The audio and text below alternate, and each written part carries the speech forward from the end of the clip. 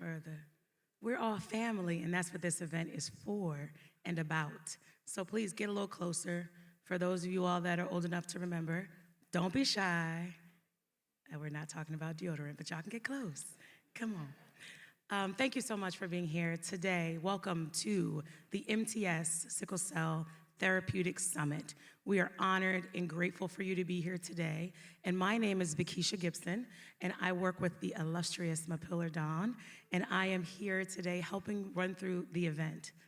I have the honor and the privilege of introducing to you the CEO and the founder of the MTS Sickle Cell Foundation. She established this foundation in 2015 in honor of her 3 daughters, all whom live with sickle cell disease.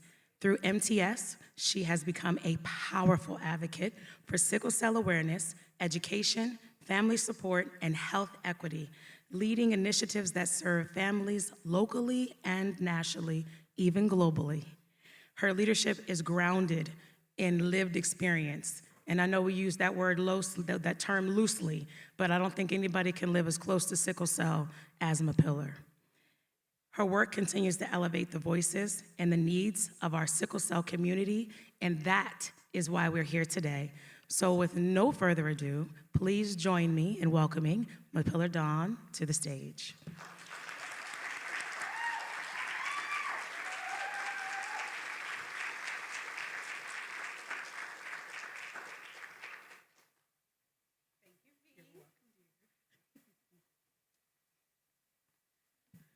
Thank you.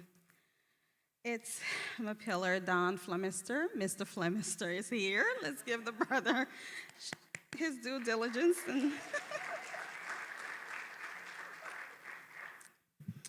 All right. Looks like people are still coming in, but good morning, everyone. How are you? How was breakfast? Good. I barely ate, but I think after my remarks, I'll go eat, after Dr. Solomon remarks. On behalf of the MTS Sickle Cell Foundation, it is truly my honor to welcome all of you to the 2016 Sickle Cell Disease Therapeutics Summit.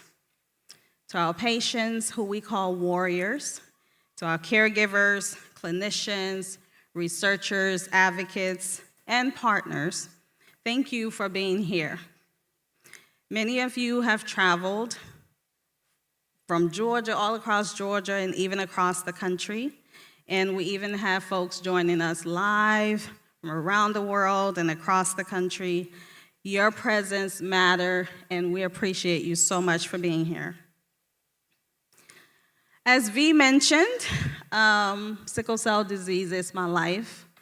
There's never a day that I do not feel impacted by sickle cell disease as I navigate life with my 3 daughters who all battle this disease. There are moments filled with uncertainty, moments where you are forced to make decisions very quickly, and moments where you're truly just trying to fully understand information that was never really explained in a way that centers you. And for a long time, that was my experience. But one of the most transformational shifts for me came when I began to build true relationships with our care team. Not just showing up for appointments, but becoming part of the conversations, feeling comfortable enough to ask questions, understanding the options that were presented to us, and having a choice in decision-making. And what I saw over time was that as I became more confident, so did my daughters. They found their voices. They began to advocate for themselves.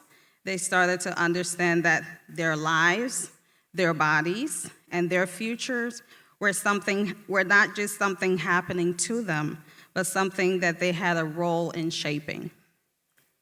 That is the kind of empowerment that I want families to leave here feeling, that they can be a part of care decisions, because that is important. So this summit was created with that intention. Every detail has been thoughtfully considered to make sure that your experience today is not only meaningful, but useful. My only ask of all of my speakers was to simplify the conversations, their presentations, so that the families can understand. Even down to the program. I made it really hard for y'all to throw those programs away. Aren't they beautiful? There are nuggets in there to remind you of the sessions. There are resources in the back. They're also digital. There's a digital program on our website as well. To this space, actually, which allows us to not only educate patients and caregivers, but also intentionally engage our children. So we did create a Young Warrior Zone because our young people also deserve to learn, connect, and feel seen. If you have not seen the Warrior Zone, you should check it out. You can't stay there, but I want you guys to check it out. They get to learn in much more simplified manner, hands-on, and even play. We got video games and different things. They're gonna be having fun. I also want to take a moment to acknowledge our sponsors. Your support is not only a contribution, but a commitment to advancing care, expanding access, and ensuring that families living with sickle cell disease are informed, supported, and seen. So because of you, we're able to create this beautiful space for education, connection, and empowerment. And we're truly grateful to all of our sponsors.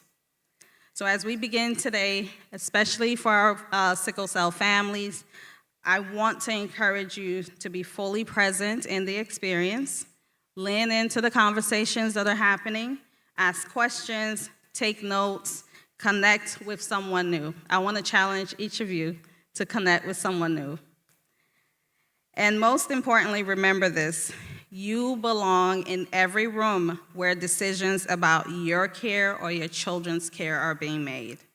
Thank you so much for trusting us to be in this space. And once again, I want to welcome you to the 2026 Sickle Cell Disease Therapeutics Summit. Thank you.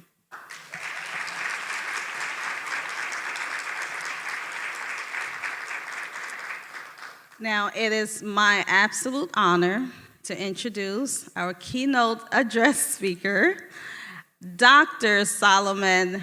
I call him Dr. Solomon, but he will tell you, I don't want to mispronounce your name because people mispronounce my name all the time, but I call him Dr. Solomon all the time. It is my absolute honor to introduce you for our keynote address.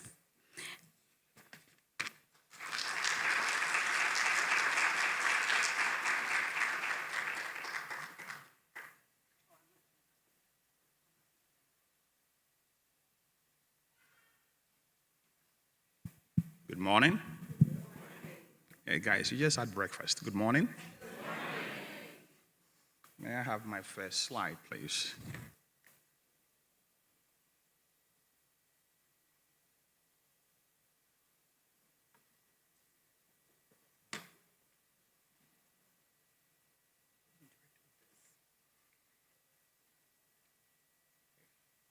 Okay. How do you go back?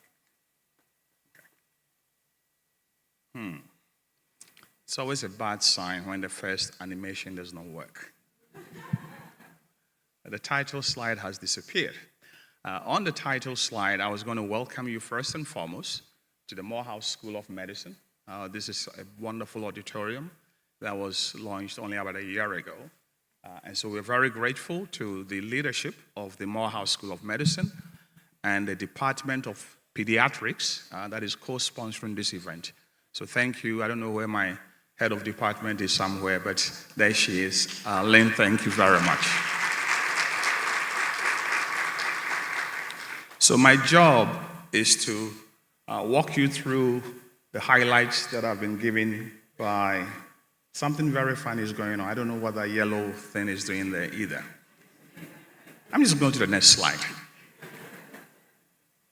So based on what's in your brochure, my job here is to help us all learn about sickle cell disease today. And to me, there are three key questions. How far have we come as a community? How did we get where we are now? And where do we go next? right? So in the next 25 to 30 minutes, I want us to address these three key questions as our take from today. Then my animation is not working. Something is happening with these guys. Animation is not working, which is not good. Can we fix that? Because it's not supposed to be like that. Anyway, so to answer those questions, I have created two blocks. What intentional progress have we made? And I'll focus on newborn screening and research investments. And then what are the scientific innovations that have led to disease-modifying therapeutics and, of course, curative therapeutics? If we look at these two blocks, which have been termed educational germs, not with the R, they're just GEM, gems. There are two cross-cutting activities. Both the intentional progress and the scientific innovation, they have not been even.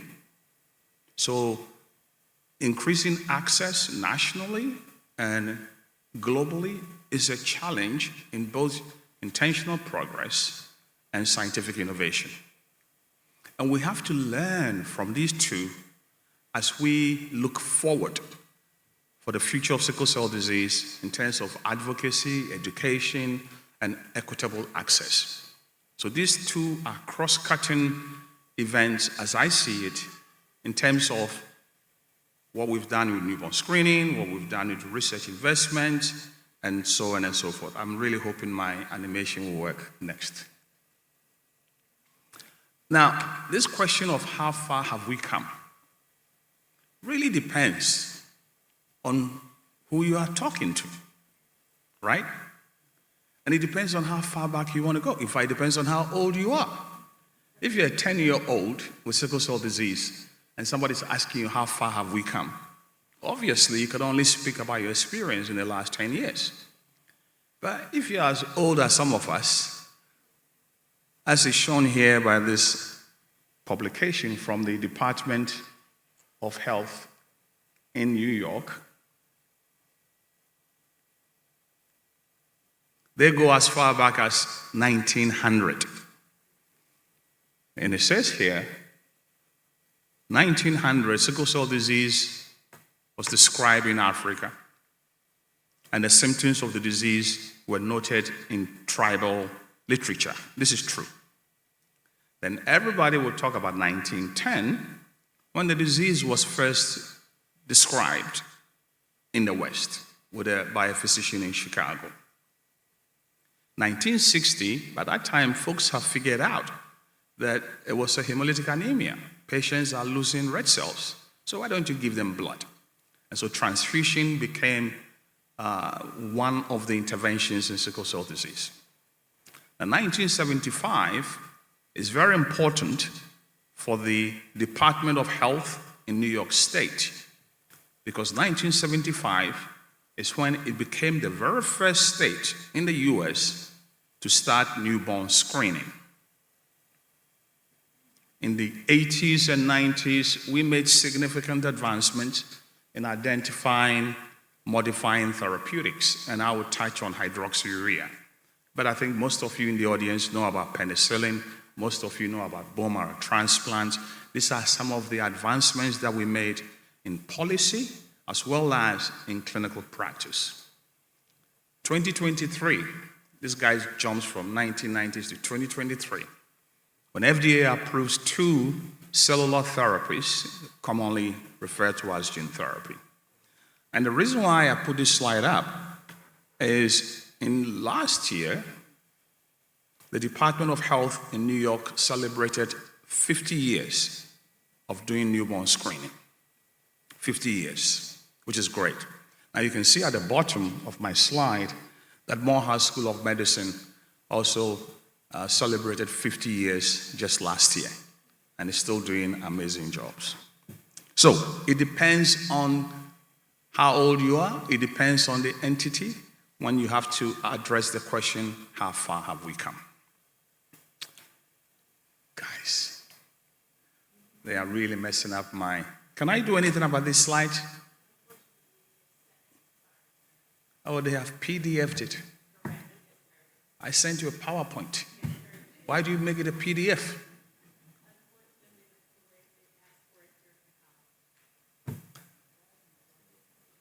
Man.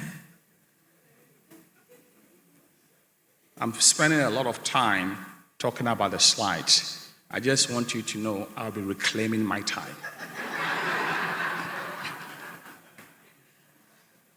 So what was supposed to show here, which has been blocked by the PDF, is the CDC's perspective of the evolution of newborn screening.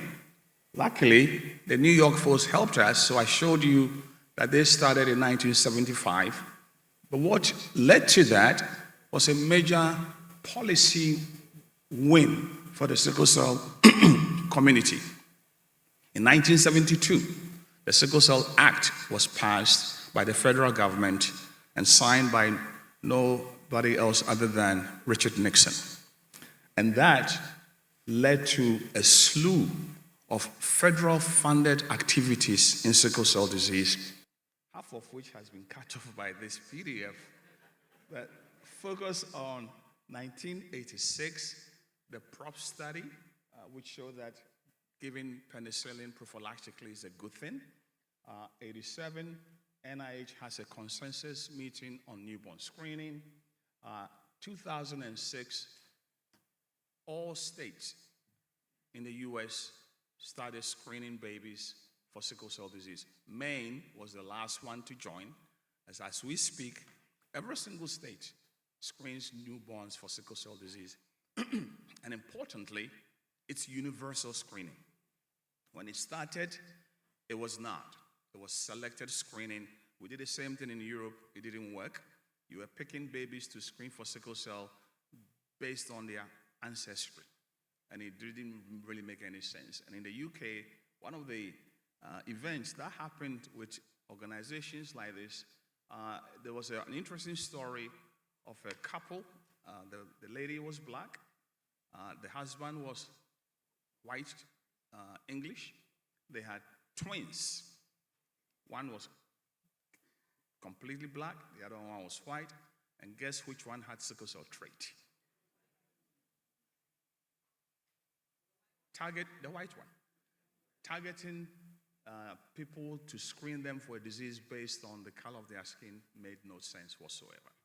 And so it's good that everybody born in the United States gets screened for sickle cell disease. How far have we come? I love this figure, which I took from Queen's publication in Blood several years ago. And what I like about it, the authors of this publication were from Dallas, but they looked back to see how newborn screening and prophylactic penicillin has saved lives. So if you look at the very bottom, it's a cohort of kids born in Jamaica, 1973 to 1975. And what you're looking at on the y-axis is by the time they got to age 18, how many of them were still alive. And you don't have to be a scientist to appreciate that as the years increased, the number of dips reduced. And so now, really, there is no excuse in this United States for a child born with sickle cell disease who is screened and put on penicillin to die from infection, none whatsoever. And in the Dallas cohort at the time, all their cohorts, I think there was only one death in that entire period. So coming back to the question, how far have we come? Based on, if you're looking at childhood survival, we've come a pretty long way.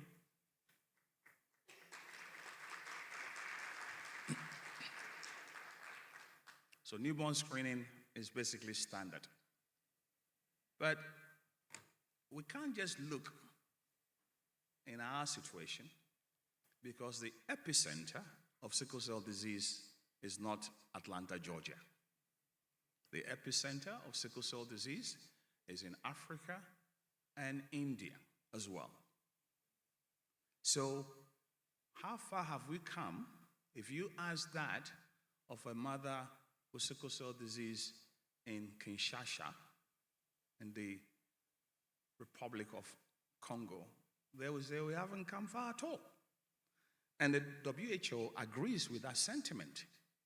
The WHO, in an analytical fact sheet published in 2024, identifies sickle cell disease as a silent killer of babies.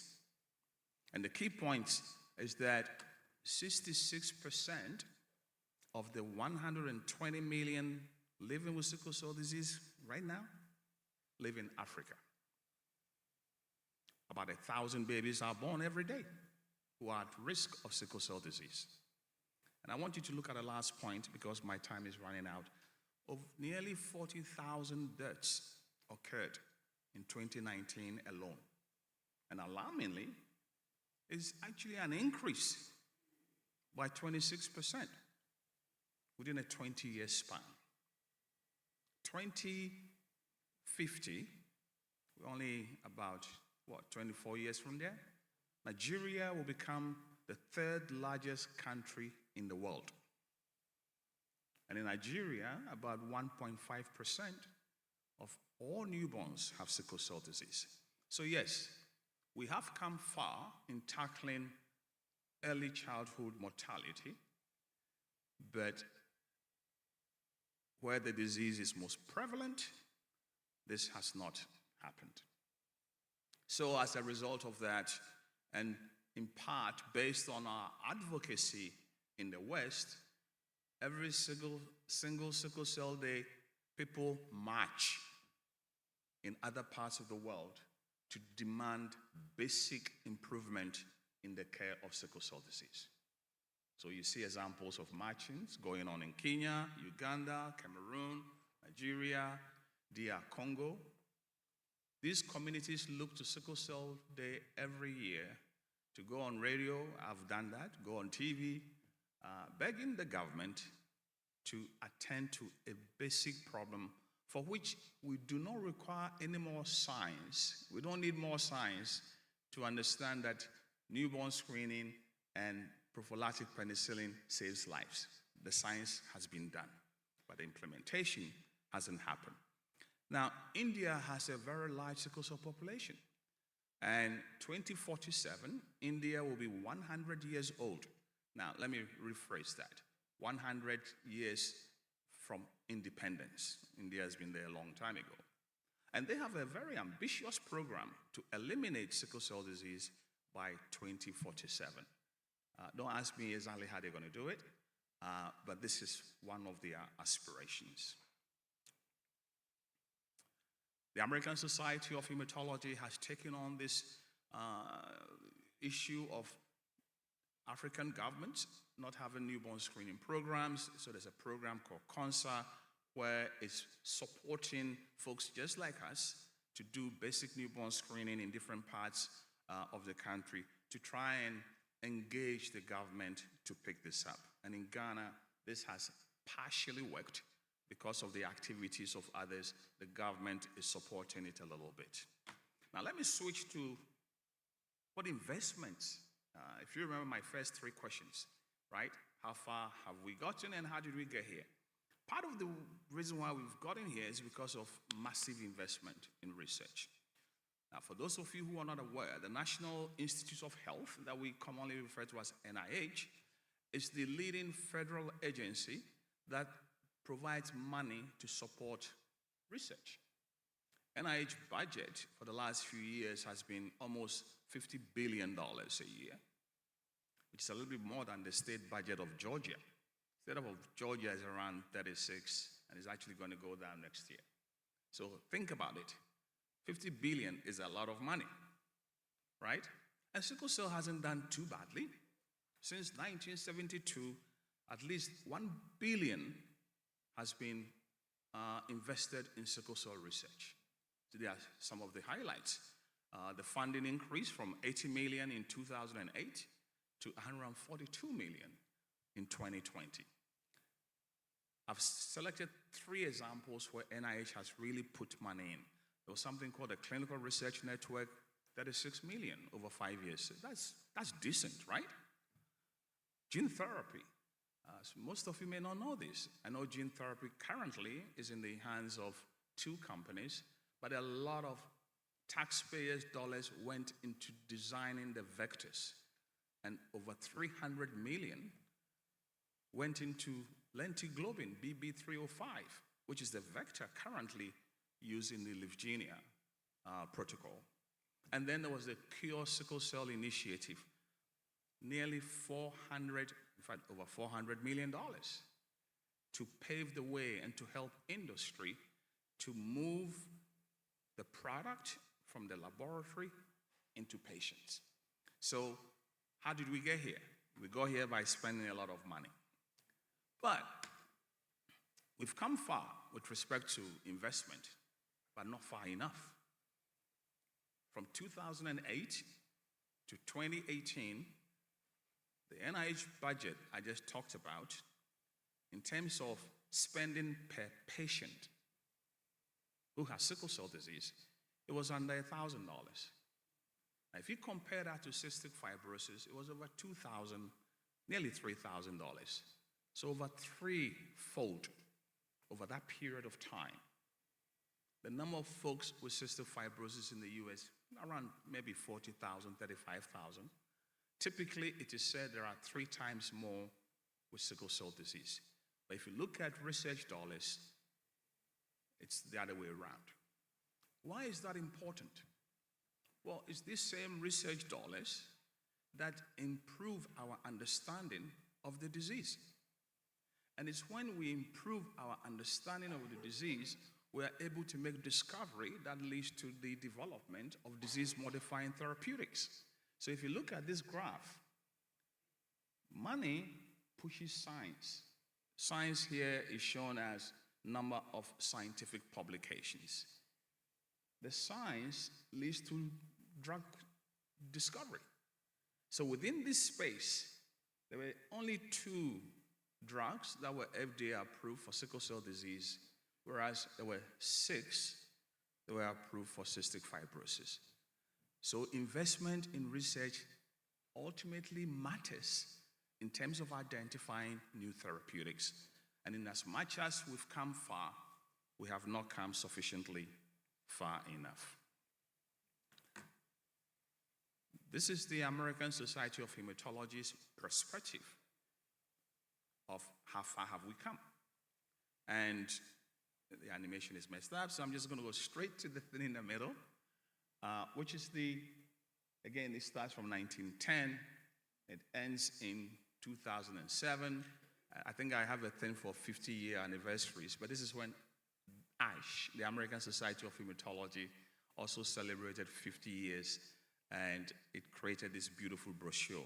But I want to focus your attention on the stuff in the middle. 1995, 96, 98. These were big years for sickle cell disease. Of course, 95 is when the large study of hydroxyurea was published. In fact, that study was stopped early because the benefits of hydroxyurea were so good, it became unethical to continue with the study because half of patients were on placebo. The other half were on hydroxyurea, enjoying the benefits of hydroxyurea. And so ethically, it was not right to continue giving people a sugar pill whilst others were enjoying this. This was 1995, big study. The following year was the multi-center bone marrow transplant study. And this paved the way for bone marrow transplantation. Sometimes we forget that before gene therapy, there was already a cure for sickle cell disease through bone marrow transplantation.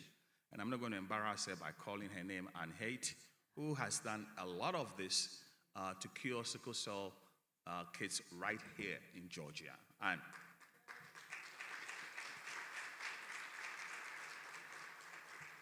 And then, of course, the stroke prevention study came along. And because of that study, we now know that we can use transcranial Doppler, TCD, to screen for velocity of blood flow. And those who have a high TCD, it's not always perfect. The clinicians in the room know this. But those that have a high TCD, you can give them transfusion to try to stop further stroke. And in Africa, because transfusion is not available, colleagues of mine, including Russell Ware and Michael Dubon, have done good work showing that you can substitute the transfusion with hydroxyurea and to prevent stroke from happening. So yes, we have come a long way through scientific innovations. This is the New England paper on hydroxyurea. I'm just going to move on from that. But it clearly showed that those who are on hydroxyurea have fewer pain visits, reduced number of the need for transfusions. But then again, where the disease is most prevalent, this basic drug is unavailable.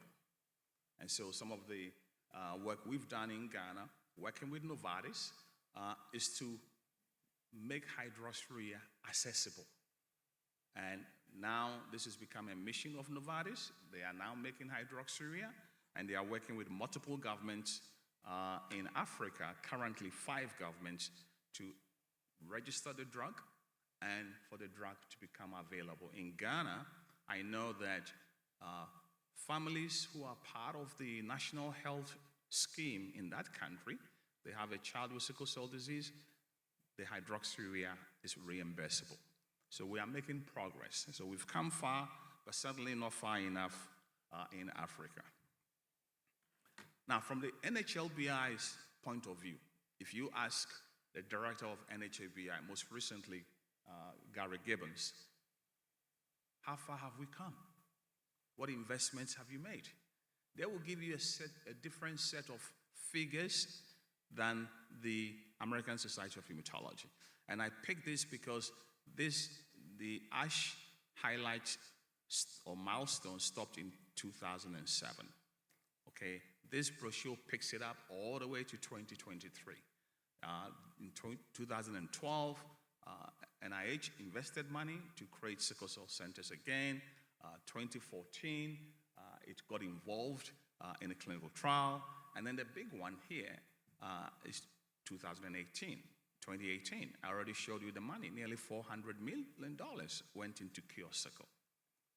And then, of course, in 2023, one of the benefits of the cure sickle program, it was really based on helping these companies to get gene therapy to the clinic, and also presumably lobbying the FDA.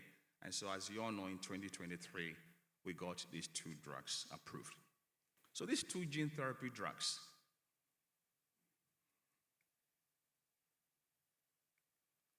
I have a slide each for these guys. Trying to figure out what happened here. Okay, they flipped it again, but that's okay. Gene therapy has benefits. Where's my timekeeper? I have 8 minutes. Thank you so much. But I'm reclaiming those 2 minutes earlier, which gives me 10 minutes. Gene therapy has benefits. Period. Those who have had it, pain crisis, in one study, 90% said no more pain.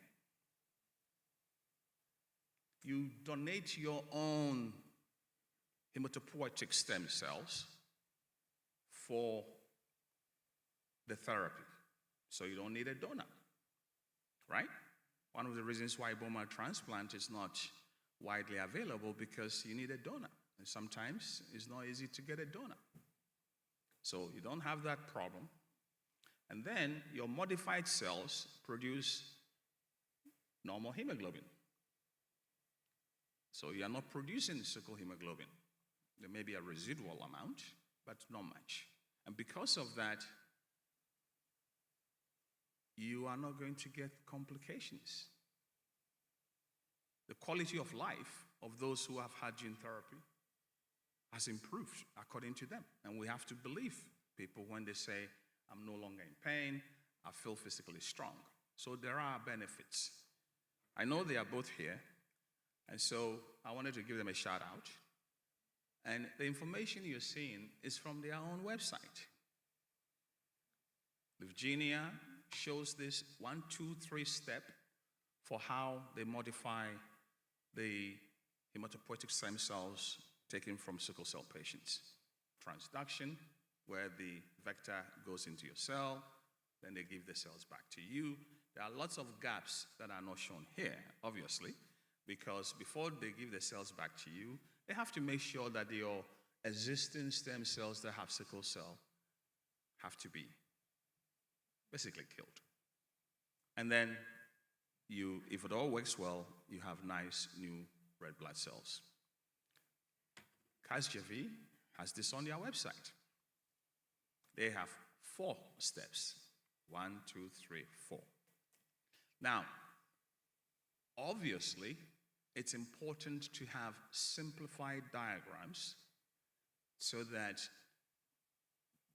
everybody can go onto the website and understand the basic mechanism of how your cells get changed so that you are making normal hemoglobin. But it's obviously not that simple, right? So you wake up to headlines like this. Sickle cell treatment that cured New York patient cost millions. The top one is actually a study from the Cure study that has now shown that it's not that easy to get the optimum number of stem cells from the bone marrow to modify. So there's a biological hindrance to gene therapy that nobody can do anything about. Part of that is because the disease, all these gene therapy products are approved for sickle cell patients 12 years and older. Now, we do know that the disease, manifests from probably age 1 or whatever, and so the bone marrow becomes impacted, making it difficult to get sufficient number of bone marrow cells to modify. The last article here, Hope and Hurdles for Sickle Cell Gene Therapy, was published in Forbes magazine. So there is hope, but there are hurdles, right? And I think it's important to appreciate that. And I've basically listed some of the common hurdles. It's expensive. Cost over $2 million. There are risks with trying to kill the existing cells in our marrow to allow for the new cells to be introduced. This is called chemotherapy. And it has risk, including infertility. And so now, if you are a lady who is contemplating gene therapy, you have to, freeze your eggs so that when you are ready to have babies, you can have them back. We should not trivialize the risk that are associated with gene therapy. So if you're a sickle cell patient who gets crisis maybe once a year or twice a year, or you know your disease so well that you're able to intervene before your pain gets really bad, you'll be weighing these options, right?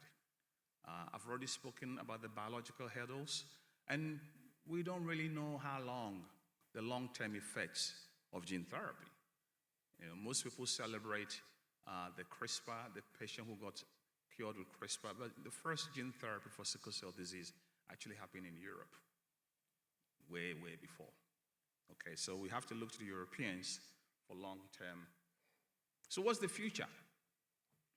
I was in the audience when the former director of the NIH, Francis Collins, that you see here, gave a wonderful plenary keynote address, much more fancy than the one I'm doing right now. And for the very first time, the Gates Foundation became interested in sickle cell disease.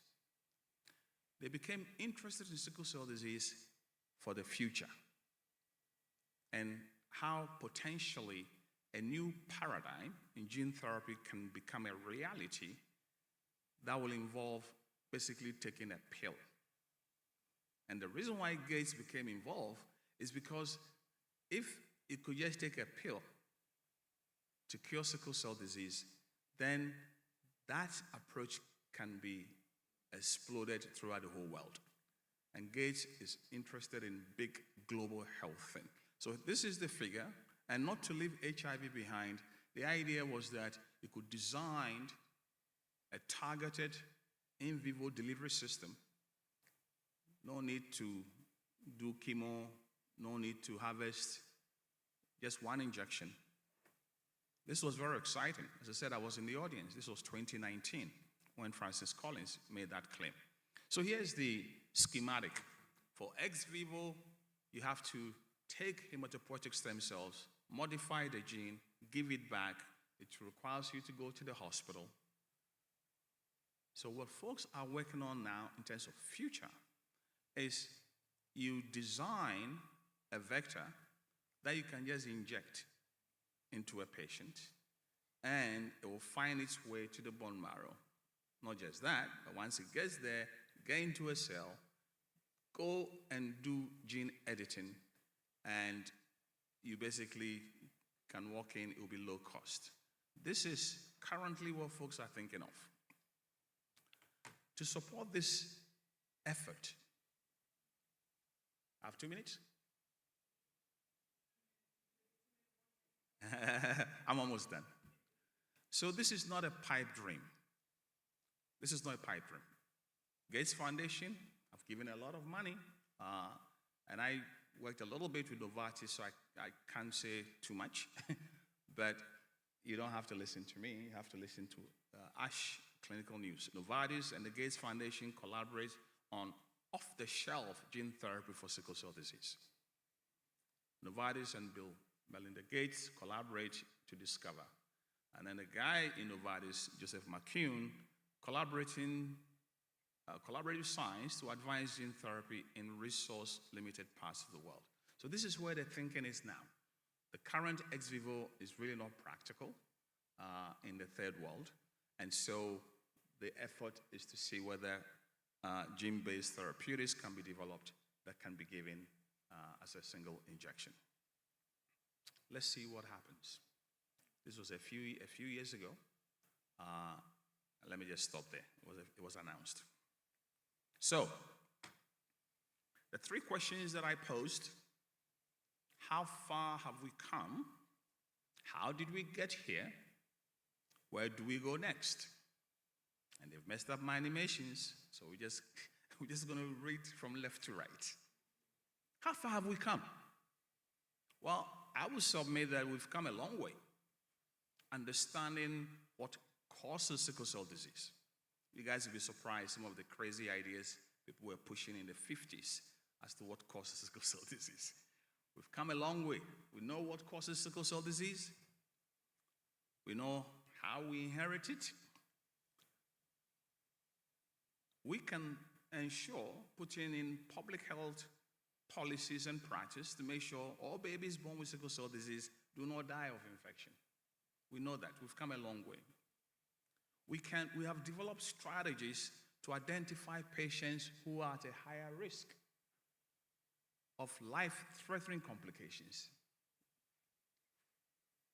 We've developed modifying therapeutics. I only showed hydroxyurea and glutamine, but there are others that folks have developed. We've even managed to develop therapeutic interventions that cure the disease.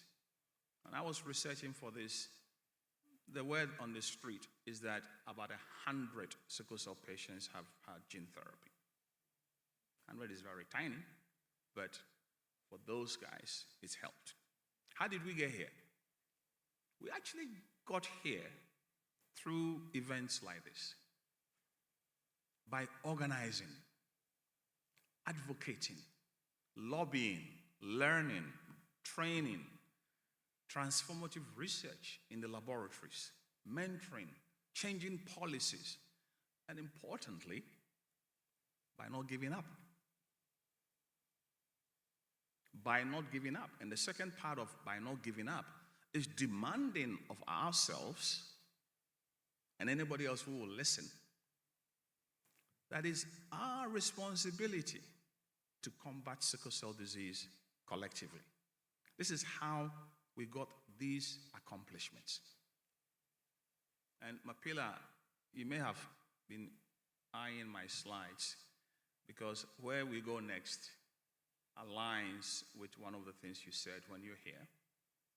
We have to develop new technologies to empower patients to be part of the management of their disease. I've been saying for a while, for those of you who have heard me before, that I think the most frustrated sickle cell patient is the one who also happens to have diabetes. They can take their mobile phone in the morning and check their sugar and whether they should have that dessert or not have that dessert. The management of diabetes is not entirely in the hands of physicians. But if you're a sickle cell patient and you have diabetes, you have these tools to help you manage your diabetes, but you have no idea what is going on in terms of your blood viscosity today. Is it high? Is it low? Should you really take that sweet drink? I think by developing new technologies, we can empower patients to integrate their individual experiences to improve their care. So that's on the patient. What about us? We have to master all the skills that we have acquired to bring us where we are today and learn new skills in this new age.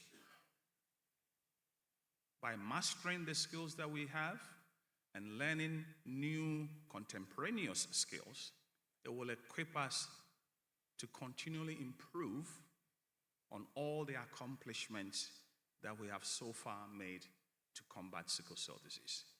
I believe the 3 questions that I posed, I'm hoping that in the 30 minutes that I've been speaking, at least I've given us some idea as to how we can accomplish what we've gathered here today. Thank you so much for your attention.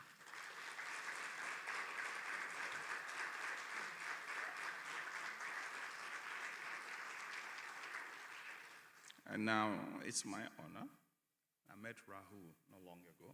Rahul, where are you? There you go.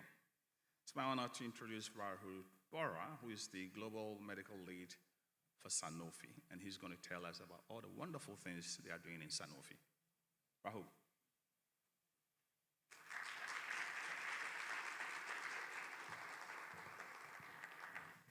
Thank you very much, Dr. Ofori. Good morning, everyone. My name is Rahul Bohra. There's a typo there. No worries. I am with Sanofi. Some of you may know us, but I'll talk a little bit more about who we are and what we stand for shortly, and what we stand for. First, I'd like to thank MTS Foundation for bringing us all together. Thank you to everyone here, the warriors, the advocates, the pharma partners that are here, and the caregivers for showing up and speaking up. I'd like to talk about 3 things this morning. No medical jargon, I promise. So first, I'd like to talk about who Sanofi is and where we come from.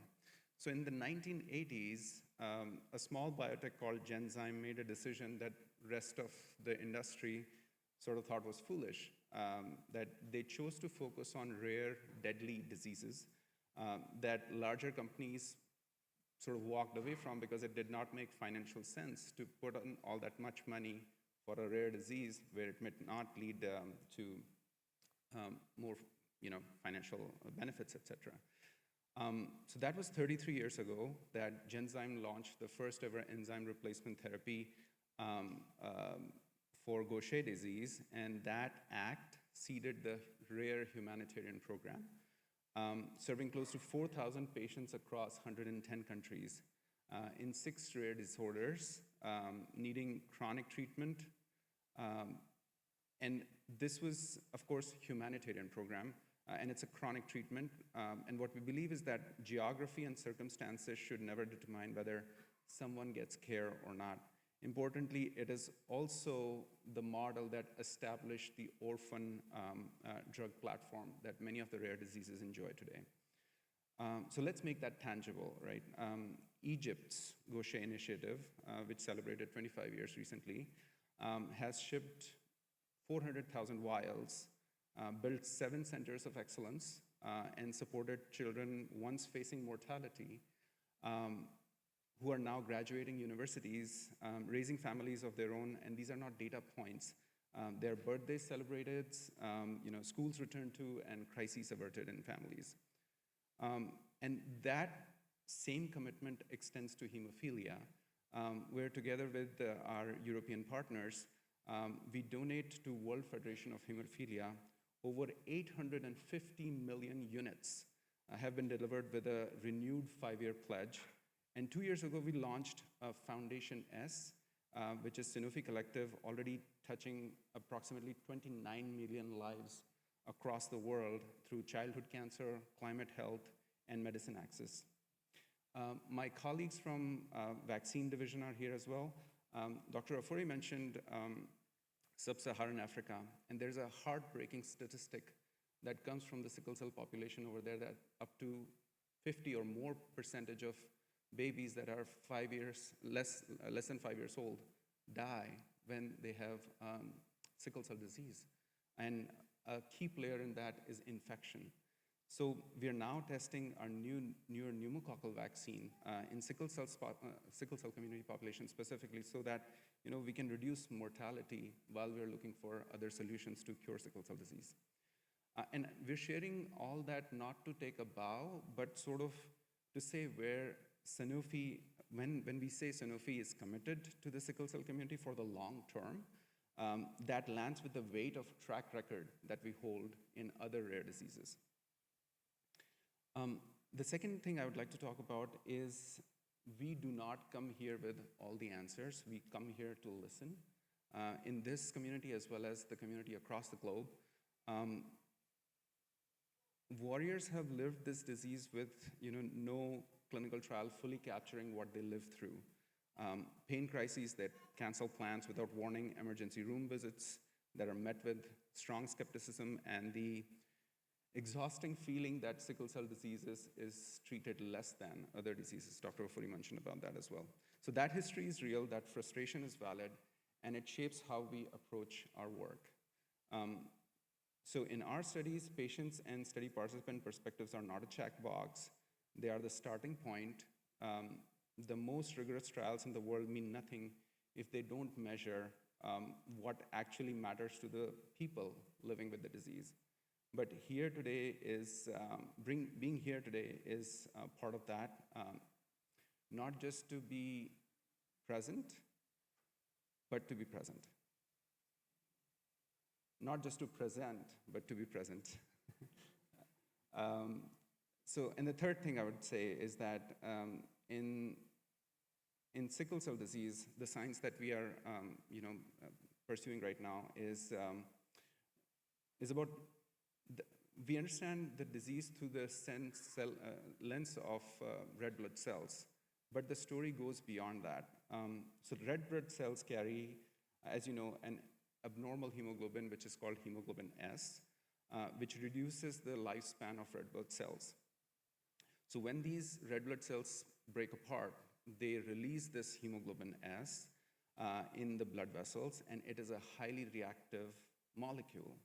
And what it does is that because of its reactivity, the body responds by an immune action, which is called inflammation. And by triggering the inflammation, it starts a vicious cycle that further slows the blood flow, as well as causes more sickling that builds into occlusion and then pain crisis. And critically, again, I'm saying that this is a vicious cycle. The inflammation from one crisis primes the body for the next one, and so on and so forth it goes. And that damage that occurs with every episode accumulates in the heart, kidneys, lungs, and brain over a lifetime. So what we're doing is investigating an investigational study drug called rilzabrutinib. It's an oral pill, and it targets a key molecule that amplifies this inflammation cycle.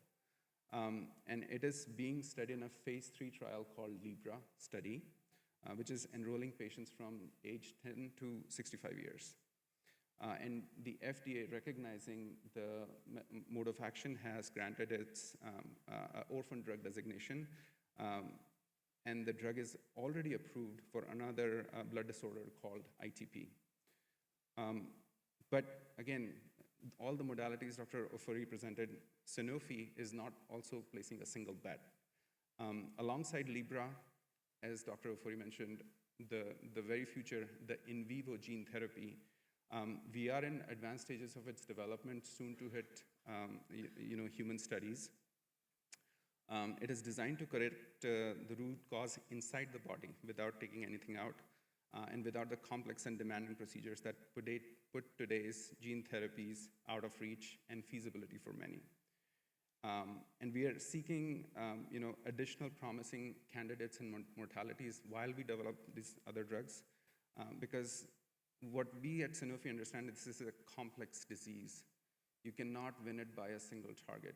You have to look for multiple different ways on how to address this complex disease. And that too in a community that has waited this long, and it deserves more than one answer. So with that, I would say that we have a legacy of following through with patients that others have overlooked, a commitment to listening and building alongside this community, and a persistent, multi-pronged scientific effort. And that is why Sanofi is here. Thank you.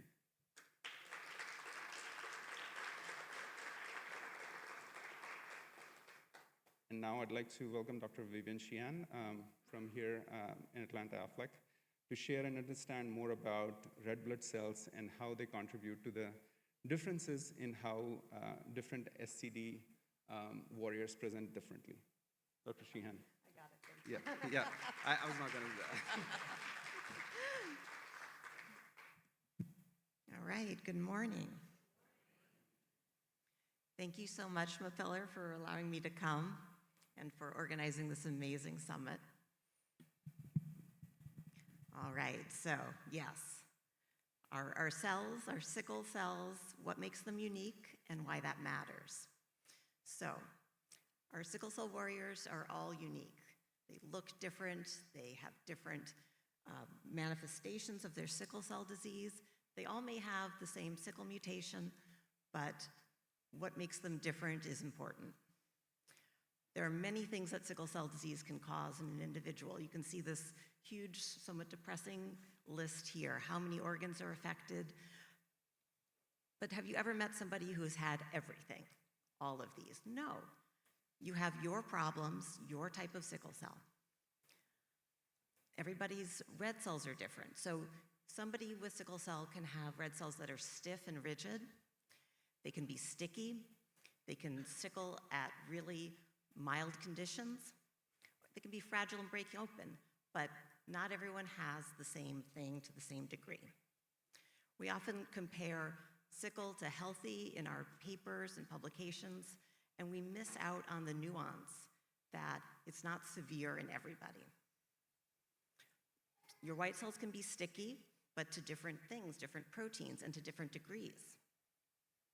Your blood could be thick or viscous, be more like honey than like water, or maybe it's pretty thin. It depends on your type of sickle cell.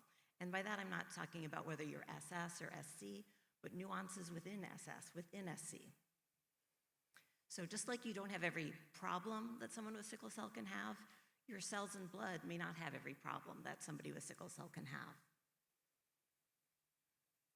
So sickle cell warrior blood is different from healthy individuals, but different from each other too. Something that may drive one person with sickle cell disease may be pretty normal in you. So we need to know what drives your sickle cell disease.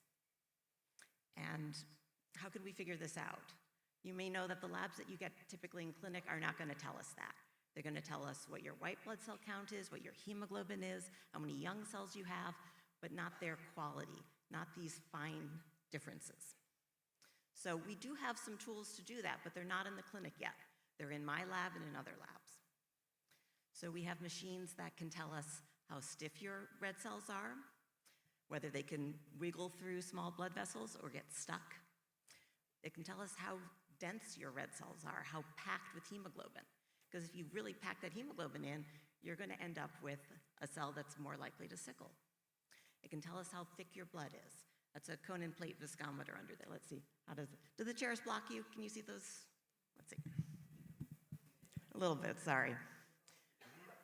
So this is a ectocytometer that measures red cell stiffness, and both under oxygen and no oxygen. This machine tells us about red cell density, and this is the cone and plate viscometer. And over here is kind of our newest tool, microfluidics.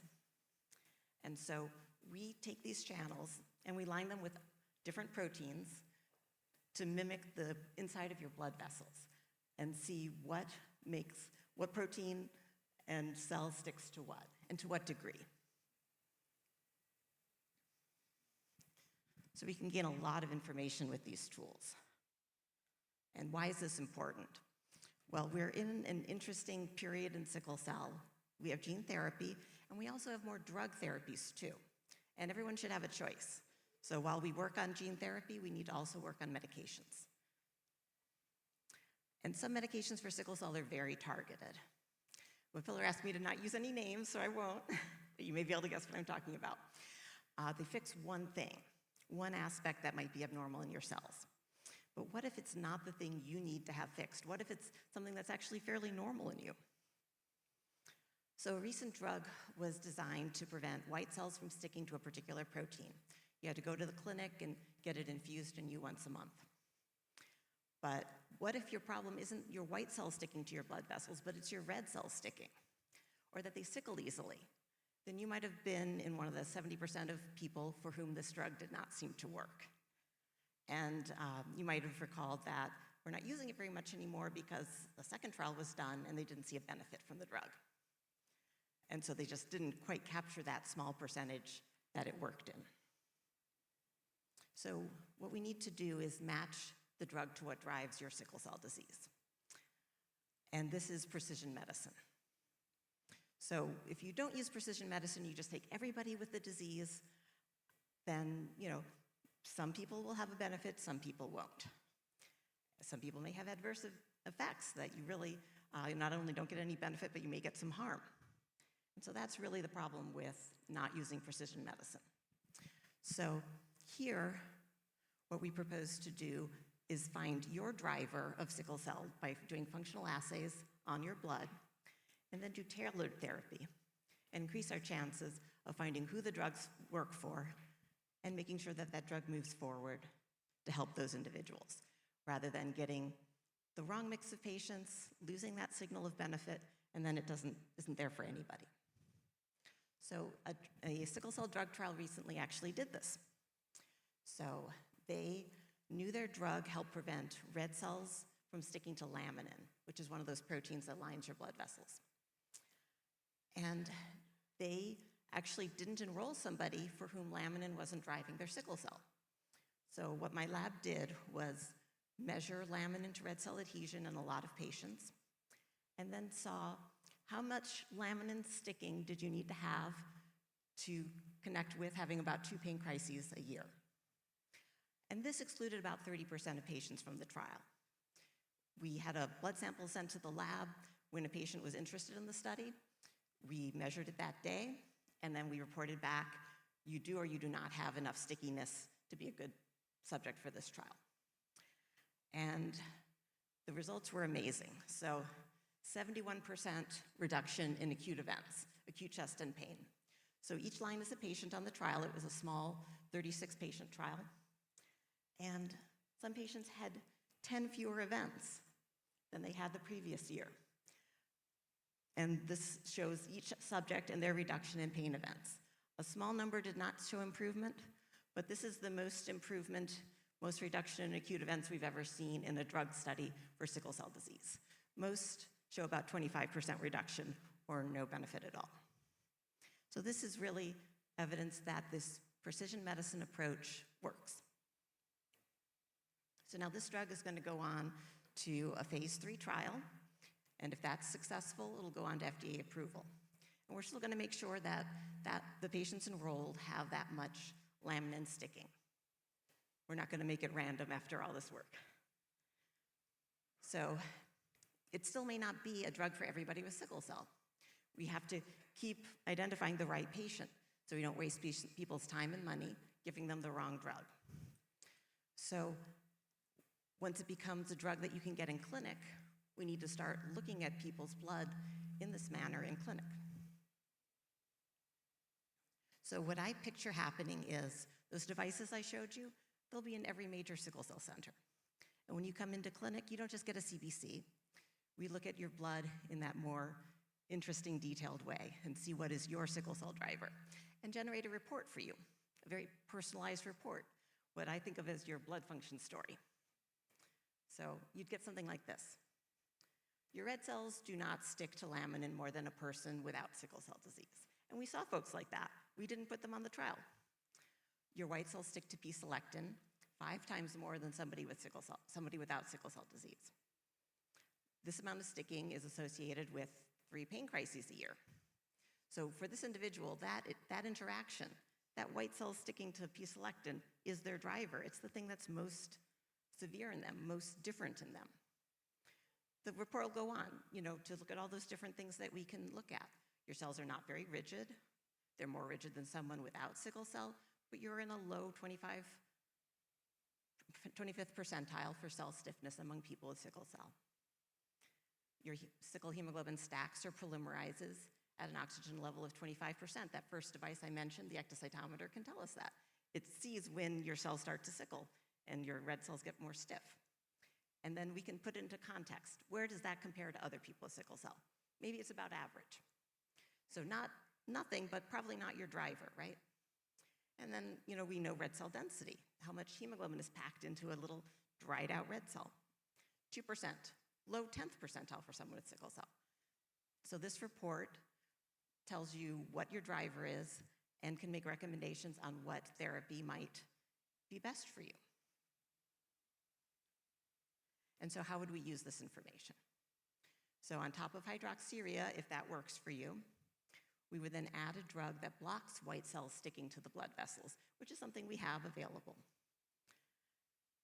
But the drug that I was talking about that recently finished the clinical trial, since how it works is blocking red cells sticking to laminin, and that's not severe in you, that's likely not the right drug for you.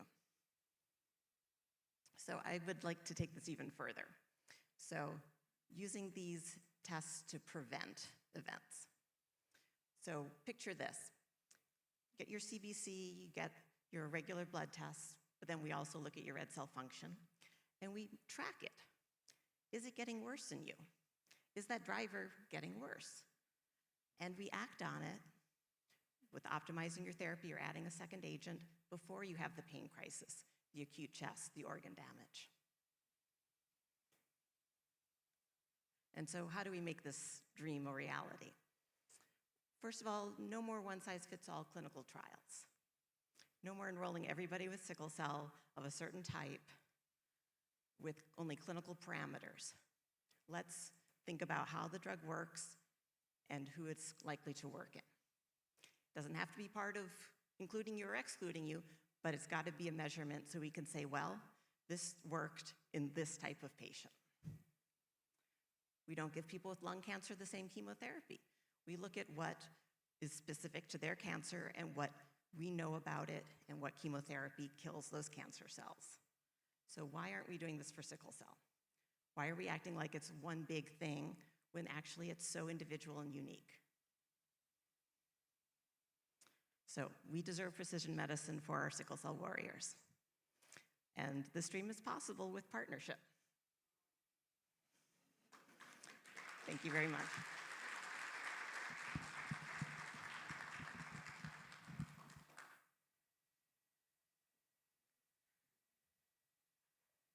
I have work to do still.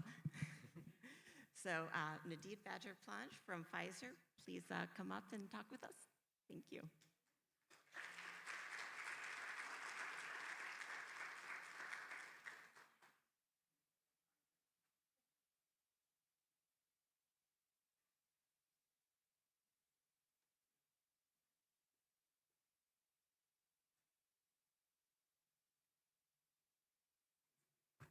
All right, good morning, everyone.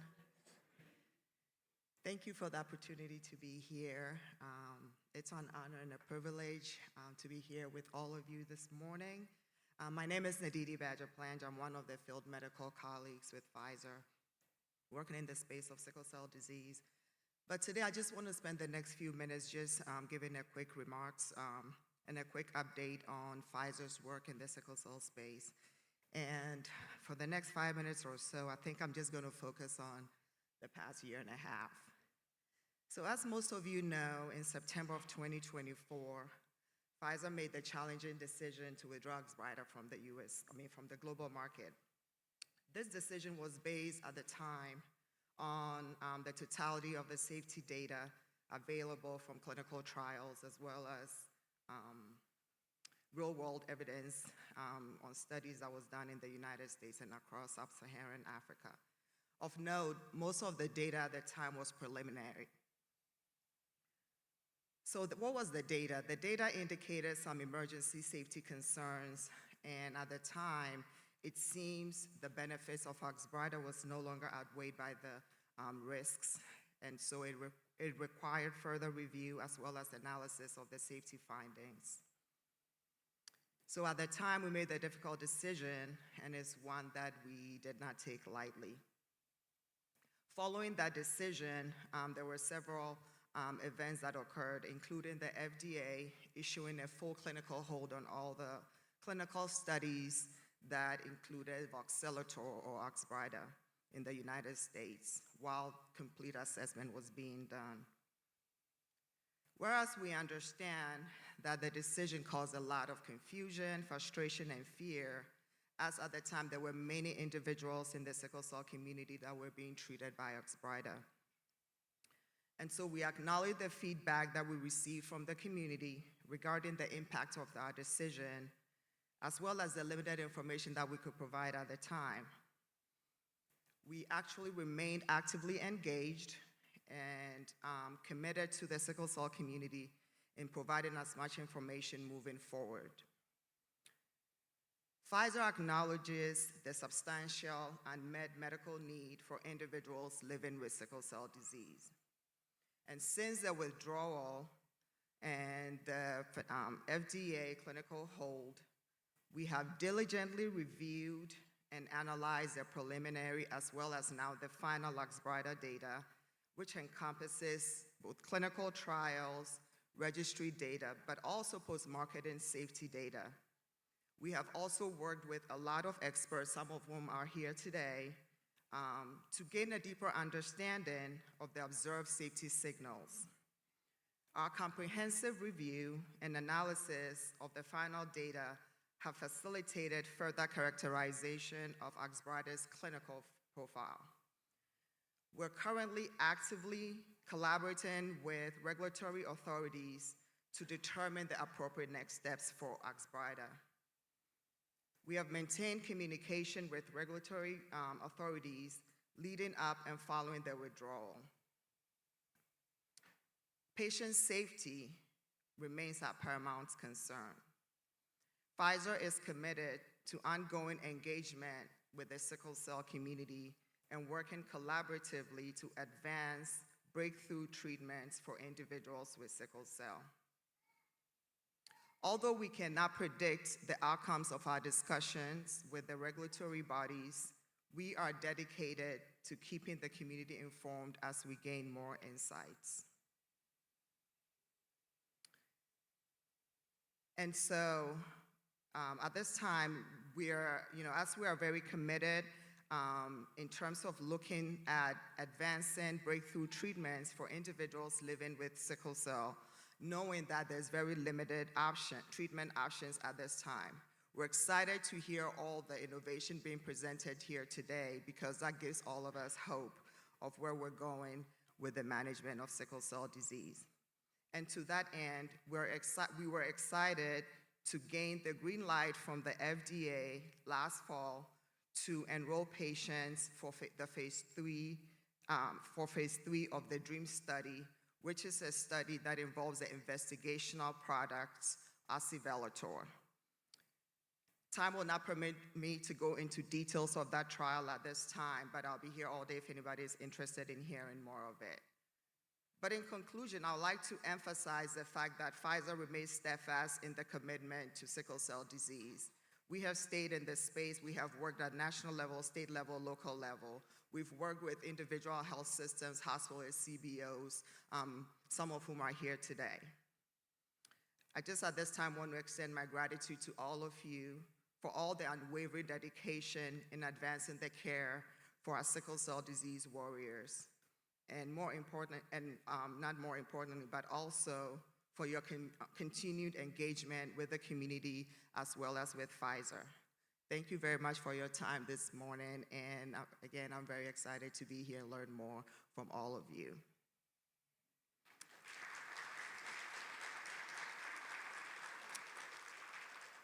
Next, I'd like to introduce Dr. Elna Saw, who is the Clinical Director of the Lifespan Comprehensive Sickle Cell Clinic at the UAB. Dr. Saw.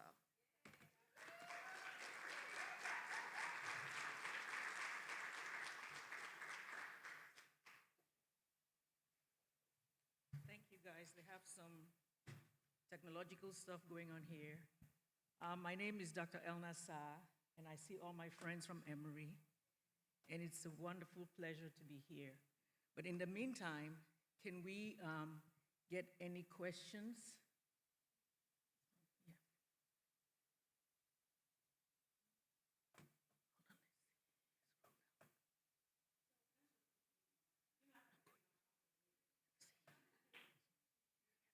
Okay, ooh, this is louder than I anticipated. Mic check. We are asking for you all as we start to pull up some of our slides for today that have animation. We would take an opportunity to give you an opportunity to ask any questions that you may have for any of the speakers previously. I will run around with the mic. I have not gotten all my steps today. So is there a question? Oh, one in the back. You would. I see how you did that. All right, please state your name, where you're from, and your question. Hello. My name is April McRory. I'm from Memphis. I'm an advocate. I am the community engagement advisor for ACD Relief. I work with the Sickle Cell Foundation of Tennessee and St. Jude. I'm also a warrior. My question is for the doctor who is working in precision health. I just wanted to know, are you looking for people who may be interested in maybe being a part of the study, or do you already have what you need?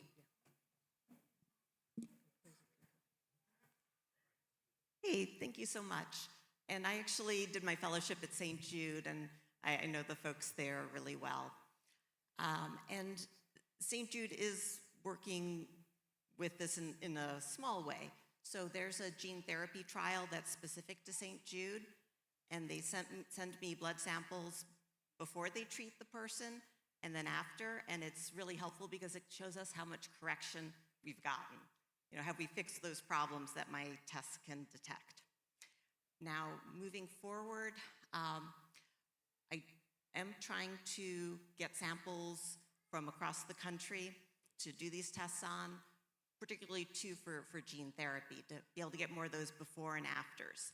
That type of testing is being done for some gene therapies that are in clinical trials, but the first two that are now FDA approved, that was not done for them.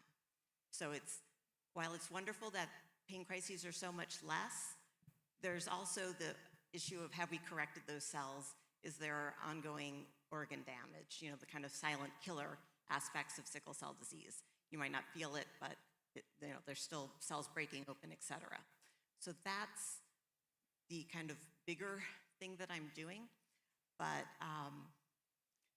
I would welcome being able to measure more individuals' blood like yours. And so I think the best thing to do would be, to connect with like Dr. Ataga and adult folks like that to see if they're interested in participating. Because those machines are expensive, and then being able to use them is very specialized knowledge. So as you can see, that's not in Memphis right now because they're shipping the blood to me. So thank you so much for your interest, and I will work to make that happen. All right, thank you so much. Thank you for your questions. We'll be doing this throughout just to save questions at the end. We do have a question back here, but we're going to go ahead and get started with Dr. Saul. Thank you. Unfortunately, my video didn't work, so we're just going to have to go on. So I was charged with talking about disease-modifying therapies. And I think I know who put me onto this because I am very passionate about disease-modifying therapies. So what I'm supposed to do today is talk about what they do, who they are for, and how to decide. I have a couple of disclosures. I have been on advisory boards, multiple over the past 25 years of my career, but these are the ones I'm still involved in. So the agenda, of course, is I broke it down into understanding that sickle cell is a vascular disease. And I think everybody in this room, we are slowly making the paradigm shift to sickle cell being a complete and total vascular disease. What are the therapeutic options that we have now, the currently approved ones? And then we forget that we use transfusions also as disease-modifying therapy, even though we try not to. But there are scenarios where that is the only disease-modified therapy you can have. And then a little bit about the road ahead, and I'm not going to belabor that because other speakers are also talking about that. So I'm going to do a little bit what Dr. Sheehan did, since my video is not going to play, and talk about the red blood cell.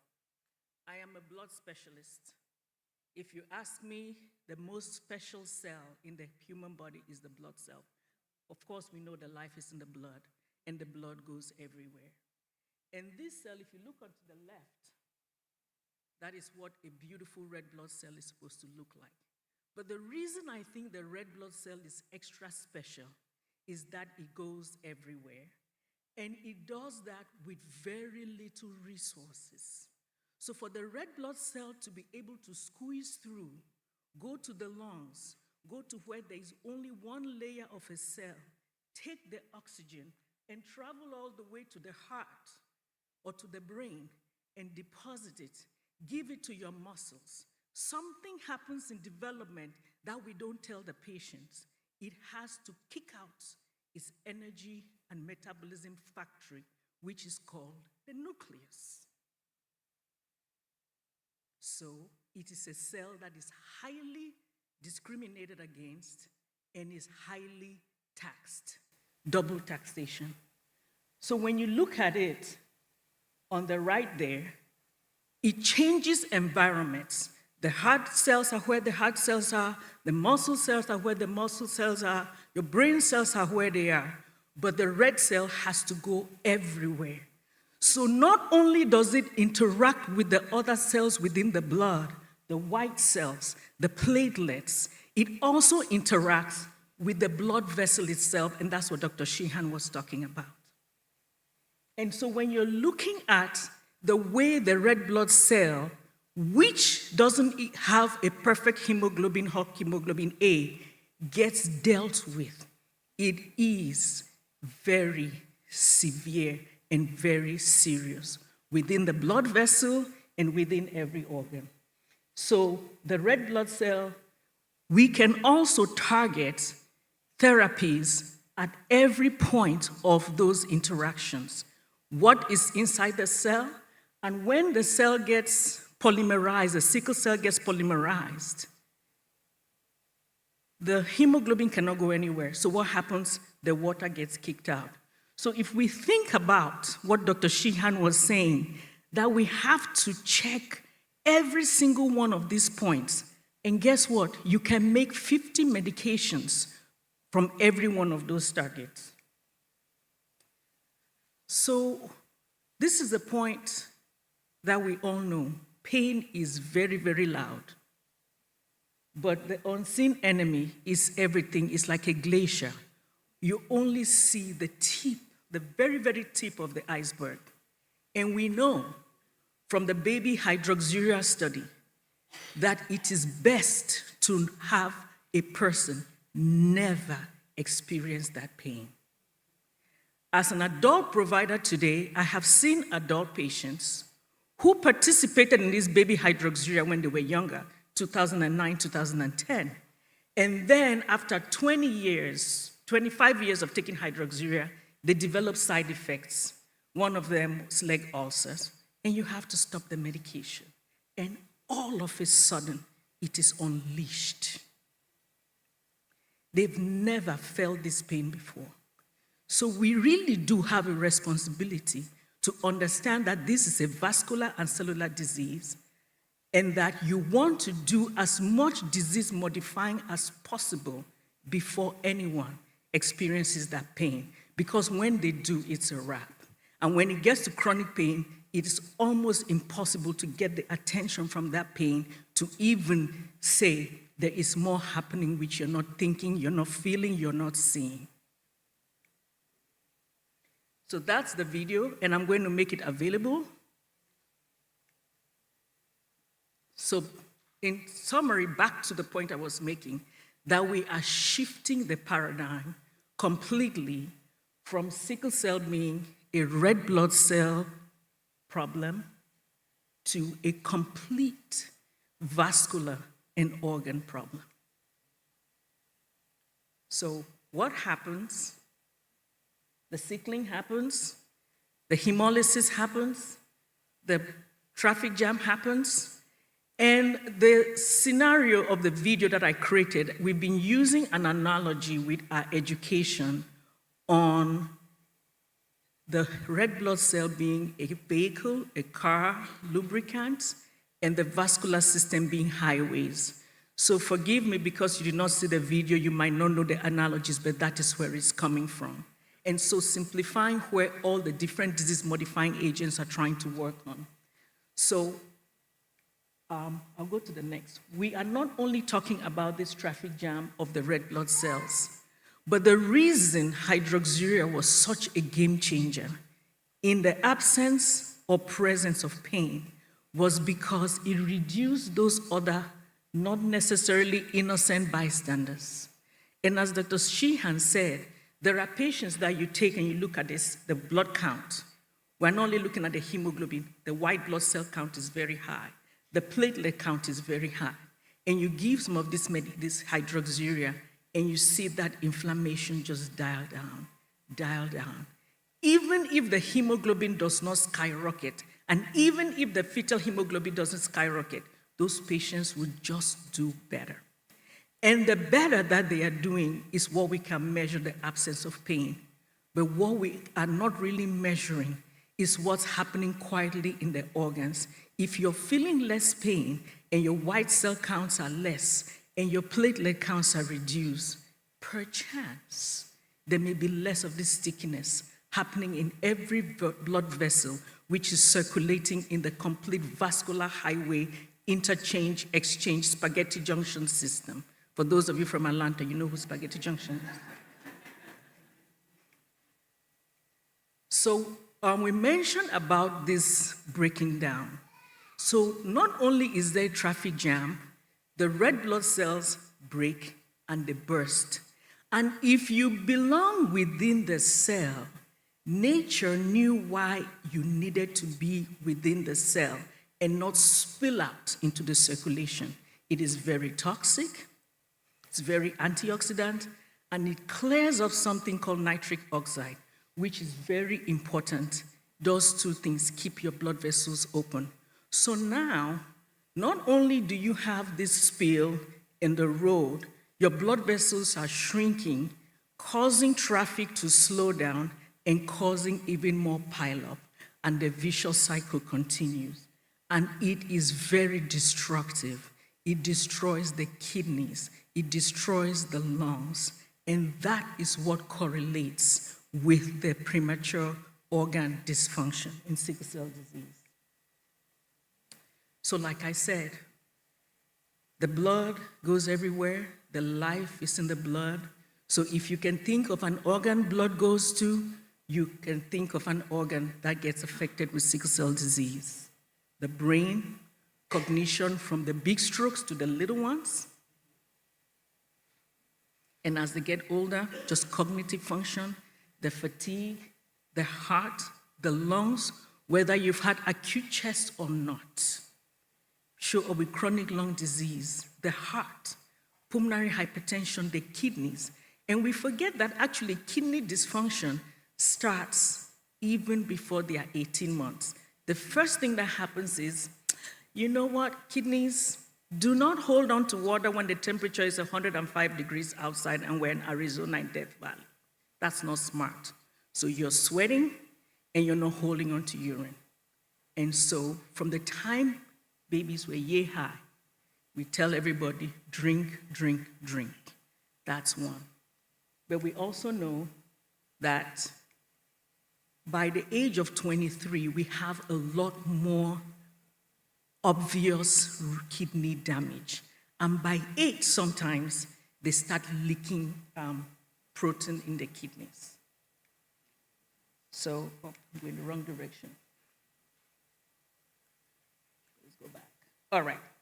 So I was going to talk a little bit about the approved agents, and there are 4 that we use for the most part now, and my video had a summary of all the different ways in which we can attack the red blood cell, the blood vessels, the white cells, and all the other innocent and not so innocent bystanders. So using the same metaphor,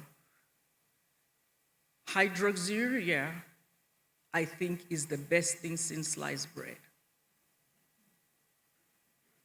What does it do? It goes to the factory, the bone marrow factory, and makes it make fetal hemoglobin. There is another drug which is in clinical trials right now, in early clinical trials, that is inducing that fetal hemoglobin. And one of the gene therapies that is available now is to convert sickle to fetal hemoglobin. So we have an African saying, a Nigerian saying, that anything that a snake gives birth to must have a long tail. So in the same way, anything that has sickle will sickle. So the best thing you can do is to reduce the sickle as much as possible. And that is the first thing hydroxyurea did. But when we were studying it in 1995, we thought that was the only thing it did. But it also reduces those innocent bystanders. So when do you give it? Anyone who can tolerate it, the more severe phenotypes, the SS and the S beta 0. And now we are using even lower doses in patients who are getting older with SC and S beta plus style, who are having a little bit more complications. But like I said, the landmark of this was that we did the baby hydroxyurea studies, and now you start early. Please, we do not want to wait for pain. No one pain crisis is anything anybody should remember. And that trauma of the pain crisis is actually more, it's very, very debilitating. So the myths, does it cause cancer? The answer is no. We also recommend do not stop it when you're in the hospital. The main side effects with time, of course, we know the children have a virgin bone marrow, and so they respond very robustly. All adults do not respond as well because our bone marrow just gets less and less concentrated as we get older. We know about 10% of your bone marrow dies with every decade, so the adults may not respond as robustly. That is why it is important for other medications working on the different parts of the red blood cell and the whole vascular system to come into the marketplace, and we can have that precision medicine. The next is, this is just a prototype. Unfortunately, we don't use it very much anymore. The whole goal is more as an antioxidant clearing to reduce or to improve nitric oxide. It was shown to decrease pain crisis, but I think where we still kind of use it and introduce is patients who do not, for whatever reason, want to take hydroxyurea, especially young ones who are more likely thinking about a healthy approach. This is an amino acid. It can be used. It can definitely be added onto hydroxyurea. And it was also shown to help in patients who have had acute chest. So if there are situations where you don't want to take hydroxyurea or you need some addition, it can be used. But also back to Dr. Sheehan's point, in that the endpoint we have been using for clinical trials in sickle cell disease of just pain. There are people who never have pain, but that does not mean that breakdown is not happening and the organ dysfunction is not happening. So if we use a one-size-fits-all, we are destined to have failures. Meanwhile, some medications will work for some people and some for not others. And then this brilliant, the white blood cells, the blood vessels, they stick, and that we called it like the Teflon on the roadside. So if you are able to decrease that adhesion, that stickiness, which causes the slow pileup, and then after a while, you see the red brake lights, and everything comes to a screeching halt, that would be beneficial. Unfortunately, it does not benefit everyone, as Dr. Sheehan also said in that molecular, what was the thing? Precision medicine, that's the word, precision medicine. If you're able to find the subset of patients that it will work for, then that is the best case scenario. This also we use in patients who have priapism, in boys who have priapism. It seems to work very well. So what about transfusions? Transfusions work, and there was a trial which all of us warriors who, especially the younger ones, the STOP trial. If a patient has an abnormal transcranial Doppler and stroke, we try to prevent a first stroke from happening. If a first stroke has happened, the only thing we have, especially if the stroke has happened and your brain has caused detours, so there's a road is completely blocked and you have detours, which is the vascular changes in the brain. We have nothing else except for transfusion therapy. And the best way to do that is exchange transfusion. You can do what we call the poor man's exchange. You take it out by hand and put blood back. But we can do also a complex machine, which is apheresis. There are times when we would need just straight transfusions if your blood production gets shut down. There is a virus called parvovirus B19, and everybody, if you get that virus, most of us do not notice it. Why? Our blood circulates for 120 days. Parvo shuts everybody's bone marrow down for 2 weeks. Everybody's bone marrow gets shut down. But there is a problem if you have sickle cell and your blood is circulating for 10 to 14 days. So if your blood is circulating for 10 to 14 days and you have a 14-day shutdown, if we do not do anything, there is a time when production is halted and you have nothing, everything has been destroyed, your hemoglobin can get to 0. So in the scenario where your blood is shut down, we have to give you straight transfusions. There are other scenarios, acute chest. If we need to break the sickle cycle, and in that door will prevent the organs, because sometimes when one organ goes bad, the lungs, and next thing the kidneys, and next thing the liver, and every organ where the blood flows, then we use blood transfusions. And in those cases, you just use it 1 or 2 times and then you stop. But in the case of stroke and damaged blood vessels, we use it continuously and all the time. Like I said, that's the schematic to show where we use it. And in cases of stroke and multi-organ failure and in the ICU, we have to do that exchange emergently. Because if we don't break that cycle, the cycle will just propagate, and before you know it, 4 organs, and we are on dealing with life issues. So in summary, this is what we have. The shot, hopefully we can get to shot in the arm, but hydroxyurea is a daily pill. And when you're a kid, we make it up into a liquid and it's cute and, you know, the baby drinks. But by the time you get to the adult world and you get older, which is a wonderful thing, we want people to live longer and longer, then you have the other adult issues, blood pressure, kidneys, protein in your urine, and so people will end up with 10, 14 pills that they have to take a day. So being mindful also of the pill burden for the things that we can, as more and more drug development is coming, is very important.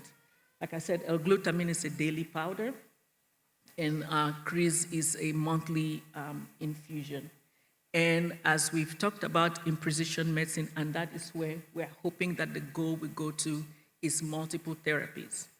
And then about the red blood cell, I just wanted to make a note about two. One is approved for thalassemia, about this concept which will not make sense, and you ask, what does that have to do with sickle cell? Like I mentioned in my first slide, the red blood cell is under-resourced and overtaxed. It doesn't have a nucleus, which is the energy factory. And so with very little energy, if you are stressed on multiple sides, if you are stressed from the membrane, stressed from oxygen, stressed from the polymers, stressed from just the congestion, the cell will not even make it to its destination and die prematurely. And so this agent, in addition with the ones which are helping with oxygen, is trying to give the red cell a fighting chance to go through that traffic jam without completely just bursting and dying, to increase the survival of the cell for it to get to where it's trying to go to. Of course, it's carrying precious cargo, it's carrying oxygen. And even when it's coming back, it's carrying carbon dioxide. You want the carbon dioxide back in your lungs and out of your body. So either way, it's carrying precious cargo. And so whatever we can do at different points of the red blood cell to increase its survival is pretty important. So we are treating, like I said, the whole highway, combining disease-modifying therapies and hydration and support. Some of us who are older in the room can remember medications which we tried and failed because the only endpoint we had was pain, and we didn't have this precision medicine. Hopefully, it will develop to the point where it will be point of care in every clinic. I've worked with Dr. Sheehan, and it's a passion project of all of us. Until we get there, hydration. When the sickles within the cell, everything in there is constant, it's a crystal. The water has to go out. So then the cell gets no oxygen, no water. If you think about the physiology of the thing that is going on, you will have a healthy respect for sickle cell disease. So can we get a medication that works on hydration? Can we? Can we combine these? We have blood pressure pills that are combined. We have combination pills for everything. Can we combine them?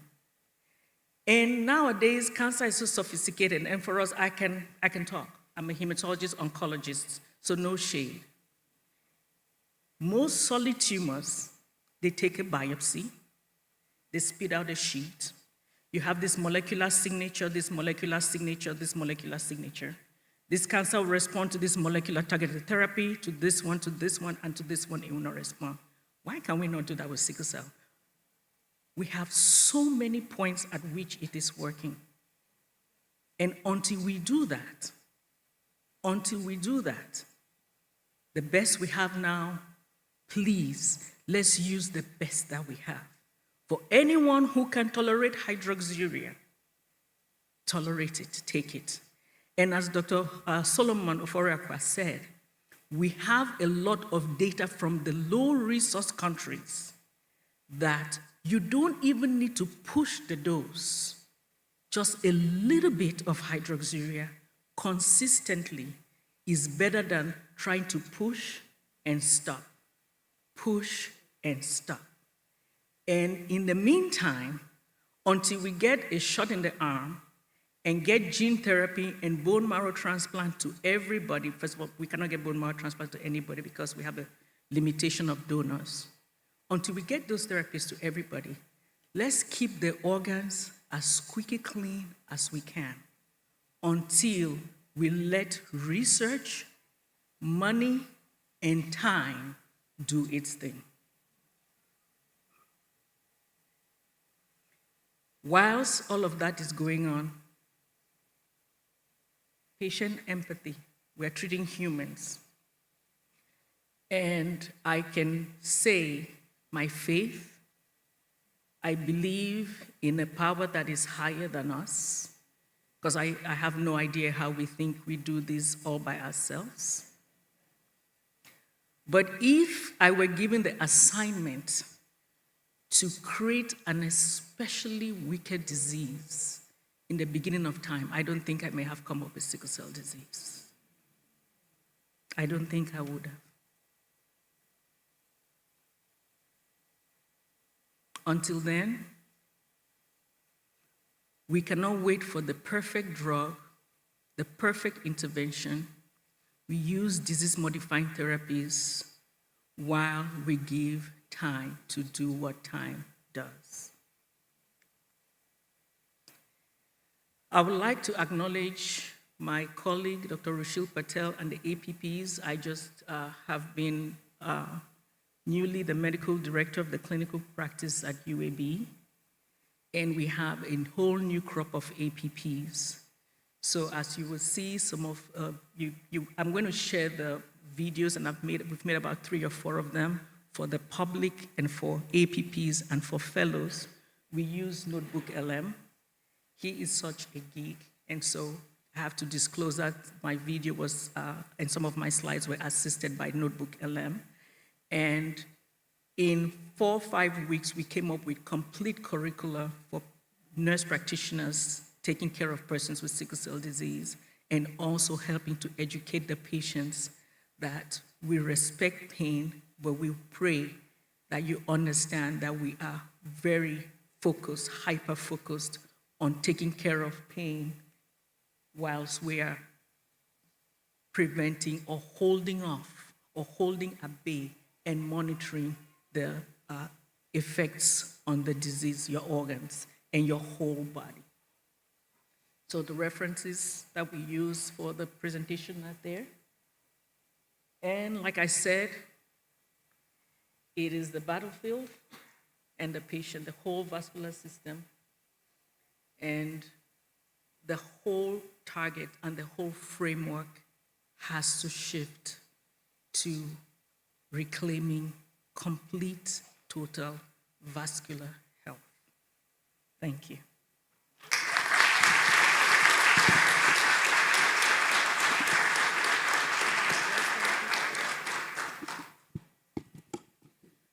Okay, Is there somebody after? Dr. Fasano. Okay, Dr. Fasano. It is my pleasure to introduce my colleague and partner in crime, Dr. Ross Fasano. We did a joint clinic together on Tuesdays, and our nurse said she had to separate us. Dr. Fasano. Which is why she's at UAB now. Is this the PowerPoint? Yes, Dr. Fasano, while we get ready for your PowerPoint, we just want to mention a few things. We first want to mention some of our sponsors. We want a special shout out for our Sanofi partners, our Fulcrum Therapeutics, and of course, our Morehouse School of Medicine's Pediatric Department. And we'll be speaking about more of you throughout the day, but I know that we did have a question in the back. So while we get prepared, oh, Dr. Fasano is ready. You know what, we're gonna just ask the young lady, she's been waiting since the last one.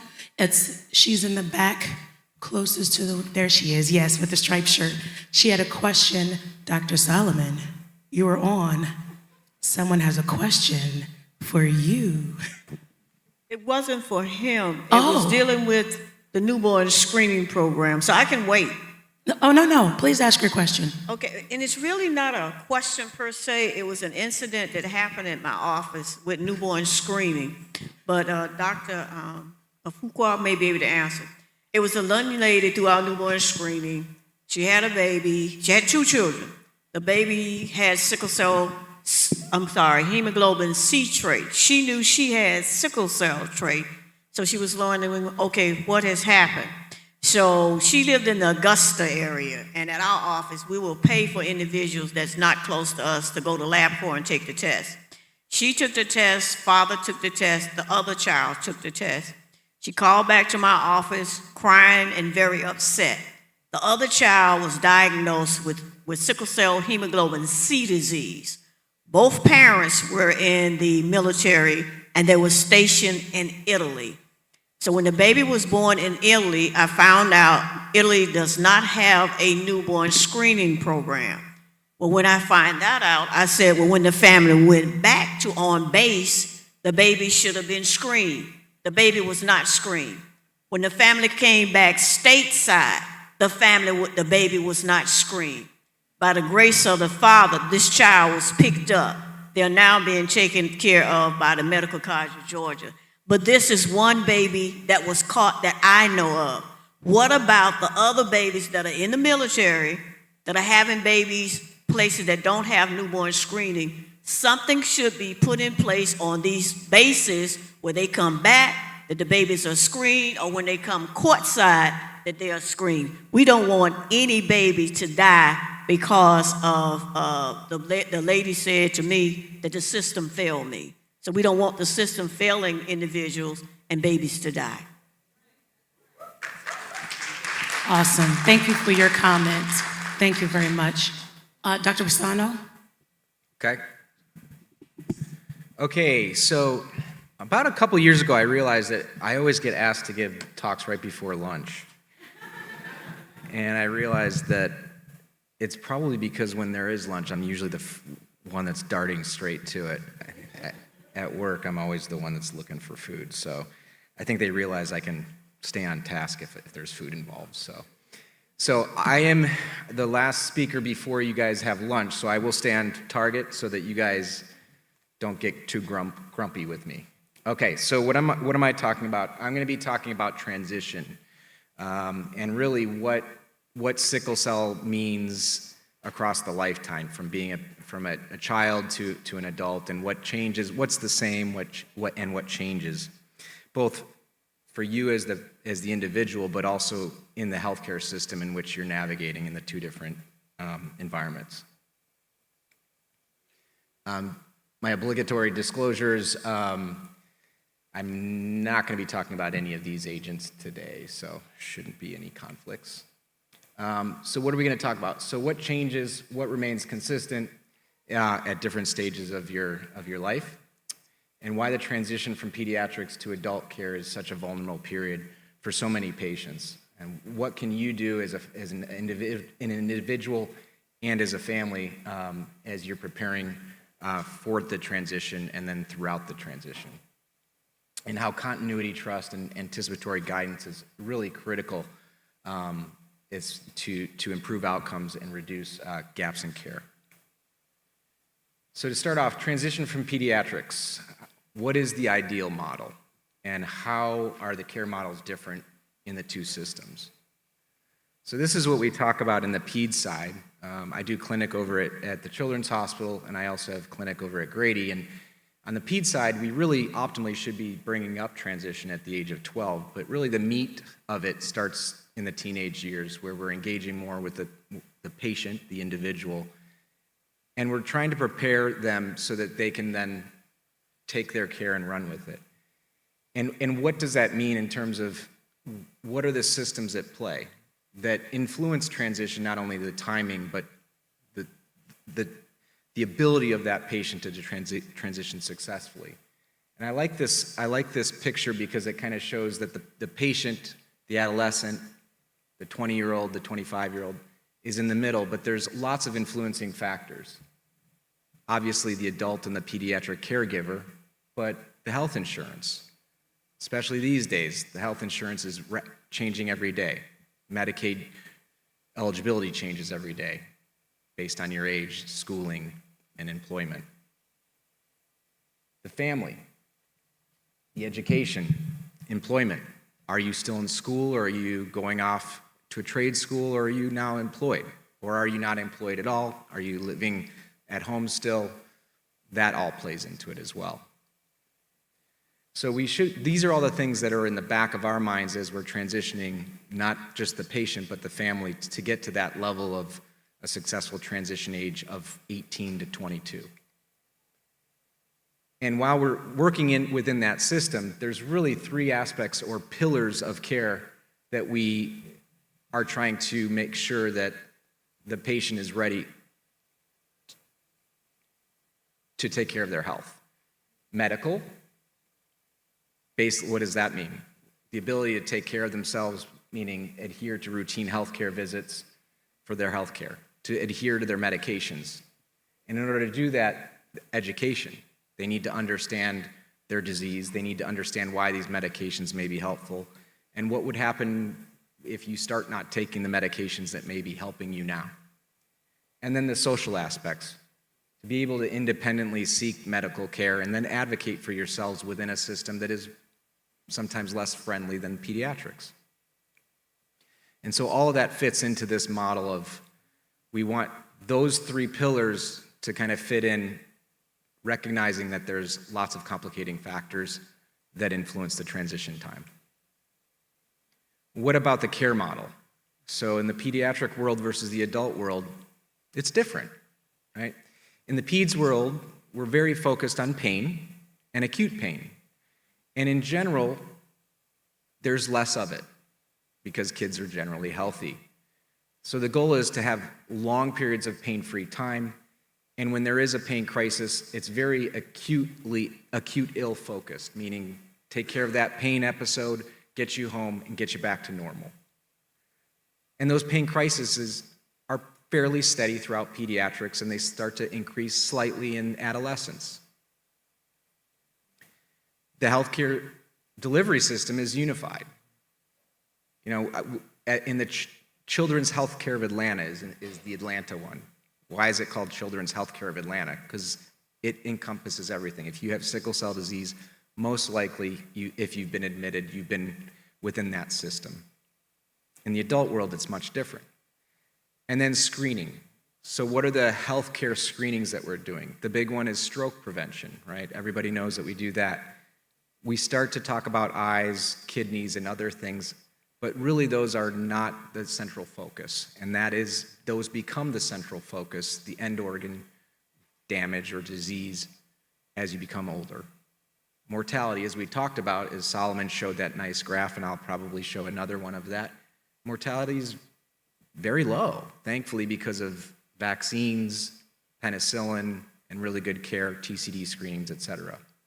Now flip it over to the adult side, more episodic pain, okay, so you have more of it.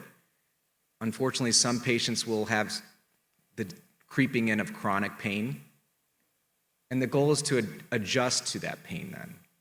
And in some cases, manage opioid dependency, which is an inevitable aspect of any type of pain, chronic pain syndrome.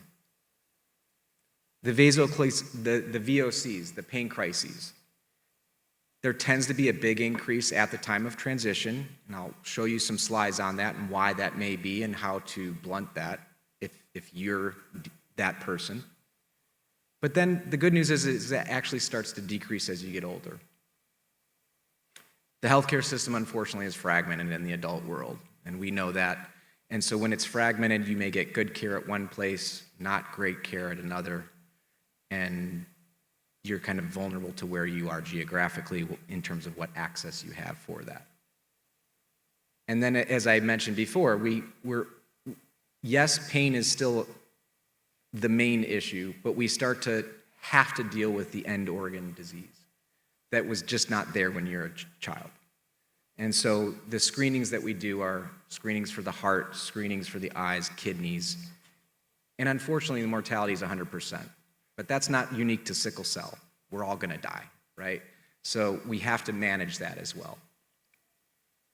So what is the life expectancy? So this is the slide that Solomon showed, and I love it from a pediatric standpoint. It shows how much progress we've had over the last 40 years, to the point where the expectation is that you're living to 18.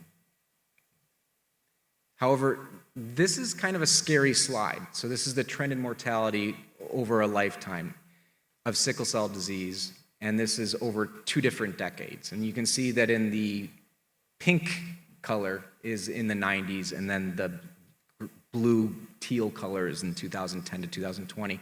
There has been some improvements, but the highlight of this slide is that there's a significant increase right at the time of transition, and then it levels off.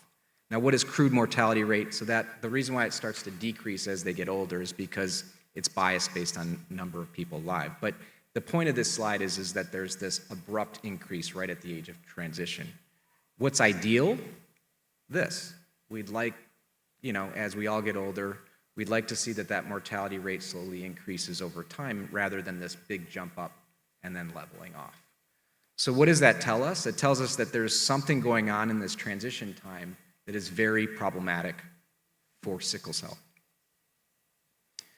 But it's not just about mortality, it's also about quality of life. And so this graph shows quality adjusted life expectancy.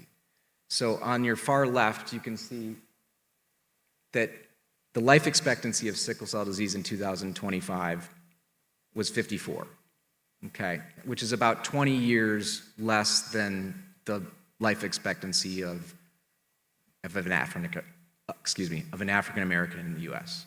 So it's a 20-year difference. However, what's concerning is this, the quality adjusted life expectancy. So what does that tell you? This signals that there's a need to improve not only the mortality, but how well people are living in their years from 30 plus on. So that's where hydroxyurea, which is just one medication, works. So as we said, the multi-center study of hydroxyurea of sickle cell, the MSH trial, came out in 1995, which resulted in the FDA approval. And the goal of that trial was to see if hydroxyurea decreases pain crises. And the findings, as I think everybody talked about this, was there a significant reduction in pain crises, hospitalizations, any sickle cell related complication, and transfusions. And so these are 2 graphs that show the time patients on hydroxyurea versus those that were not on that trial from first crises to second crises. So about a 45% decrease in pain crises in those patients overall, which is really good, and to this day is the gold standard. So all the new medications that have come out are really not consistently hitting that reduction. What about mortality? So on the left, you see just the survival probability of males and females in the US, okay? I always laugh at this because women always live longer. There's lots of hypotheses for that. Knowing how I was when I was 25, I can understand probably why. And this is probably why. Guys are stupid, right? And we do stupid stuff, and so maybe that's why there's this huge mortality blip at 20, because all the guys are doing dumb stuff, but yeah. On the right, though, you'll see that hydroxyurea, this is the mortality. What is this graph showing? The likelihood of living 5, 10 years, and 15 years in a cohort of adults that were on hydroxyurea versus those that were not. And you can see here that the chance of living, if you're on hydroxyurea, is significantly better. So hydroxyurea now, this study was done many years later, after the original hydroxyurea trials were done, shows that not only does it change pain and other complications and the need for blood transfusions, but you also live longer. And so why is that? Well, there's less end organ disease and less end organ damage going on. So hydroxyurea extends life, and so that's a good thing. Transition from pediatric to adult care, why is it a vulnerable period? I love this busy graph, not because it's busy, but because it shows something that I think is probably the big reason why this is such a troubling time. So you can see here the blue and the black. This is the use of transfusions from pediatrics to adult. You can see that there's a lot of use and then it starts to drift back down. You can see in the green and the red that there's, at the same time when there's a decrease in transfusions and hydroxyurea, there's an equivalent increase in complications and pain. Okay. So that suggests that less treatment, preventative treatment, more complications. This is data from Georgia. It's old, but I think it tells the story as well. So on the red is ER visits in adult patients with sickle cell disease in Georgia over 5 years, from 2004 to 2008. Again, it's dated. But you can see that there's this huge increase in ER usage right at the 20-year-old age range. Thankfully, you see a little bit of increased hospitalizations, but not as much, thankfully. And then this. So what is this saying? So on the blue is ER visits. Sorry, ER visits without hospitalizations. The red is ER visits in total.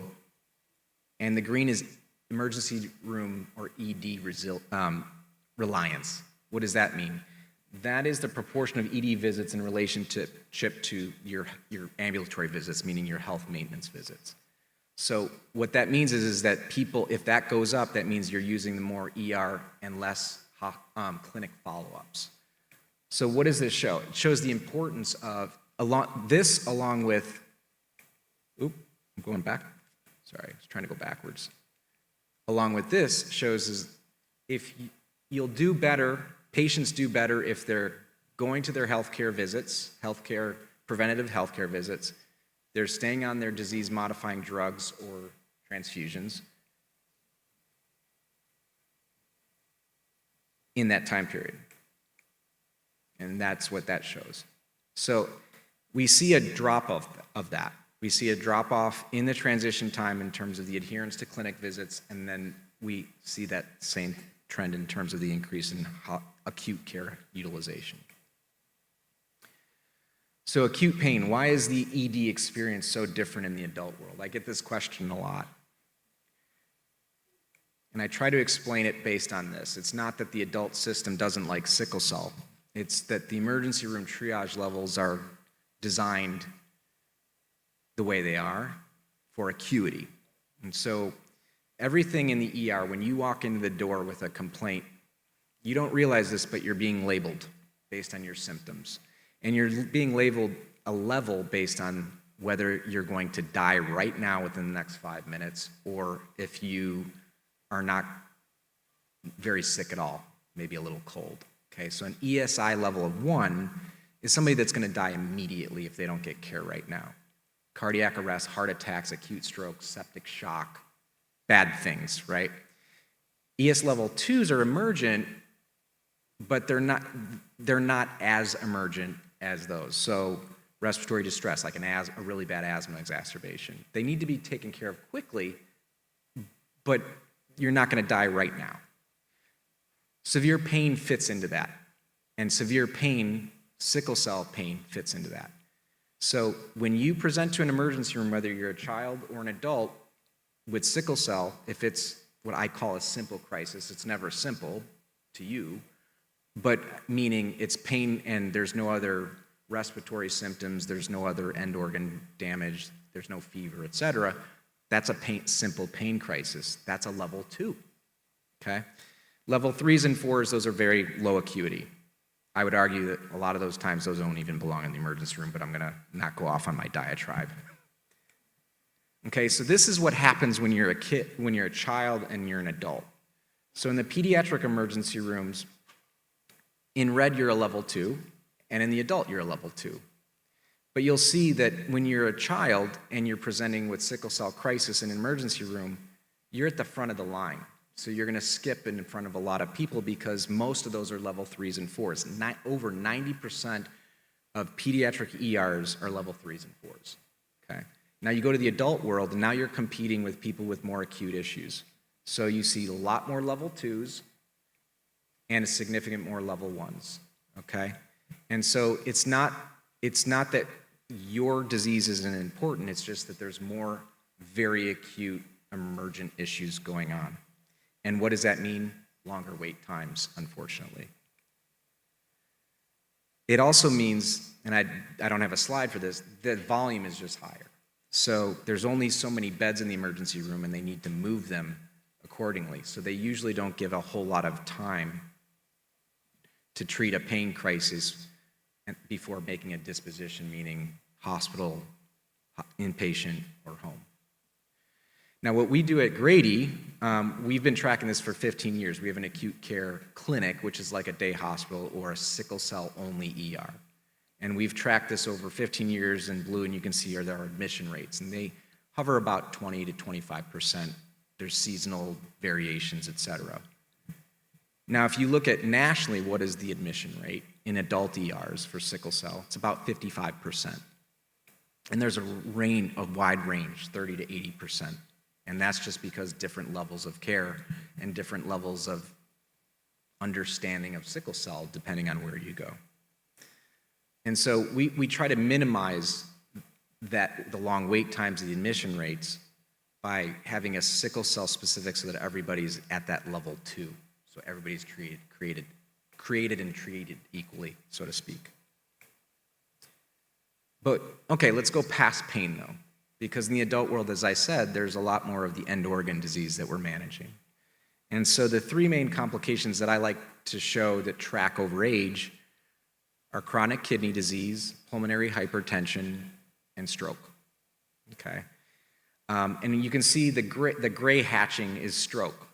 So you guys know that we manage that in pediatrics a lot. We do TCD screenings. We're very vigilant, hyper-vigilant on screening for that. And the reason for that is the stroke is 10% if we didn't screen in a pediatric population.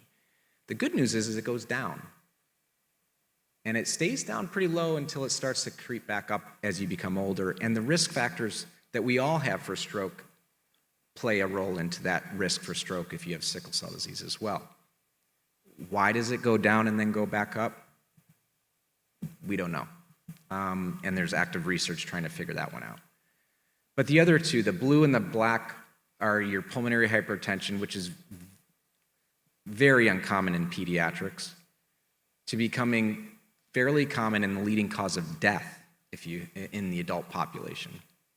And then chronic kidney disease, which is another big, one of the second highest reasons for mortality in adults with sickle cell. And you can see that those continue to increase as you become older. What do we do with that?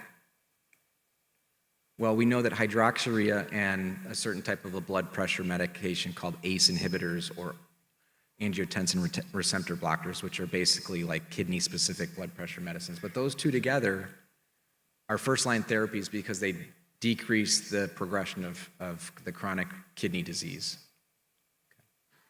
So I always tell my patients in the adult world, yeah, you may be doing fine. And Elna showed this very nicely, the pain in the, what was that, the iceberg? Yeah, everything that's under the water is what we're trying to treat as well, even if you're doing well, meaning not having pain, okay?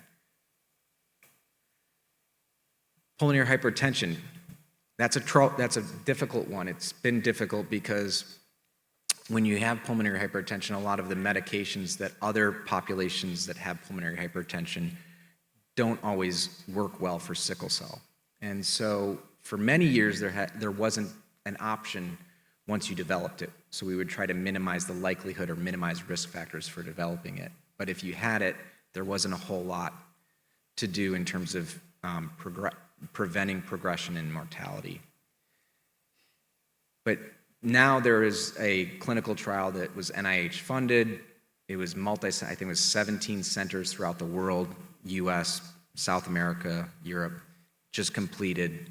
It was a very well done trial. We don't have the data back, but it was looking at chronic transfusions versus not in patients with pulmonary hypertension. Interestingly, it also had patients with chronic kidney diseases eligible for that too. So hopefully within they're supposed to be releasing that data by December.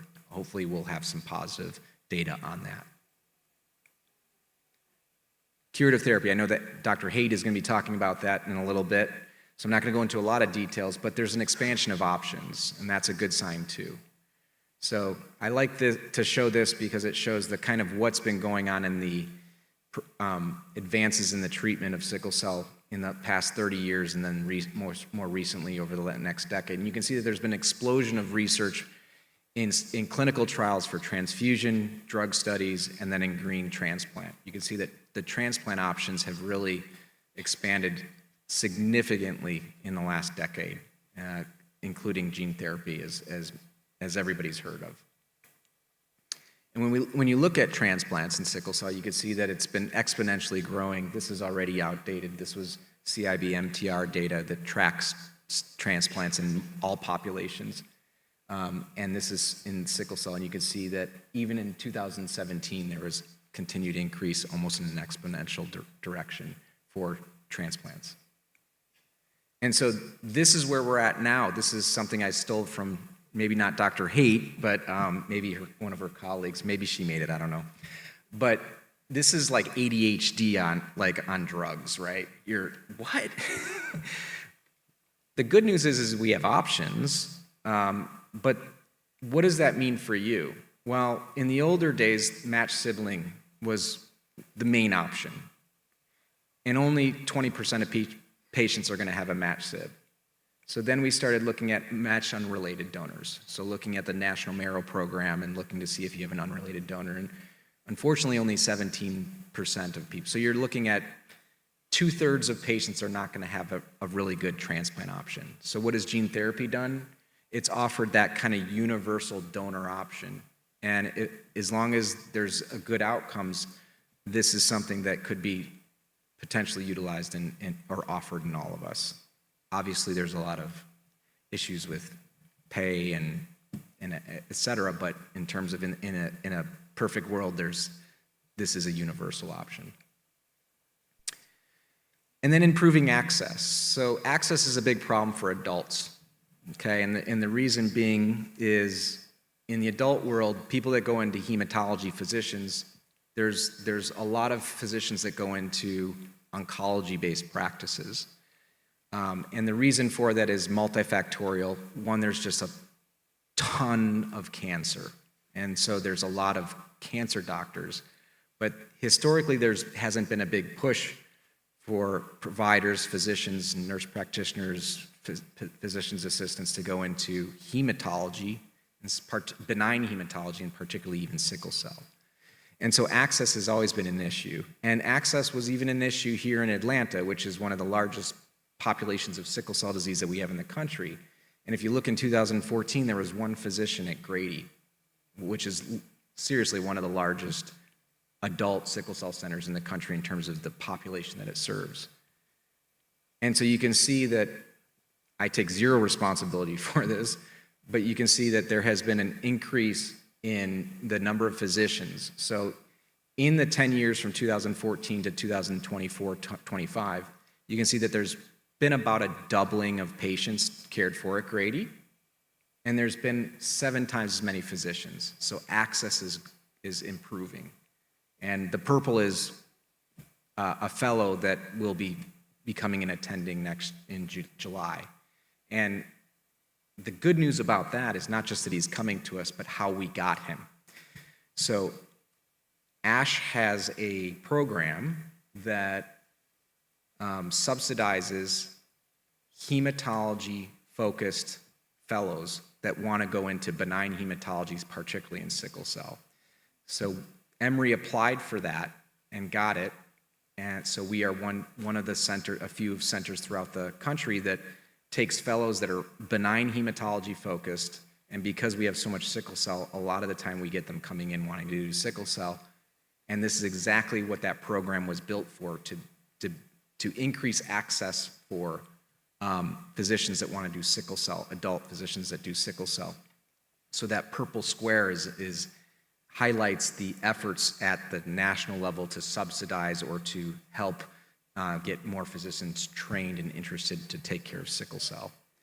And then I think we all know here, if the status quo is never where we want to be. And so clinical trials are important, and you can see that not only have we had more physicians, but more clinical trials opening, which hopefully creates more medication options, more curative therapy options, and et cetera.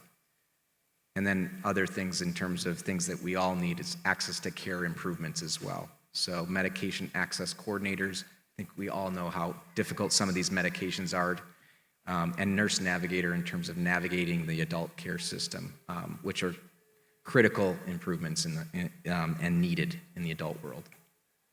So I'll leave you at that. I tend to be the negative guy, and I also do blood banking, so I always use this really bad dad joke kind of a thing.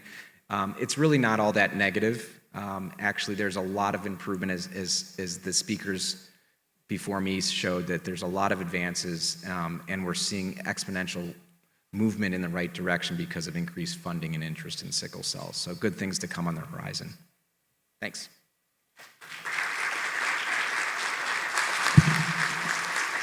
Thank you, Dr. Pisano. And thank everyone. Can we give our speakers another round of applause?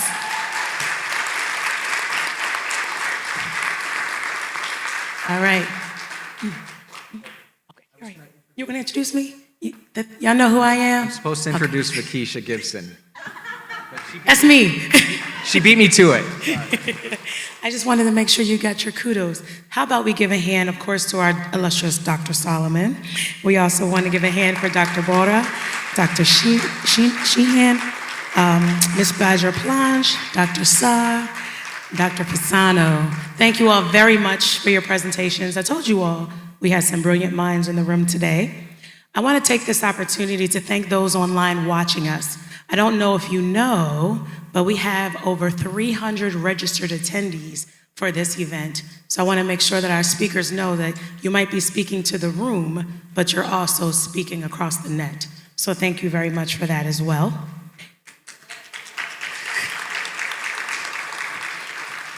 And to all of our global and our national attendees, hey y'all. I actually have a question that was posed online that I'd like to present to our speakers today, if somebody would like to take that question. And the question we have is, are there more restrictions for transfusion criteria for adults versus pediatric patients? Is there someone who wishes to take that?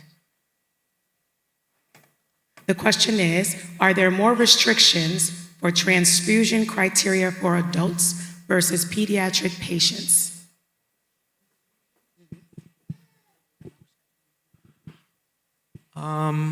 That's a good question. Restrictions, I would probably say no. I would say that I think that we have more data in pediatrics for the use of transfusions chronically to prevent certain complications, particularly in the stroke areas, that we just don't have in the adult world. So what we really need is more trials like this SCD care trial, which we just haven't had until recently, where we're looking at in a prospective manner using chronic transfusions to prevent a bad outcome, mortality from pulmonary hypertension, for example, which is basically the design of that trial was very similar to the STOP trials, just not using stroke as the outcome. So I think that there's been a delay over years in having some of those trials in the adults that were done so well in pediatrics. But I think it's starting to, the pendulum is moving to do more of those. Can I expand on that question? Can we look at that from an access perspective in terms of not having enough providers or that not being an option for some patients? I don't know if we can look at chronic transfusion from an access level. I don't think it is only an access problem. I think it is, as Dr. Fasano said, a data issue. And as people get old and they get to adult world, transfusion actually gets more difficult because adults, we don't have, it may come back to an access issue that a lot of them are not housed in one center. And so they end up getting blood in multiple places, and they get the blood when they are sick. Immune system is primed, so they are more likely to develop those antibodies and make transfusion less accessible. So we become a lot more cautious. And then they also have iron overload because they go here, there, and get blood. For your hemoglobin dropped a gram, we give you blood. But when you are in a sickle cell center, there is so much thought that goes in before one transfusion is given, whether it's given one time or decided to commit you to coming once a month for getting blood transfusions. In the adult world, not only are we looking at pulmonary hypertension, but we're also looking at pregnancy. We haven't answered the question for sure to make it a concrete guideline if people who are pregnant with sickle cell disease must be on transfusions or must not. I know my friends at Grady have an open trial going on. But when you have those constraints of iron overload and antibodies, you want to reserve the transfusions for when it's needed. And not to withhold, but to use it when it is absolutely needed. And then we don't have data for the adults also on the stroke prevention. So what we do is if you came from PEDS and you were on chronic transfusions because you had an abnormal transcranial Doppler or you had stroke, we will continue it. But try not to use it willy-nilly. Dr. Fasano? Yeah, real quick to add to that is, instead of being more restrictive, I would say in certain times it's actually more liberal, meaning when you come into the hospital, and if you're at an outside hospital, a lot of the adult physicians use transfusion triggers that are extrapolated from other adult populations. So they'll say, transfuse for hemoglobin less than 7. Well, that's like everybody. I mean, with sickle cell, right? You may come in at 7, and that may be where you live. And so there's a lot of extraneous transfusions that may not actually be necessary. And then what Dr. Saw is saying then puts you at risk for antibodies, iron, et cetera. Thank you so much, and thank you for that online question. We're going to get ready to transition to lunch, but I wanted to share that we do have some resources here for you. We have a number of our partners and our sponsors that we would like to call out today, of course. We have Georgia's Solve Sickle Initiative. We also have our Pfizer partners, our Vertex Pharmaceutical partners, and Terumo Blood and Cell Technologies. And as a call out, they're going to be doing the art hour for us in our Children's Warrior Zone in rooms 101 and 102. So that's going to be hands-on experience for our young warriors. And I will let you know they're having a ball in the room, just as you're having a ball in this one, we hope. But we wanted to call that out. Additionally, we talked a bit about clinical trials here. And I want to let you all know that actually Mapiller sits on a board right here in Atlanta called Reflections. And there is some information on the second floor that you're able to share if you would like to know where you can get some trials near you. If you'd like some more information, that's up on the second floor as well. But we will not hinder. We will not delay. Lunch is at 12:15. We ask you to be back here at 12:45. You will hear yes, we ask you to eat quick, but do chew your food calmly. And we do have some physicians here if you don't. However, we don't recommend that. But we do ask that you be back. We'll have our soft chimes to give you a little reminder, and then the little harder ones to let you know where you should be. So thank you very much in advance. Thank you to everyone, and we'll see you at lunch. Thank you. Back on track. I would appreciate it greatly. Thank you very much for all of your commitment and dedication to our success for today's programming. We thank you. All right, friends, we're about to change the order of service for those that know, or no, change into our second half. And we are going to get into our panel. Our panel today is, one moment, please, one moment, please. I was ready, but then, of course, you know, when you're ready, then you get unready, but I promise you I'm ready. We're going to talk about Warrior Voices, the real impact of living with sickle cell. And this is going to be moderated by Tanya Braley. And she is a lifelong healthcare professional working with our SCD warriors across both pediatric and adult care settings. I'd also be remiss to add that she is handling our warrior rooms training for today, and it has been amazing. So I am going to give the mic over to Ms. Braley, and she is going to, matter of fact, no, I'm going to ask you all to take the stand. So if I can have Ms. Braley on the stage with Ms. Khadijah Tyler, and I'm going to let y'all introduce yourself when y'all get up there, and then Carlos Ford and Jasmine Garland. If we can, have all of you take the stage. There are microphones on stage. You'll just want to click those on when you get ready to speak. If we can have your attention, please. Thank you so much.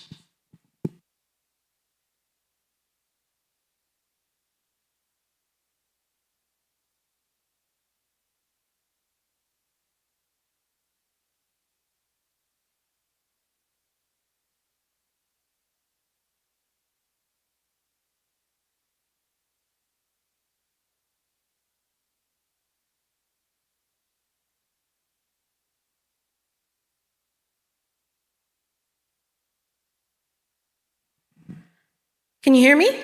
Yeah. I can hear me too, from miles away. So first we're gonna go ahead and have our panelists introduce themselves. If you'll tell us maybe your name, your age, and the type of sickle cell that you have.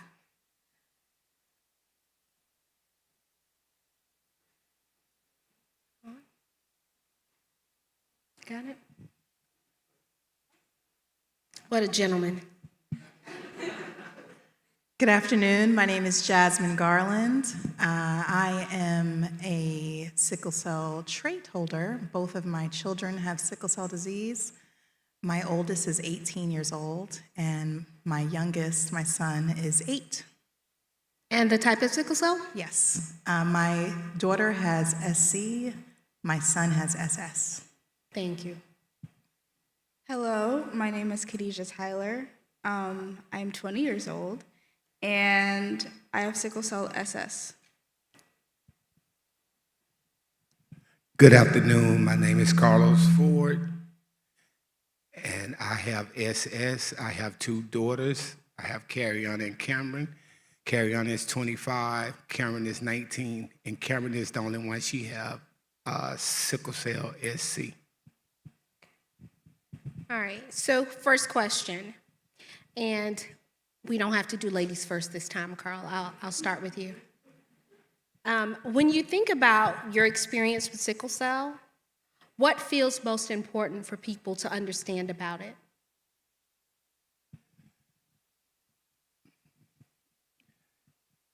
People are misinformed. So what I do, I try to educate. I mean, anytime I go into a new environment, I take literature with me because a lot of people think that it can be transported or, given, but it's actually inherited, so you have to explain that. My father had the trait, my mother had the trait, so I got the disease. Mm-hmm. And you just have to educate, whereas a lot of times I'll sit down and I'll tell them that my blood cell is like a sickle, yours is like a donut. So that's some of the differences, but it's miseducation, and a lot of people are not informed about that disease. Okay. So you have to inform and educate. Okay, so education. How about you, Khadijah? A common misconception that I say is often formed around sickle cell disease is that it's just pain. Sickle cell is a lot more than pain. As a 20-year-old sickler with SAS, I've actually never had a pain crisis. At the age of 7, I had a stroke, so now I have monthly blood transfusions. But I have never had a pain crisis, and I feel like what's often said about sickle cell is around their pain and not really in regards to any of the other problems that come with it. And Jasmine? No 2 sicklers are the same, and that's within your 2 genotypes, and of course, between like SC or beta thal or SS, no 2 sicklers are the same. And please, sicklers and sickle caregivers are not wanting to hear about that person that you know that didn't make it, please, please stop saying that to us. It's very valid. It is, that's please, I just need y'all to stop. Okay. So, second question, how has sickle cell shaped how you plan, move through, or think about your life? And since you have the mic, Jasmine, I'll let you start. Sure. So as a caregiver,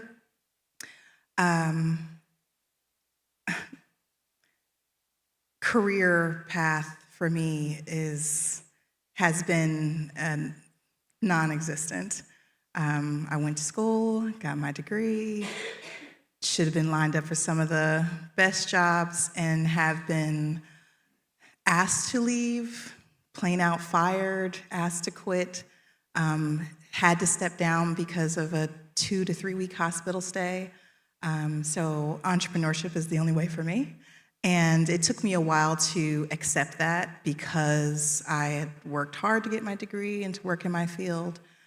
So that was challenging at first. I have since embraced entrepreneurship fully, but that was probably the biggest in terms of planning. As a caregiver, life looks very differently for me compared to how I had planned life to be. Okay. Deesh? I'm sorry, could you repeat the question? Sure, absolutely. How has sickle cell shaped how you plan, move through, or think about your life? So, from a very young age, I was always taught about my sickle cell from my mother. So, she would make sure I knew how it was affecting me and not necessarily what was being put out. So, as a person that has monthly blood transfusions, I plan ahead.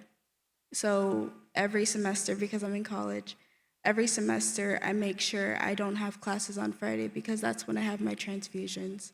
And the Saturday and Sunday, I can just be calm and, let myself recuperate and everything. So planning is really, when is your appointment? If something is in the way, get it out of the way so that, you can do everything to the fullest potential and get your health so that you can, keep going.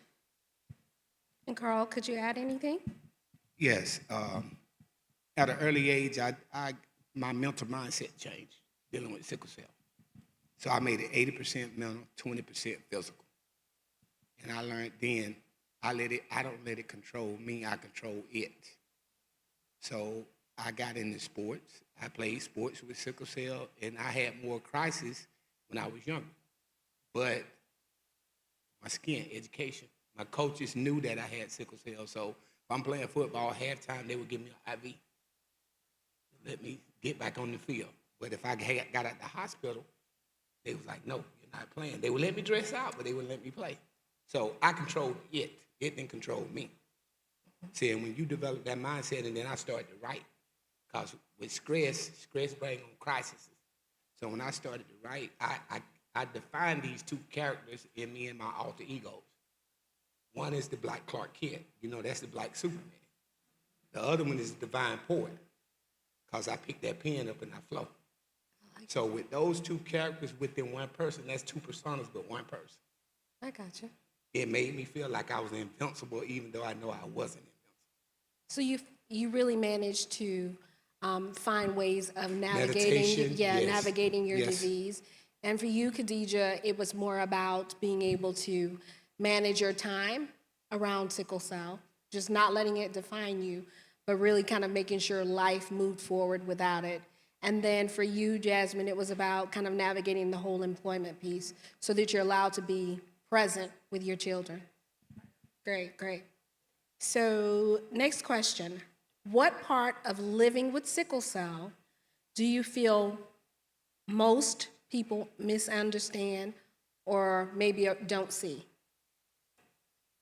What part of sickle cell do most people not understand or just don't see? The pain crisis. Pain crises? Yes. Because you can walk in a job, and I had my heater on one day under my desk, and the guy came to me, why you got it so hot in your area? I was like, I'm aching. That's all I said. It was on me, but he didn't know it. So I think that part, the pain crisis, they don't understand it when we go into a pain crisis. We really feeling like that. I agree with that, but I also I believe sickle cell is very diverse, and just as the people that have sickle cell are diverse, so is the condition itself. There are a lot of factors that can come into play with sickle cell, and a lot of different ways that it can form in a person and show up in a person. So coming to understand that, understanding your sickle cell in you, not just how it manifests in other people, but in you, is very important. And also having a support team around you that understands how it affects you. So maybe when you're not 100%, they can advocate for you, and having groups around you that understand what you're going through. Two things I think that are often missed is first, sicklers want to be included as well. They don't want to be excluded from things. Please don't assume that they can't go, they can't do it. They don't want to be counted out automatically. But on the flip side of that, also understand how quickly things can change for sicklers. Yes, you may have seen them laughing and smiling and playing and running that morning. And yes, they can be in the ER that evening. Things change quickly. Please keep that in mind. So I think those are two things that are often missed. No, very valid points, though. Just make sure that they're included in all aspects Yes, of offer their the lives. invitation. Yeah. Yeah. And if I ask you this question, I want you to really kind of think about kind of what your journey has been like before you answer it. What has helped you manage care either for yourself or your loved one? So when I think what, there's a magnitude of things that I can think of, but what has best helped you manage your care as a person living with sickle cell disease or the care of your loved ones? Remembering that I'm not an island, it is very easy to isolate for various reasons. You know that sicklers are susceptible to infection. It is very easy to just stay home and not go anywhere and not want to bring my little guy out around anything. But I have found that's not good for my mental health. So, and I need to be at my best for him, and I also need him to understand that that's also not good for him to decide to be an island to himself. So, Okay. So not to isolate. That's important. right, don't isolate. Right. Okay. So extend the invitation, everybody, and then I'll do my best not to isolate. That's so real. Could I get refreshed on the question? Sure, absolutely.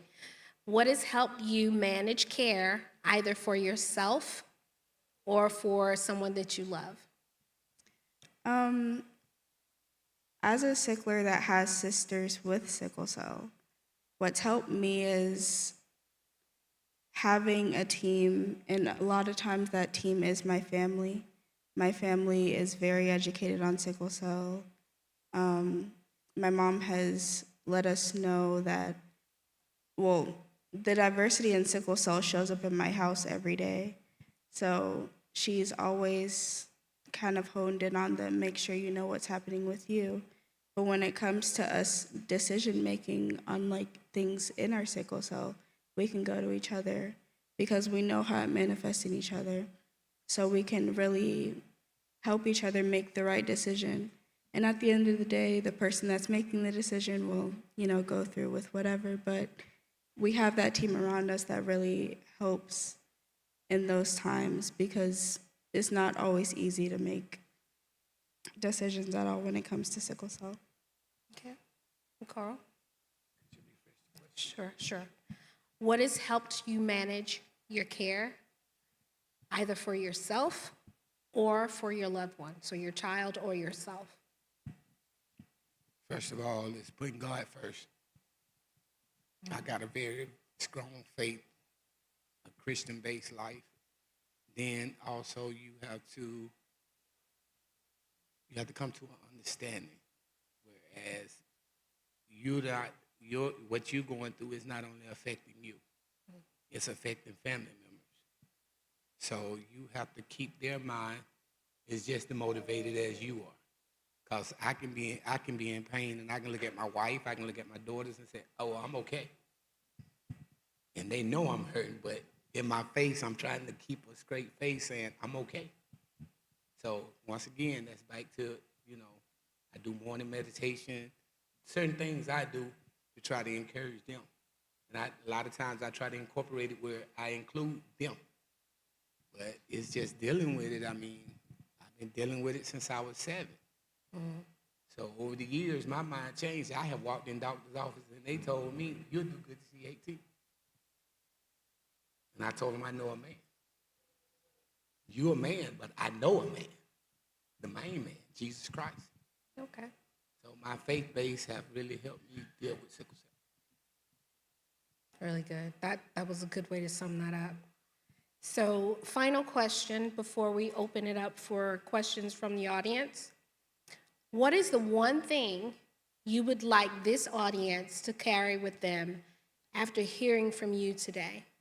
The one thing that you would want the audience to carry away from this? You can start, Carl. Just encourage each other. If you don't have nothing positive to say, don't be the negative one.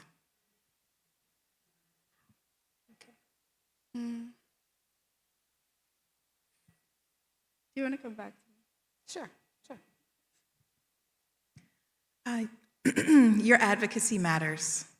No matter how you're connected or not connected to sickle cell, your advocacy matters. When we are at the Capitol, please show up. Please invite someone. Please direct people to the resources that are unaware of sickle cell. Sickle cell awareness, it really does matter. It really does carry the cause. So please continue to share, overshare, share, because the more people that are aware and understand the nuances of this condition, the more visibility we can get. We heard what was said about cystic fibrosis and how the number of cases are so much smaller than sickle cell, but the funding is there. Well, squeaky wheel is going to get the grease. We need more squeaky wheels. So please tell more people, get more people involved. So be positive. If you don't have anything good to say, kind of keep the negatives to yourself. The advocacy piece is super important. Lifting our voices not just from the caregiver perspective, but also from the healthcare system perspective. We need that advocacy in that space as well. Khadijah, what would you like to add? Sickle cell is diverse. Sicklers are diverse. The way that we show up, the way that we just interact day to day. It's very important to have a care team around you. It doesn't just have to be family. It's very important to be close with your doctors. Have the best relationship you can with your doctors. It'll really make a difference. And like Jasmine said, advocate. It's very important. If people don't know, they can't help. So, yeah. Well, let me thank the panel first for your participation.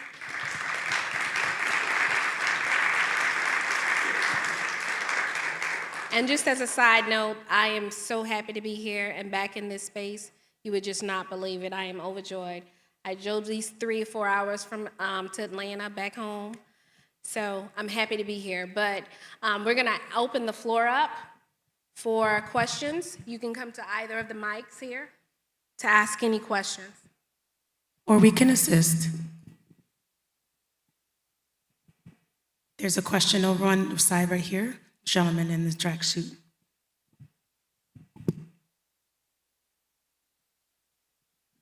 Yes, my question is for, I believe it's Khadijah. I have a 19-year-old granddaughter who is in the process of transitioning to adult care. So I would like to know what you felt was your biggest challenge making that transition. Okay, I want to be honest here. I have not transitioned to adult care. I feel like I've heard a lot of things, and because of a surgery that's coming up, I can't transition quite yet. Um, but when I do get there, I think what's most important is having relationships with the doctors. I've heard it gets really tricky, like a lot of times there's miscommunication, so have direct communication with your doctors and make sure the team is solid. It's not a thing of, oh, I'm gonna hurt this doctor's feelings by changing to someone else. It's whoever fits best for them, so. Thank you. Do any of you ever know if a pain crisis is coming? Yes, you know what a pain crisis is about to come, but if with me dealing with it so long, I know the preparation. First thing I start to do is hydrate, warm pads and compresses, sit in warm water in the tub, start my pain medication, start the pain regimen, start with Tylenol and go up to your opioids and so on. But if it don't get any better within the first 48 hours, then you go into the emergency room. Thank you. Hi everybody, how you doing? Thank you for sharing. How do you feel when you're missing out on so many different family events, so many different things with your friends? I have a 32-year-old who has sickle cell beta thalassemia, and that tends to happen with him a lot by missing out on just life in general. How do you manage that mentally? I can share from the perspective of my children. My son is supposed to be here now. He's home with crisis. Hi, Sebastian, I know you're watching. And for my daughter, I'm trying not to get emotional. She's a high school senior this year, and to give an example, she is part of the color guard team. They had marching band camp this summer, and she missed some of it because she was unwell, and that impacted her ability to be, not over the summer, over winter break, and she missed a number of practices that impacted where she was going to be at in the performance for the year, and this is her senior year. And she took it pretty hard.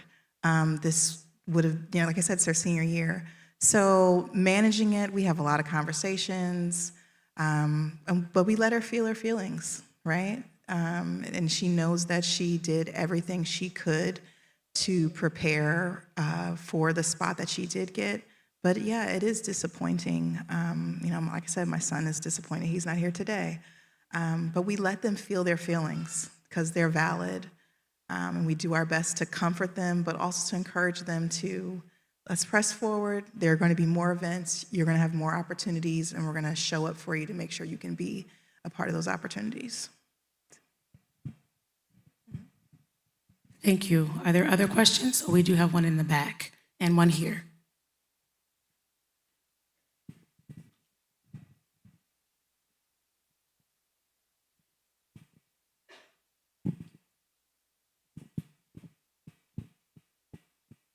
Oh, good morning. Good afternoon. I'm Cynthia Moore, and I'm a mother, a caregiver of a warrior. From a emotional standpoint, how do you guys, first of all, how do you deal with that? And then second of all, what kind of support do you feel that your immediate family can provide for you, each one of you? Okay, so I'll tell a story real quick. When my daughter was very young, I did not handle our ER visits very well. And I had a doctor when we lived in Pennsylvania who had a nurse come in and she was having a crisis. They thought she had meningitis. She'd had to have a spinal tap. I was a mess. And he asked the nurse to come into the room and take my daughter out of the room. And I was boo-hooing, and he took me by my shoulders, and he said, "Snap out of it." And I was like, "Excuse me?" And he said to me, "This is her life. This is her normal. She will have fevers. She will come in here. You are her rock." He said, "When you take your time to fall apart," he said, "but you don't do it here. You be her rock here." And he said, "When you get home and someone else can care for her, you take your time, you fall apart." He said, "But here, she cannot normalize falling apart for every poke, every fever, every pain crisis. You're setting her up for a life of frustration and despair. And this does not have to be a situation of utter despair for her. She's strong enough to handle this. God did not give her more than she can bear. Do not fall apart here." And that's how I handle it. I keep it together when we're in our appointments, when we're in the ER. We pull up, my husband comes and gets the kids out of the car, and I fall apart in the garage if I need to. But I do have a hard time still. It's a lot to manage, and I have 2 sicklers, but I try my best to take my time for myself when I can. Prayer, meditation, journaling, squirreling out even 5-10 minutes for myself during the day where I just exhale. So that's it. Thank you. And we have one more question before we have to transition to our break. Khadijah, you want to say something quickly? No, it's okay. No. Go ahead. Take the time. No, just that story reminded me a lot of my mom. She seems to just have it together all the time, but I know it must be hard. And there's a lot of times where I just need to rant, and she's always just there. I think because it's always been so tight-knit, there's nothing I've ever asked for that was too big of an ask. She always just lets me get it out, but she does follow up with words of encouragement, which is needed. Just action plans, which are also needed. Yes, thank you so much. We have Dr. Gardner, and then we'll transition to our next section. Good afternoon, everybody. My question is kind of piggybacks off the first question that was asked around transitions from pediatric care to adult medicine care. And I'm curious to know what you all think would be key and essential elements in that transition for it to be what you would define as a successful transition from pediatric to adult care. What do you think would be necessary for that to be successful?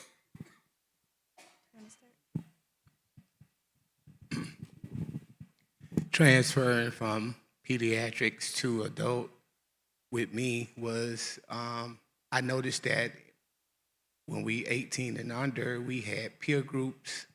You had everything from, say, the team was different. We had a nutritionist, you had somebody to check your dental, you had somebody to check, you had a psychiatrist, but then when you became an adult, it was like, okay, you can handle all of this. You go in, you meet the doctor, you and the doctor discuss things, but then what was good for me, one of the guys that I transitioned to, he became like a brother to me.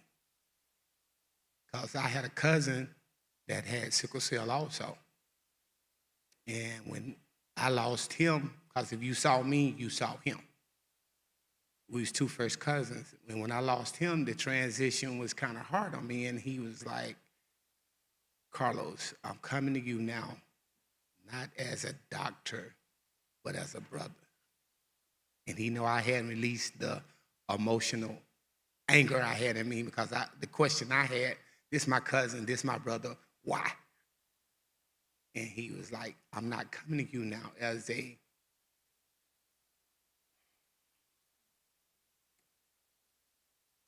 I'm not coming to you as a physician, I'm coming to you as a brother.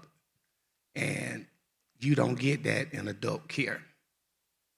When in adult care is like, okay, you just a number. And I hate to say it like that, but that's how some of them make you feel. You walk in the office, they see you 5 minutes, and okay, we don't give you this, we don't prescribe this prescription, that prescription, and then they back out. So I say the transition for me was kind of hard because I felt like you was loved and taken care of. You got to know all of your providers, but once you became 18 and you went to adulthood, it was a whole different ballgame.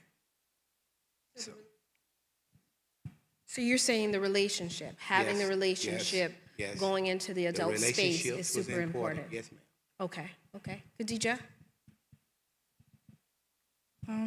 Like I said earlier, I have not transitioned, but I do think it's important, like he said, to have a relationship and to foster good relationships. Like I said before, if something just isn't working, try to get a new physician over whatever area that might be. And yeah. My daughter just turned 18 last month, so we are preparing for what transition will look like for her. As I mentioned, her case is pretty well managed. So we're anticipating the transition will likely happen sooner than maybe it would for my son, whose case is a little bit more severe. But what I'd look for, what we're looking for in that is to meet her provider, who she would be meeting with as an adult, preferably in the pediatric setting, if possible. That'd be ideal for her to feel safe in the safe place that she's been going to most of her life, to meet her new doctor, and for them to work together until she officially transitions to that doctor's care. That would be ideal. And for that to continue for some kind of period of time so that she becomes comfortable with her new care provider. And like you were mentioning about the specialists, it would be nice to have referrals to specialists that understand sickle cell and not just to be referred out to any nephrologist or any urologist or any, whatever the specialty is. It'd be nice to know that there's someone who has experience with sickle cell patients, even in dentistry, because some sicklers do need to have antibiotic before they go in to avoid it. Just knowledge of sickle cell and not you kind of start over. That's my daughter's fear. You're going to go there and going to have to explain yourself over and over and over again when maybe you're in pain. So yeah, maybe some referrals also to, maybe they can build a network of some kind of adult physicians that actually have some kind of experience with sickle cell. That would be helpful. So I think this is it in terms of my time, or our time. I want to thank our panelists again. They did an awesome job. You represented me well. But I have the pleasure of introducing Dr. Marjorie DeJoie Brewer, who is the Director of Patient Advocacy with Fulcrum Therapeutics.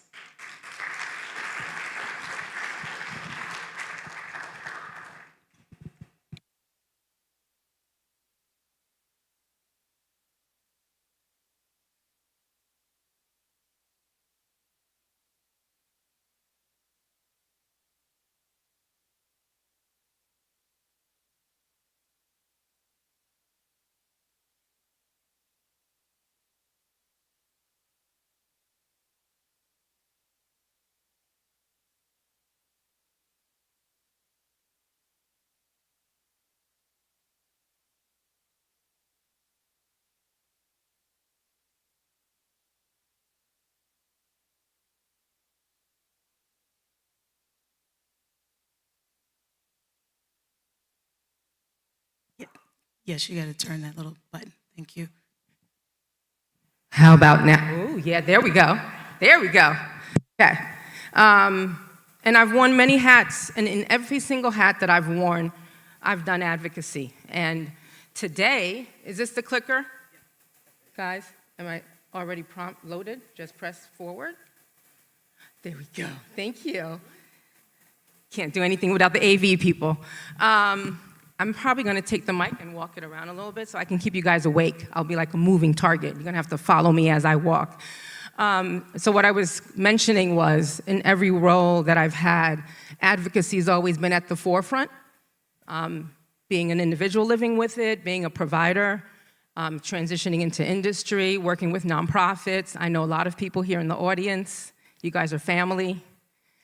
And it's a pleasure to be able to share some of this information with you. So I know that my time is going to be, I'm going to try to go through this nice and swift to see if we can kind of realign on time frame, but also not miss any important bits of information. So today I get to share with you some information on our Pociredir Phase 1B 20 milligram cohort. Some of you may have been on our webinars in the past, and when I say our, I mean the full crew, the Fulcrum family.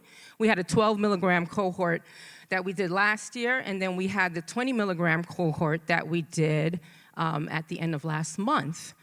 So Fulcrum Therapeutics, a biotech company, small biotech company, we are about 57 people strong. We are located in Cambridge, and the new patient policy and advocacy team is Sarah Johnson-Davis, who is here in the audience with us, and me as Director of Patient Advocacy. She is VP of Patient Advocacy and Policy. Some of the presenters earlier touched upon some of these things, which is great for me because they laid the groundwork down. Dr. Solomon gave you a timeline and spoke about some milestones that were important in sickle cell disease. And this slide really speaks to the unmet need. And I don't know how many of you followed the Artemis II landing, takeoff, and all that. Any hands? Did anybody? Because I thought it was amazing. Space is amazing. New frontier. I'm a Trekkie, so, you know, it was great for me. But there were some things that were shared that I think really speak to what we do in sickle cell disease. They were pioneers. They were committed. 50 years. They didn't stop until they made it work. They were resilient. I feel like we're a very resilient bunch. And I think those qualities are really important, and we mirror those qualities here with the work that we do in clinical trials. You gotta stay focused, because Dr. Solomon said the work is not done, in order to bring hope and new treatments to individuals who are deserving and who need them. That's one of the reasons why I went into what I went into. I think I tried every single treatment here, from blood transfusions. I started in 1960 with the reference. I'm on exchange transfusions. He talked about the groundbreaking penicillin prophylaxis in the 80s. Moving to the 90s, sorry, that's a typo. I know you guys see it says 1980. Hydroxyurea. A little bit of a pause, and then we had a lot of new therapies that popped up. Some of them stuck, some of them didn't. But what we do know is that they're all not universal. We've also heard that sickle cell disease does not present the same in everyone.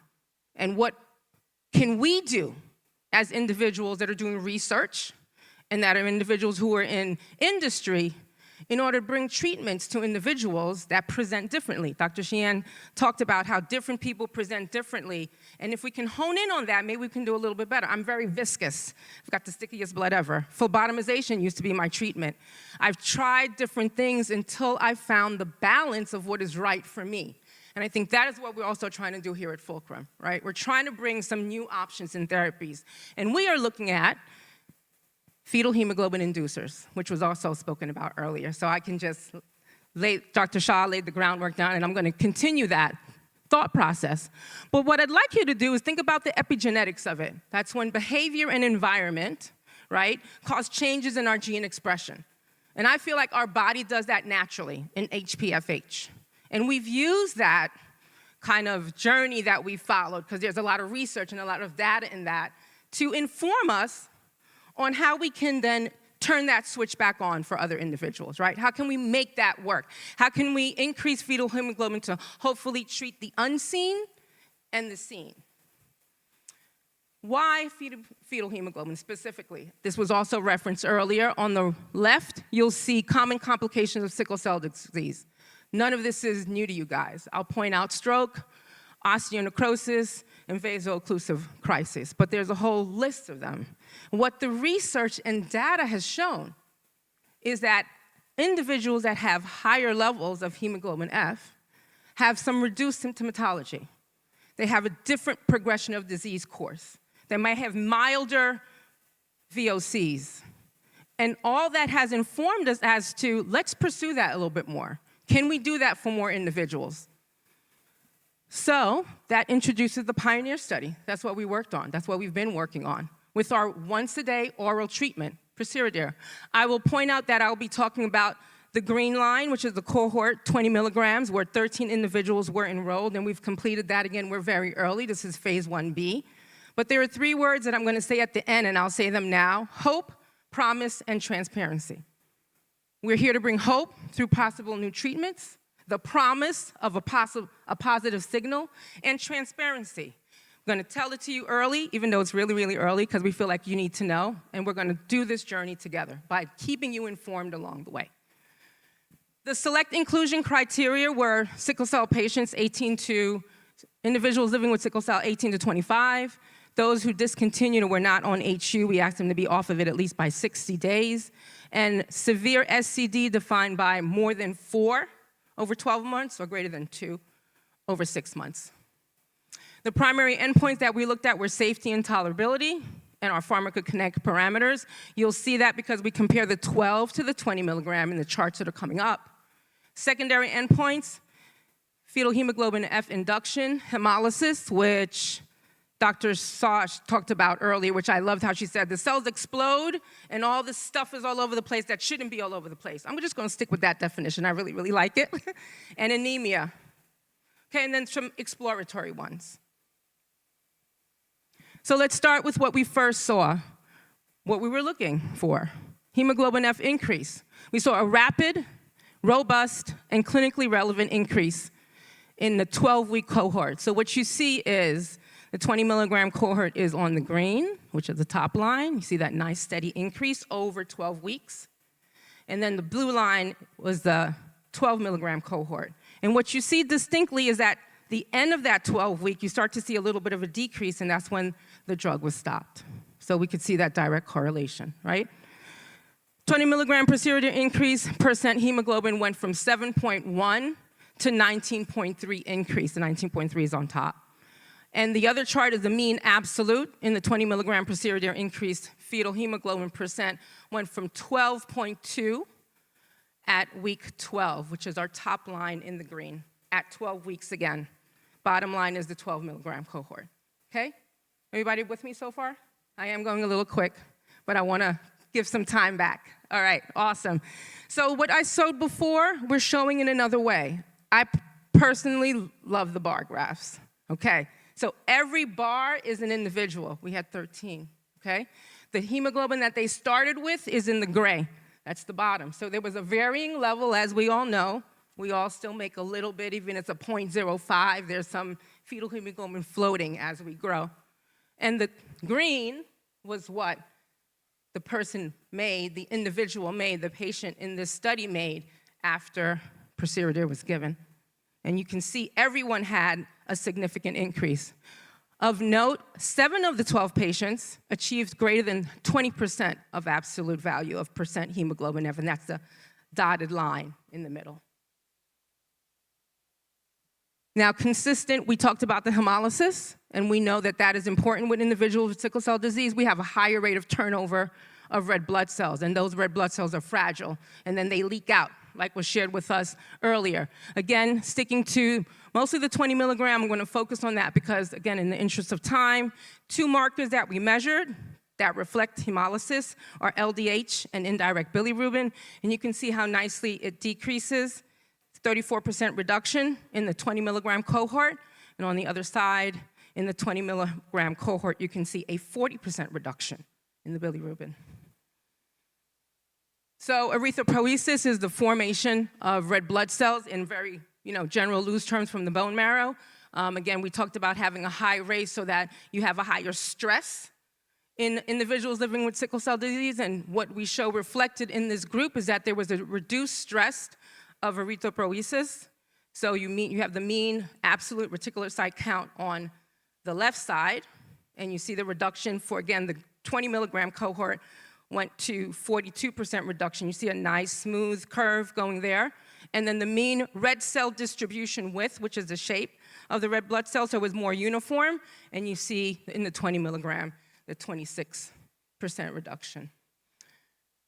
I'm going to skip this slide, and I'm going to the demographics in clinical trials. We always have information on the individuals that were in our trial and adverse effects and whether or not the medication was well tolerated. And what this chart reflects is that there were 3 patients that reported treatment AEs. You see the summary on this slide.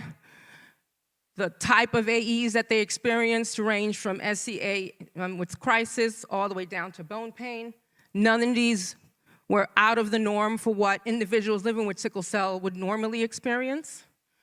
All the AEs, adverse events, were resolved during the treatment period. There was 1 with a grade 3 that we have again notified on the chart, noticed on the chart, noted, and that person also resolved. There were no dose-limiting toxicities, and all of the 10 VOCs that were reported on study at data cut, there were a total of 10, and 3 of those, of the 10, occurred during safety follow-up because they were 4-week follow-up, which was again after the medication was finished. So in summary, the highlighted points that I want you to take home, what are the take-home messages? Of these, the first one, the mean absolute hemoglobin F increased from baseline 7.1 to 19.3. That was one of our most important outputs, and that was that slide that I said rapid induction, clinically significant. We talked about the 58% of patients, 7 out of 12 that reached greater than 20%. Again, I like that bar graph that really showed that, of hemoglobin F at 12 weeks. And I would say that we continue to see evidence of pociredir being generally well tolerated, which was the adverse events slide, at 20 milligrams. So what else would I like to tell you about what we're doing at Fulcrum? We are always involving the patient voice in what we do.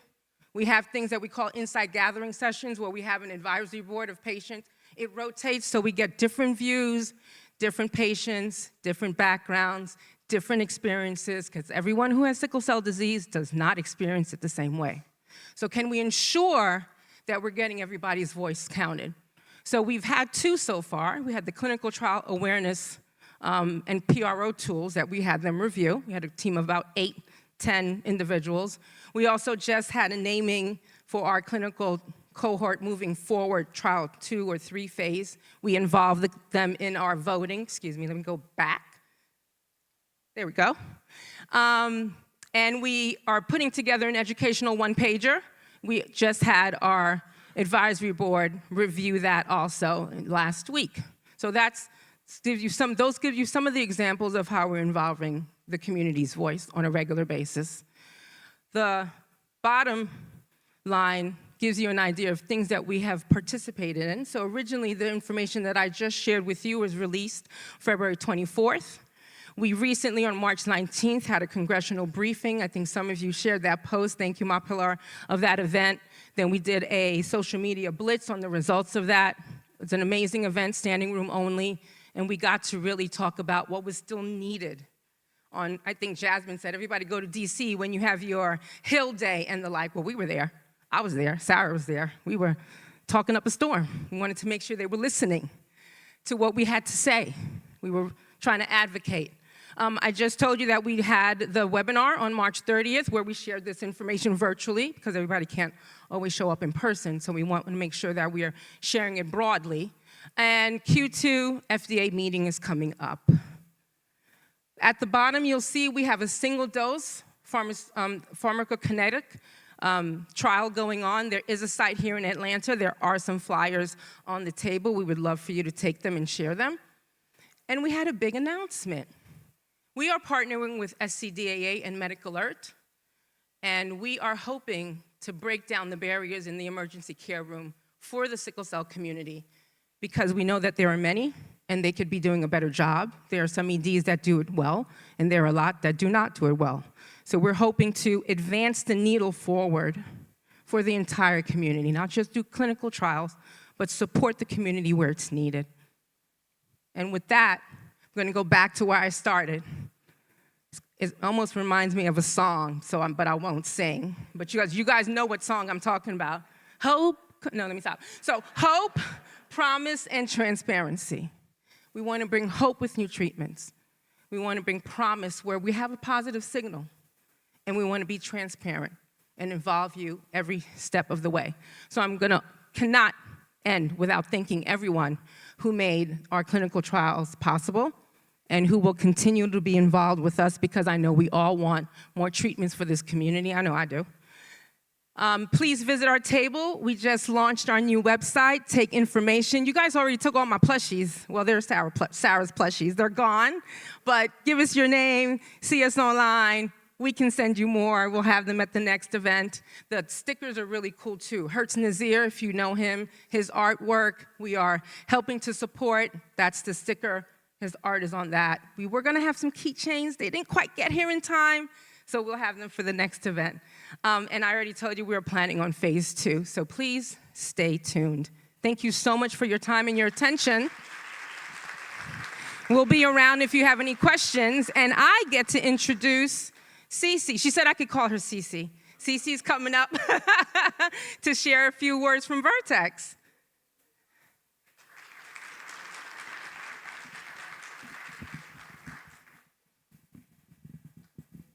You want it in the stand or you want to hold it? Oh, I like you. I like to be a moving target. Here you go. Thank you so much. Oh, she took my joy away. I wanted to run down the aisles like The Price is Right. Remember Bob Barker? Like, yeah. And she's like, you got to come down here. So thank you so much. Good afternoon, everyone. My name is Carlette Bahath, but everyone calls me Cece, and I'm one of the patient educators with Vertex Pharmaceuticals. And so we are so happy. And I say we because I have a few of my counterparts, my partners back there, wave ladies, who are here. We are so happy and excited to be here. Vertex is really, really committed to the sickle cell disease community, hence why I am here today. As a Vertex patient educator, one of my roles is to be up front and center in the sickle cell disease community. We help to bring awareness, but we also act as that live educational resource for patients. And so this is not the only capacity where I'm out in the community sharing information, educating, and also giving patients tools to be able to go to their healthcare providers and have those meaningful conversations. Also, with that being said, I'd like to thank Lady M. She don't know I call her that, but that is a fancy lady there. So Lady M, wherever you are, thank you for having us. Thank your foundation and your team for having us. And we look forward to continuing to support you, your efforts, and the sickle cell disease community. Thank you so much. I get the pleasure to introduce Dr. Ann Haidt, who is a pediatric hematologist, oncologist, and I believe one of our healthcare providers spoke about bone marrow transplant program at Children's Healthcare in Atlanta. Please tell me I'm right. So Dr. Haidt, it's on you now. Thank you.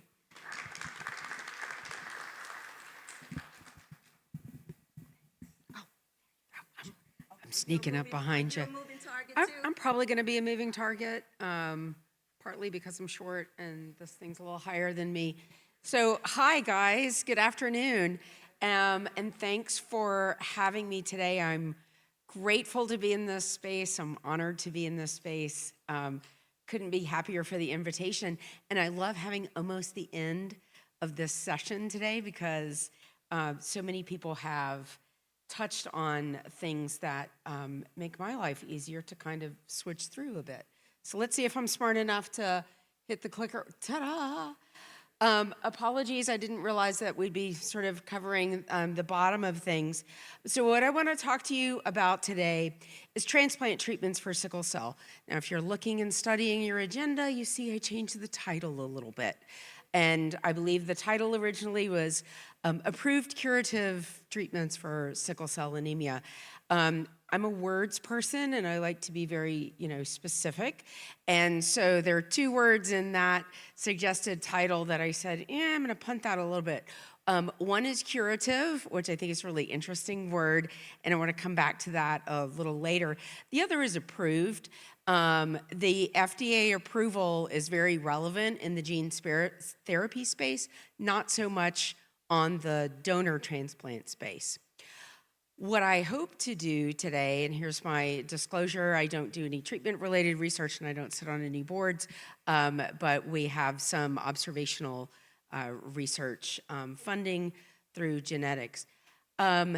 Today, I want to not give you a bunch of data. We're post-lunch. It's the afternoon. We've been sitting down a long time. I want to get everybody in a good position to take in the next information that's coming down the pipeline. One of the themes that I think about in a talk like today's, and all the talks today, is these things are true right now. On April the, 18th, 2026, things are changing. That's great. That is true in a variety of the talks today. It's definitely true in the transplant and gene therapy world. So just because today there's a specific age that something's approved for, just know that will change. So it's very exciting. It makes life complicated. It makes it difficult to navigate through all the various options. I'll take that as a happy problem. So I'll breeze through a little of some background that others have touched on. One is the survival for sickle cell anemia has made some moves, but not far enough. And this speaks to why are we interested in transplant treatments and disease-modifying therapies, all the treatments and ways that we can improve sickle cell anemia. So we are still stuck in a median survival that is not acceptable. And so we need to move forward. We've made some great gains. I love this. Let's see if I can find the pointer here. No. Whoa. That was cool. I hadn't seen that today. And that is not cool. Okay, forget the pointer. But you guys see this little hump back here with the dotted lines that represents kind of where ages at death were by age group in a 1979 publication. I hope that many of you in this room can answer what happened there. That was collaboration, research, and changes in treatment that let us essentially erase that bump of a lot of young kids that died of pneumococcal sepsis by bringing in prophylactic penicillin after introduction of newborn screening, fairly universally, and then later with pneumococcal vaccines. But that's not what we're talking about today. So we'd like to move the needle, make advances in survival, but the reality is most of the families, really all of the families that come and meet with me every day are not coming and saying, I want my child to live longer. They're saying, I want my child to live and live fully and live better and live the way their peers are. And that's really about quality of life, not just quantity of life. So know that in the transplant world, we take that very seriously. We position ourselves as the far end in transplant treatments after others that have been hit on today. Throw a little bit of terminology to you. One is the two major types of transplant treatments we're talking about are autologous transplant. Auto means self, you're using your own cells, that's for gene therapy. Allogeneic transplant, allo referring to other, using a donor, either from a matched sib or an alternative donor. That gives us potential cures, but it has some very different risks. What you may not be able to see along the bottom, I think, is an important concept, which is none of these options are exclusive to each other. I love hearing rah-rah hydroxyurea, gold standard. If you can take it, let's take it. I meet many families who say, oh, I don't think we want to do hydroxyurea. We want to do transplant. Like, I am choosing from these two options on the menu. And we're big ones for saying be as healthy as you can in body and mind. Both are incredibly important. So just because you're doing hydroxyurea doesn't mean transplant's not an option for you. So if that's been a point of confusion, note that's not the case. We want our patients taking hydroxyurea and taking other measures to keep themselves as healthy as possible prior to coming to a transplant treatment. One magical cell, here's the thing that wasn't the title of today's talk, that was the title last month to healthcare providers, which is hematopoietic stem cell therapy for sickle cell anemia. Because hematopoietic is a big and boring and hard to spell world.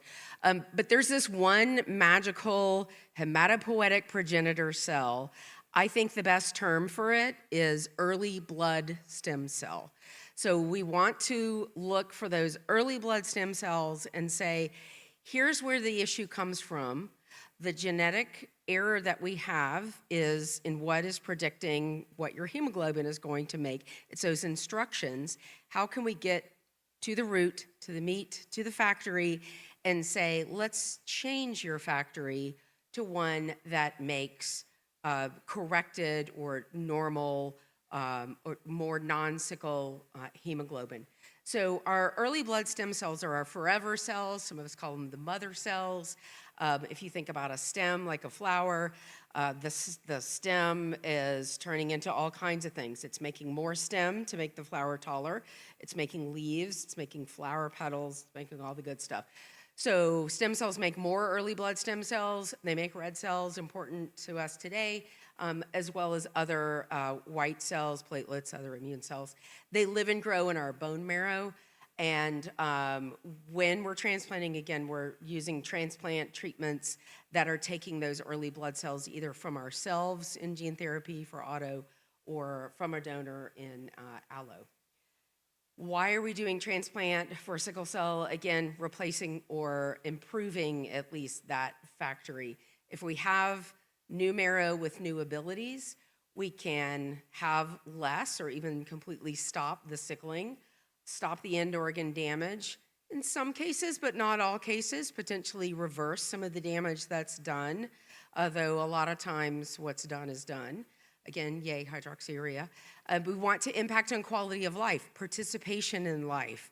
It's amazing what kids can do when they can go to school every day and not be out for hospital stays and pain crises. Maybe we'll prolong lifespans. We don't know that yet, and it would be false to tell you that. Our oldest transplanted sickle cell patients are really in their 40s, and so we're not quite there yet to be able to give you that data. So all that sounds amazing. How about everybody get a transplant? I love this little painting one of my former patients made for me. You saw this slide earlier in Dr. Fasano's talk, and the reason why it's not for everybody is because it's complicated. Boy, I love this auditorium. You can actually really read what's on here in a typical presenting space. It's this tiny little thing. What this slide is really speaking to is this is not, do I want to transplant? Yes, no, move forward or don't move forward. The options are complicated.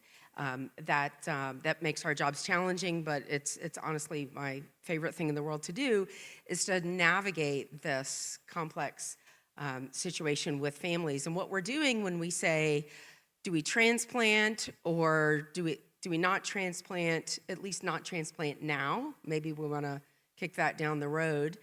We're looking at a variety of factors. Age, what are our donor options? What are our concerns and our risk tolerance for long-term side effects?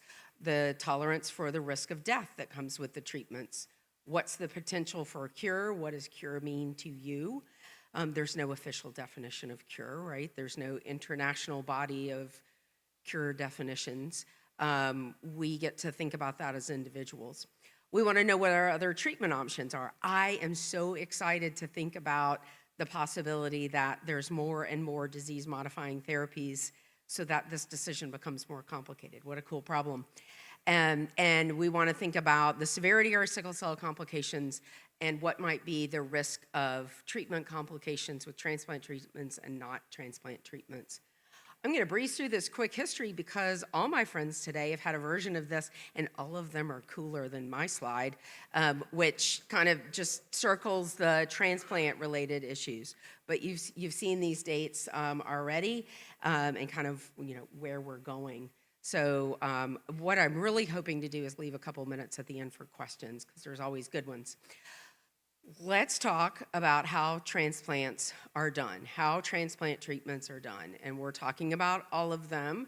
For sickle cell, we're talking about gene therapy, we're talking about allo or donor transplant. We first start with, okay, if we want to correct or replace that marrow factory, who's going to be the donor? Who can we take it from? And so this first column over here is who's the person. We look at HLA matching. I'll show you a little slide, but I won't quiz you about HLA matching. We can look at fully HLA matched relatives. So somebody that's in my family that has the same HLA genes that I do. I have one full sibling, so he and I have a 1 in 4 chance of being HLA identical. We can have a partially matched relative. So my mom and my dad are both going to be half matched to me because they give me half of their genetic information. Outside of my family, I can look at the National Marrow Donor Program, or be the match, for an unrelated donor. And they might be fully HLA identical. They might be partially matched, or glass half empty, glass half full, partially mismatched. We tend to say different things in the field. And then we might use ourself, the autologous or gene therapy approach. So first is the person, and then on the other side of the slide is where am I taking it from? Most commonly when we're doing early blood stem cell transplants in kids for all the things we do it for, cancers, blood disorders, immune disorders, we're taking it from the bone marrow.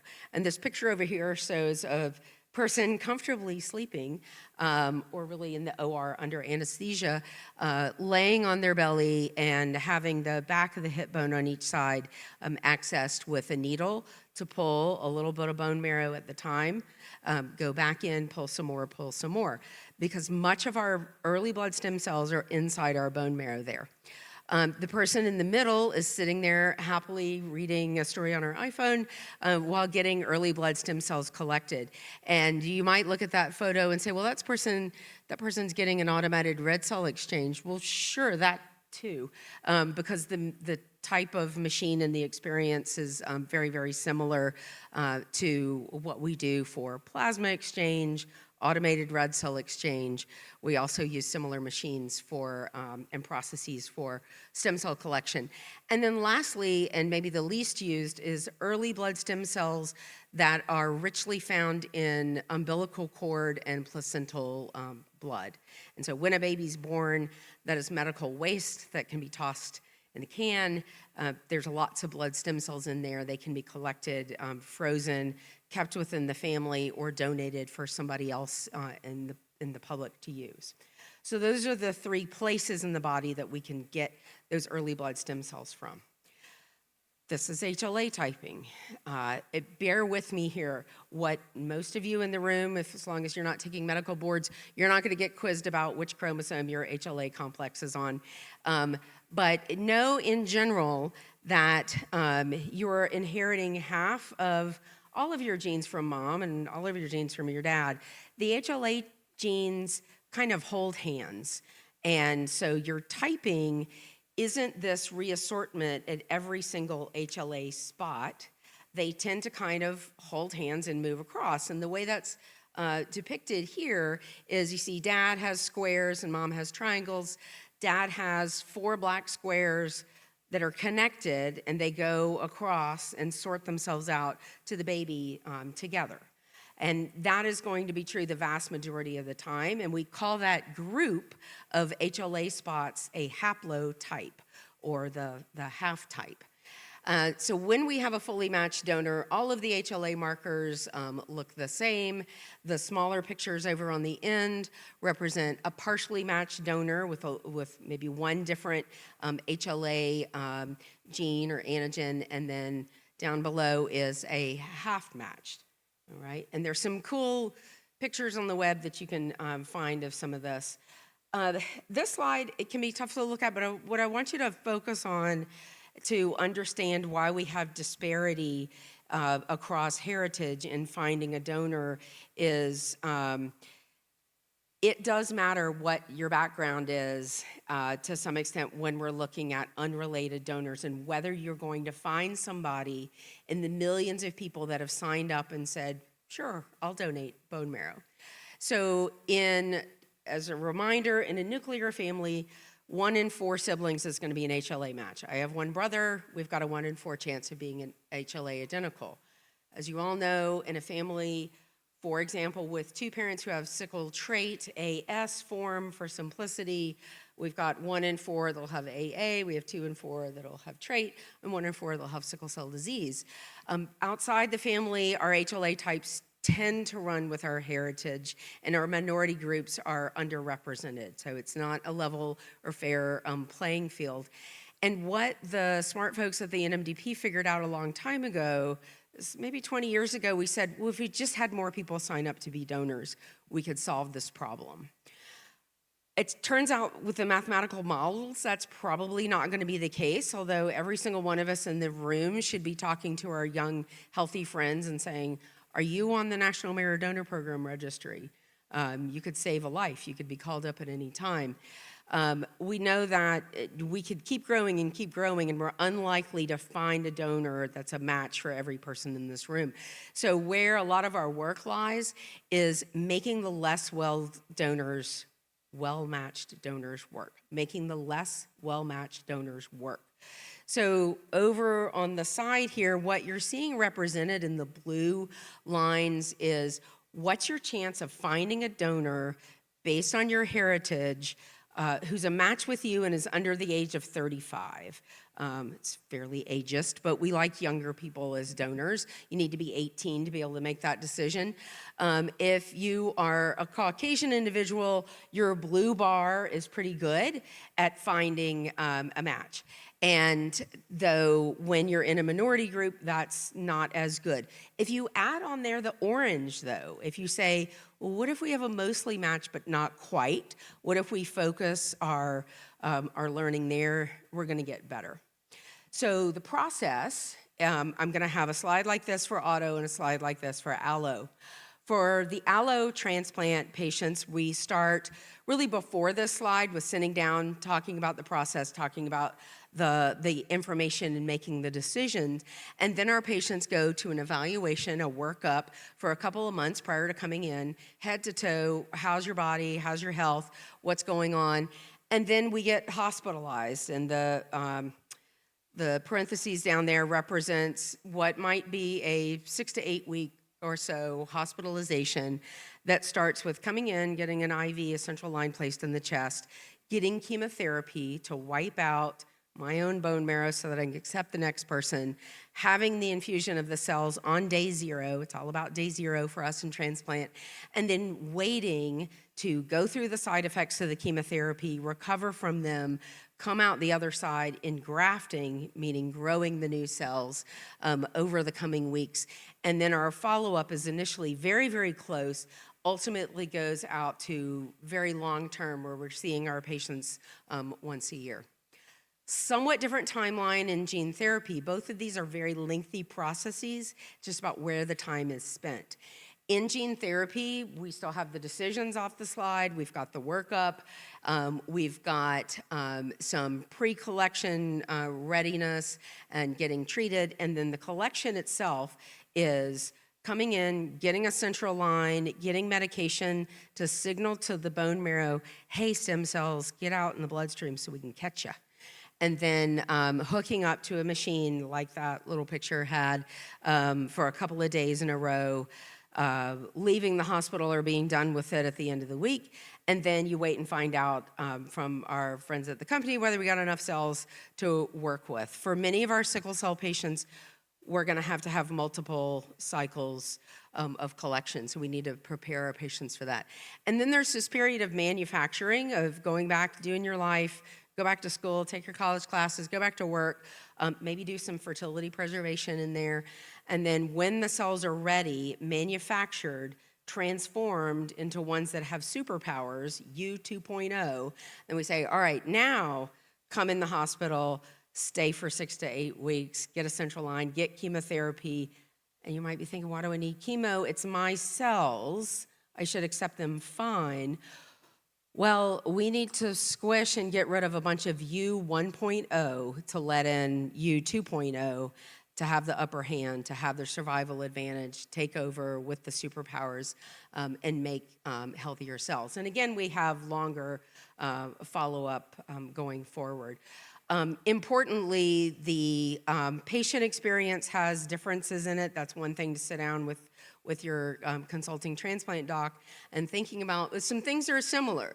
Both are very expensive. I call gene therapy crazy expensive because the cost is so very high, even for just the product. How long we've been doing this is very different between the two, which means how many people have been through it, how much experience we have, what we know is very different. Both of them are going to need a preparative regimen, usually chemotherapy. Medication burden can look very different. We know that taking medications and taking a long list of them is not really easy for everybody. So there's some very big differences between those two. The recovery and the getting back to real life is longer on the donor transplant side than on the gene therapy side, and that's important. And then again, who's the donor? For both of them, though, there are a lot of major complexities and considerations. And one thing that I'll highlight again is this is tough stuff. We want our patients coming in the best physical and mental health humanly possible. So this is an all hands on deck, let's be well, and let's be able to get sicker, get more complicated, go through more discomfort and distress before we get out the other side. One very important point of confusion, most people have heard the chemotherapy we use has a high risk of infertility. That's very true. What's not talked about as much, but it's really, really important, is to know that when we're doing these transplant treatments, we're changing the blood. The blood is all important. We're not changing any of the genes in anywhere else in the body. So pluck a hair, take a skin sample, take an egg, take a sperm. Those are all going to have the original genetic information from the patient. So reproductive genetics do not change. If you're going to pass on S now, you're going to pass on S after transplant, and that's something that we want to unpack. In terms of what's available right now, and again, this is today in 2026 in April, on both sides of the spectrum, the donor transplant and gene therapy, we've got our standard of care, or at least our FDA-approved therapies for donor transplant and gene therapy. We will take young kids who, irrespective of severity, if they've got an HLA-matched brother or sister, your chances for a very good outcome are very good. And so we'll usually say that's fine to go forward as standard of care. When you're getting older, your donor's getting older, and your risks are escalating, we want to talk about more severe disease. When we don't have a fully matched brother or sister, but we want a donor transplant, we need to look at clinical trials, and this slide kind of highlights what we have available at Children's. On the gene therapy side of things right now, our two FDA-approved products from our friends supporting this event today are for sickle cell patients with vaso-occlusive events who are above the age of 12. Pretty straightforward. And we don't really have experience yet with serious blood vessel disease in the brain, so more to come. Our on-study patients have been at Children's. We've treated 9 patients, seem to be 10 on a variety of clinical trials. There will be more. Gene therapy is not one single thing. There's a variety of methods, but at the end of the day, your take home is, what's gene therapy doing? It's raising my percentage of non-sickle hemoglobin. And if you can just take it from there, we can get into the science of what each of those things is doing. Generally, what we're doing is, again, taking the cells out of the body, those early blood stem cells, gene modifying them in some way to give them superpowers, whatever the specific superpower is, so that we increase our non-sickle hemoglobin. We therefore decrease our sickle hemoglobin. We should decrease our sickling, and there we go. I won't get into the strategies, but I will emphasize that both companies, I think, have really some impressive patient-facing materials. Go on the web, say, yes, put me on your list, and connect me to your information, send me your stuff, show me your websites. They're both very good. It feels like an alphabet soup right now because names are about enough in medicine and words are about enough in medicine. But we've got 2 FDA-approved products. One is a gene addition, one is a gene editing. They're 2 different companies. One of the companies changed its name just to get us a little more confused. On one side, we've got 2 different brand names depending on the indication. So remember, we're fixing hemoglobin. That works for sickle cell, also works for transfusion-dependent thalassemia major. And the FDA approval came for that earlier. So we have a bit more experience there. I will say remaining challenges are that our survival in donor transplant, which is what this side represents, is great. But it's not good enough, because if this slide has got some dips, it means for the top one, not everybody is surviving. The second line, the burgundy line, not everybody is surviving without sickle cell. And then the blue line, not everybody is surviving without graft versus host disease, which we hate. I like to say in transplant, I am greedy as all get out. I want to cure sickle cell anemia, and I want it without new complications that you don't already have. Graft versus host disease is a major one. We have availability challenges, and since I'm out of time, I'll kind of skip through these. We've got unwanted effects. We have dreams. The dreams are do all this without chemo and without unwanted side effects, and then make this available to everybody, irrespective of where you live in the world, what amount of money you have, what your family's sort of psychosocial capacity is, and those are some of our challenges there. I'll leave you with a word about cure. So I mentioned at the beginning that I don't immediately love the title curative therapies. And the reason is my personal definition of cure is fixing your hemoglobin so that you're making all non-sickle hemoglobin. So that applies to donor transplant. It doesn't apply to gene therapy. But it doesn't matter what I think. There are people in this room who themselves or their loved ones have been through gene therapy treatments and will say, I had a cure, or I don't feel cured, and here's why. I think when a family walks in and says, is this treatment a cure? I do my favorite, which is turn your question back at you with a question, which is, let's talk about what do you mean by cure? And then we dive into that, and then we look at each individual feature there and say, what do you mean by that? My favorite thing in the world is the Sickle Clinic, where our patients have been through these treatments, and I'm happy to answer any questions about that. And I know I've hit time based on my friendly signs in the back, but I'll say again, I'm really grateful to be speaking to you guys today and look forward to continued partnerships. As I finish up, I'll introduce my next friend, which is Carly Newton, who will be leading our panel. Carly is a senior manager at Terumo, and if there's question time, I'm happy to take questions. If not, afterwards. Thanks, guys. Thank you. Thank you so much, Dr. Haight. And at this time, if I can have Ms. Carly Newton to the stage, along with Jimmy. Okay, now, Jimmy, I'm not even going to do that to your last name. So if we can have Jimmy come to the stage, and Dr. Nadira Upshaw, Miss Ashley Durden, if you all can take the stage Thank you so very much. We'll get right into our conversation.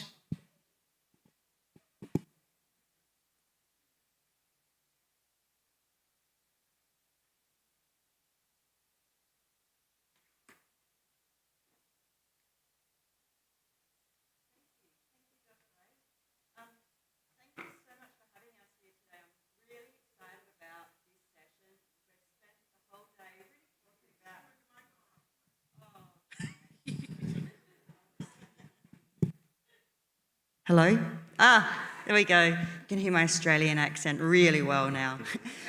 So yeah, like I said, I'm so honoured to be here today. What a great day, great segment to wrap up. We've heard about where we've been, where we're going, and we're going to sit here today and talk to these three people about they've been through the cure. What does life look like after that?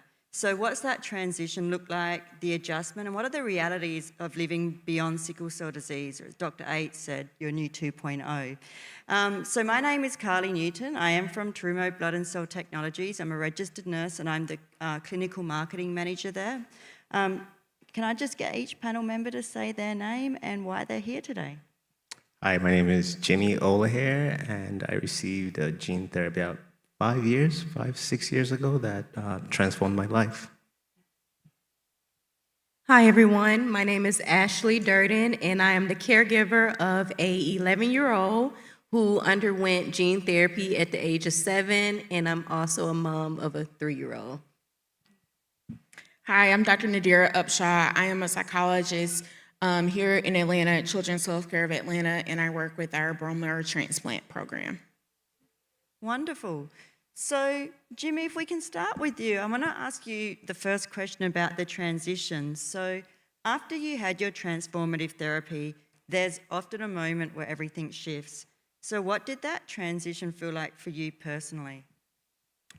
Before I answer that, I want to kind of continue the thread of, I think, what everyone said on here in regards to how sickle cell disease affects people quite differently.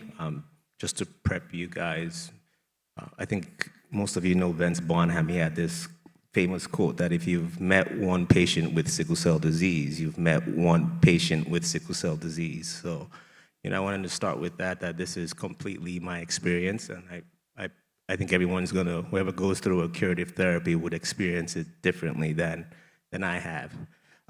So to answer the question, for me, there was actually no transition. I just, for living with sickle cell disease for 35 years and missing out, I had this inkling or this feeling of desperation to catch up. So as soon as I didn't feel pain anymore, like 2 weeks after my infusion, I just went and I did way too much, way too much. And, that wasn't a good thing, obviously. I think it's easier to actually have a transition. But because I was just so desperate to leave, to almost kind of catch up with the life I hadn't lived for 35 years, that I took on too much. And I'm now actually suffering from that, trying to take some things off my plate. You have caught up. Jimmy's conquered Kilimanjaro and he's going to run the London Marathon next week. So he's doing incredible work. He's overtaken me, yeah.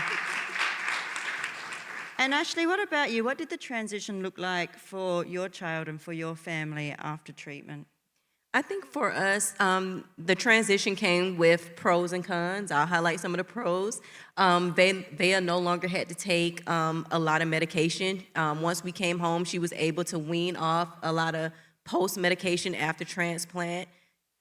She no longer had to take hydroxyurea. She no longer had to deal with a lot of side effects that came from taking narcotics, being tired, being sleepy. Medically, she was better. She had enough energy. She was running around. She was really excited about not having to take medication. I was excited about not having to go find her to give her the medication.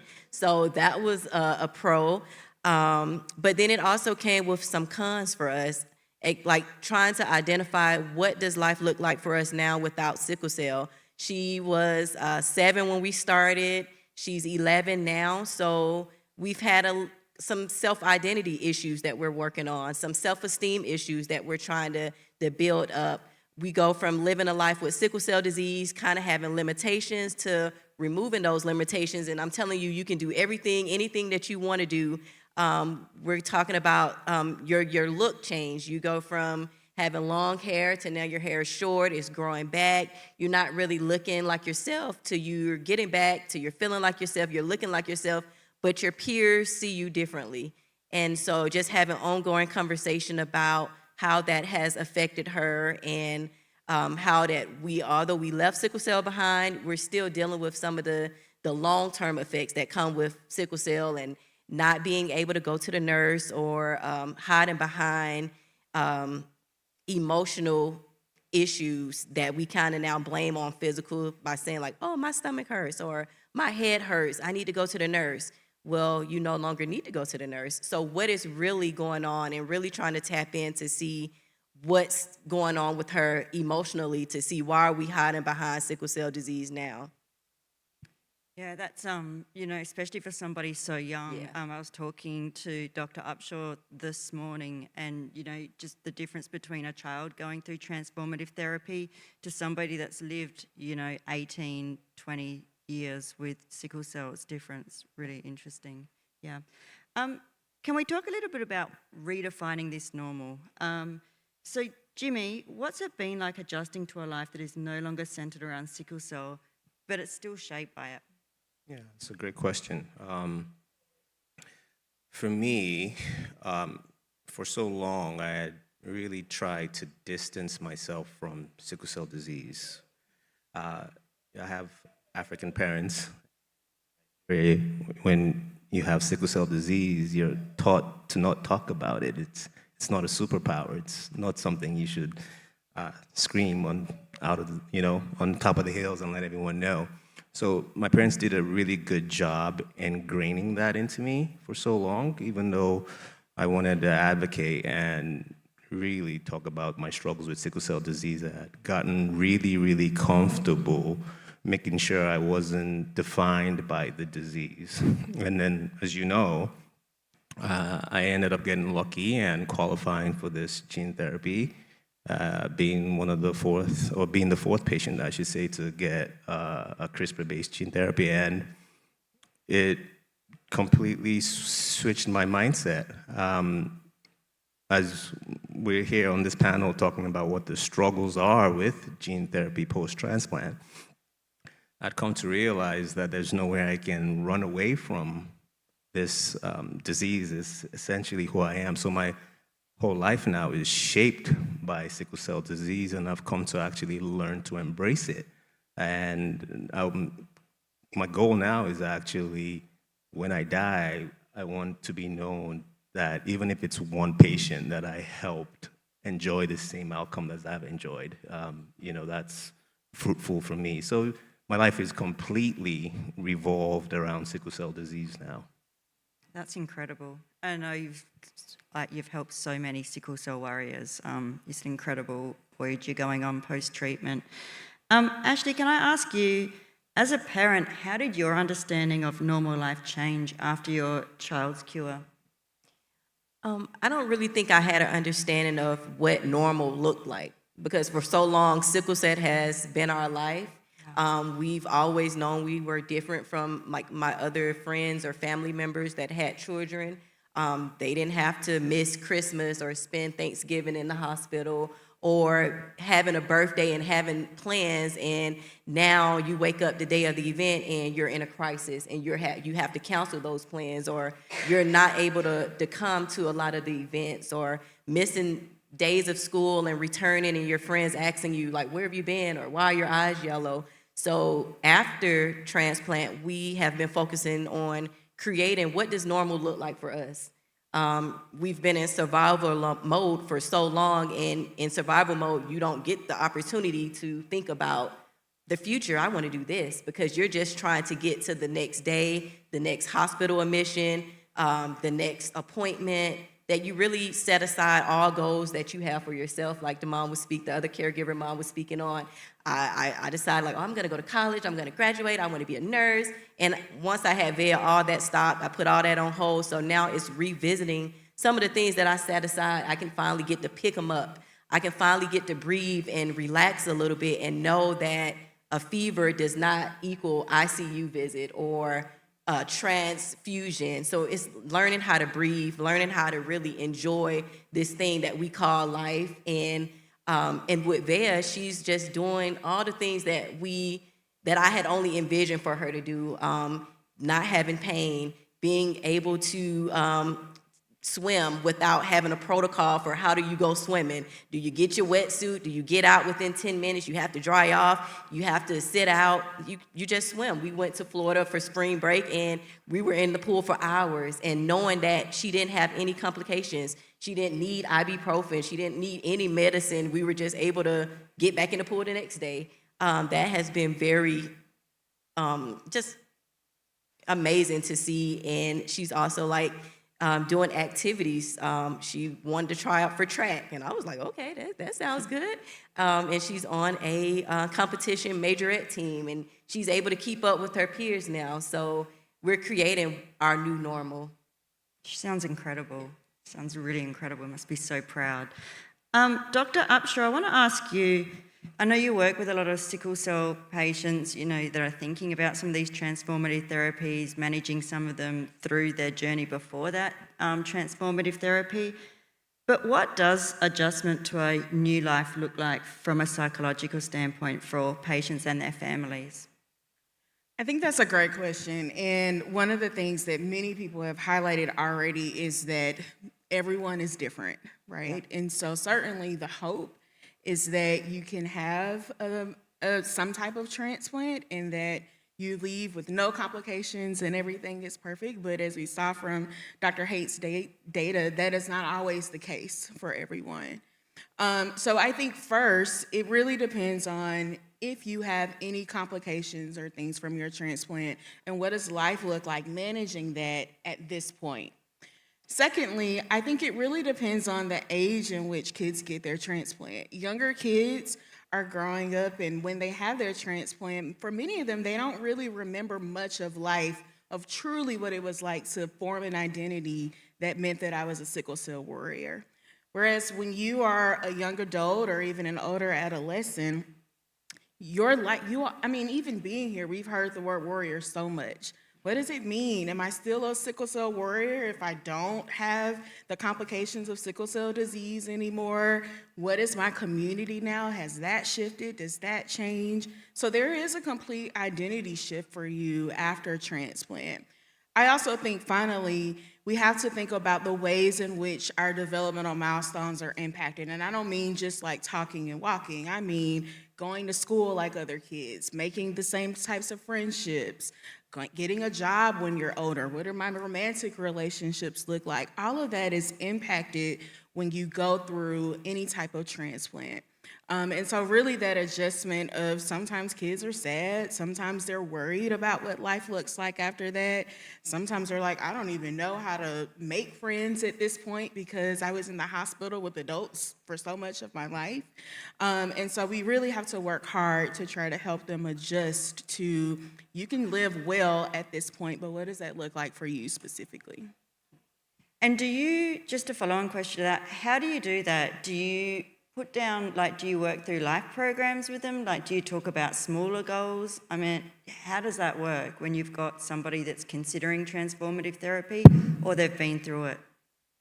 That's a good question. So as Dr. Haight said, we do a very robust evaluation before you come to transplant. And so one of the components of that, at least psychologically, is meeting with someone like myself as a psychologist to go through, one, all of your premorbid factors. Did you already have behavioral problems or depression or anxiety? Or how did you manage pain previously? Because all of that is going to impact your experience of transplant for sure and how things go afterwards. And I talk very clearly, what did you hear the physician tell you the risks were about transplant? And I want people to get really specific with me. And my last question that I always ask people is, with all that you know, do you feel like transplant is the right decision for you? And families always pause when I ask that question because they're like, well, of course, there's no other decision, but I always want people to leave feeling empowered that you always have a choice, because what you are signing up for, it will come with its challenges, and we hope that at the end it will be worth it for sure. But I want people to be really thoughtful about what it is that they are signing up for. It's incredible, just empowering people to make educated decisions about their life. It's incredible. Can we talk a little bit about some of the parts of this that sometimes people don't talk about? So Jimmy, can we start with you? Really, were there any unexpected changes in emotion or identity shifts that came with no longer living with sickle cell disease or living with sickle cell disease differently? Yeah, I definitely experienced an identity crisis right off the bat, which was unexpected. I consider myself pretty mentally tough living with sickle cell disease, but come to realize that I had all these coping mechanisms that I had built into my life to help survive the disease. One day we're all just useless. So for example, I used pain as a way to motivate myself. When I was in pain, I would use that to get things done. It was kind of like a chip on my shoulder. And one day I had no more pain and I couldn't get things done.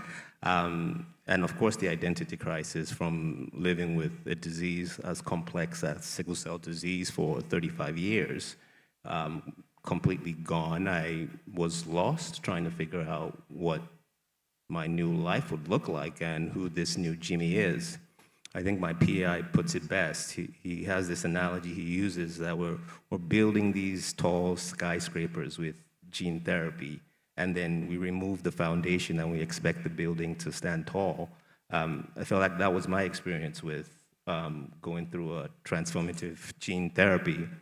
And at the time, there was no mental health support. There was no safety net post-transplant to help me deal with all these issues that I was facing. That it wasn't until I heard another patient that had gone through a gene therapy express similar concerns on similar issues that I felt comfortable speaking about the issues I was facing mentally. I also had a severe case of survivor's guilt because, like I said, I'm born here in the US, but I'm from Nigeria. I have cousins that are suffering from sickle cell disease right now, and I'm here walking without the disease. Oh, technically I still have the disease, of course, but living without the symptoms.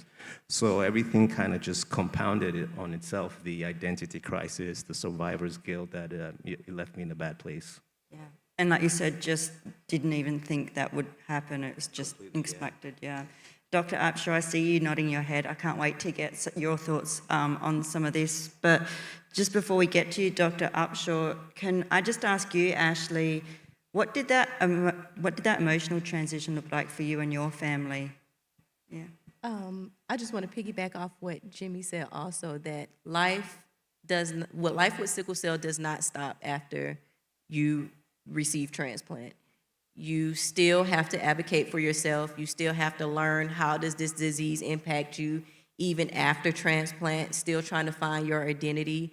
So it's still forever ongoing. I feel like it's just a different phase of the journey. So you'll always be collecting information. You'll always be advocating for yourself, learning your body, and that your body does keep score for the warrior and for the caregiver, meaning that usually around November, Vea would have a lot of complications with her sickle cell disease.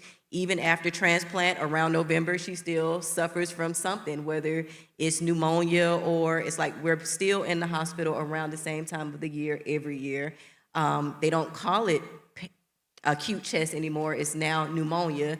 The recovery is much faster, but every year around the same time, we are back in the hospital. I say the body keeps count, even with myself. You never, as a caregiver, those moments of almost losing your child being very sick, you don't forget about those moments. I could be driving in my car, having a great day, and all of a sudden I'm in tears because I'm thinking about the time that Vea lung collapsed and she was in the ICU, and all those emotions kind of hit me, and it's like I'm reliving all those memories all over again, or when she was going through transplant and having some of the complications and she asked me, am I gonna die?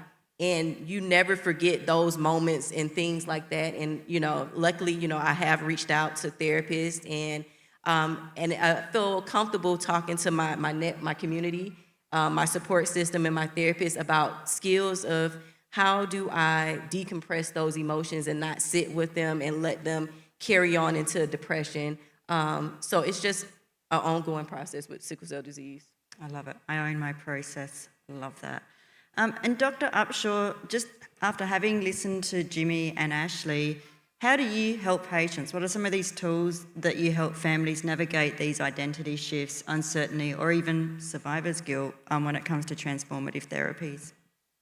I think one is all about normalizing it. I think, again, when you hear something that is even presented as curative, you think that, okay, my life is going to be totally normal, and it is not. It's just going to be different. And so normalizing a lot.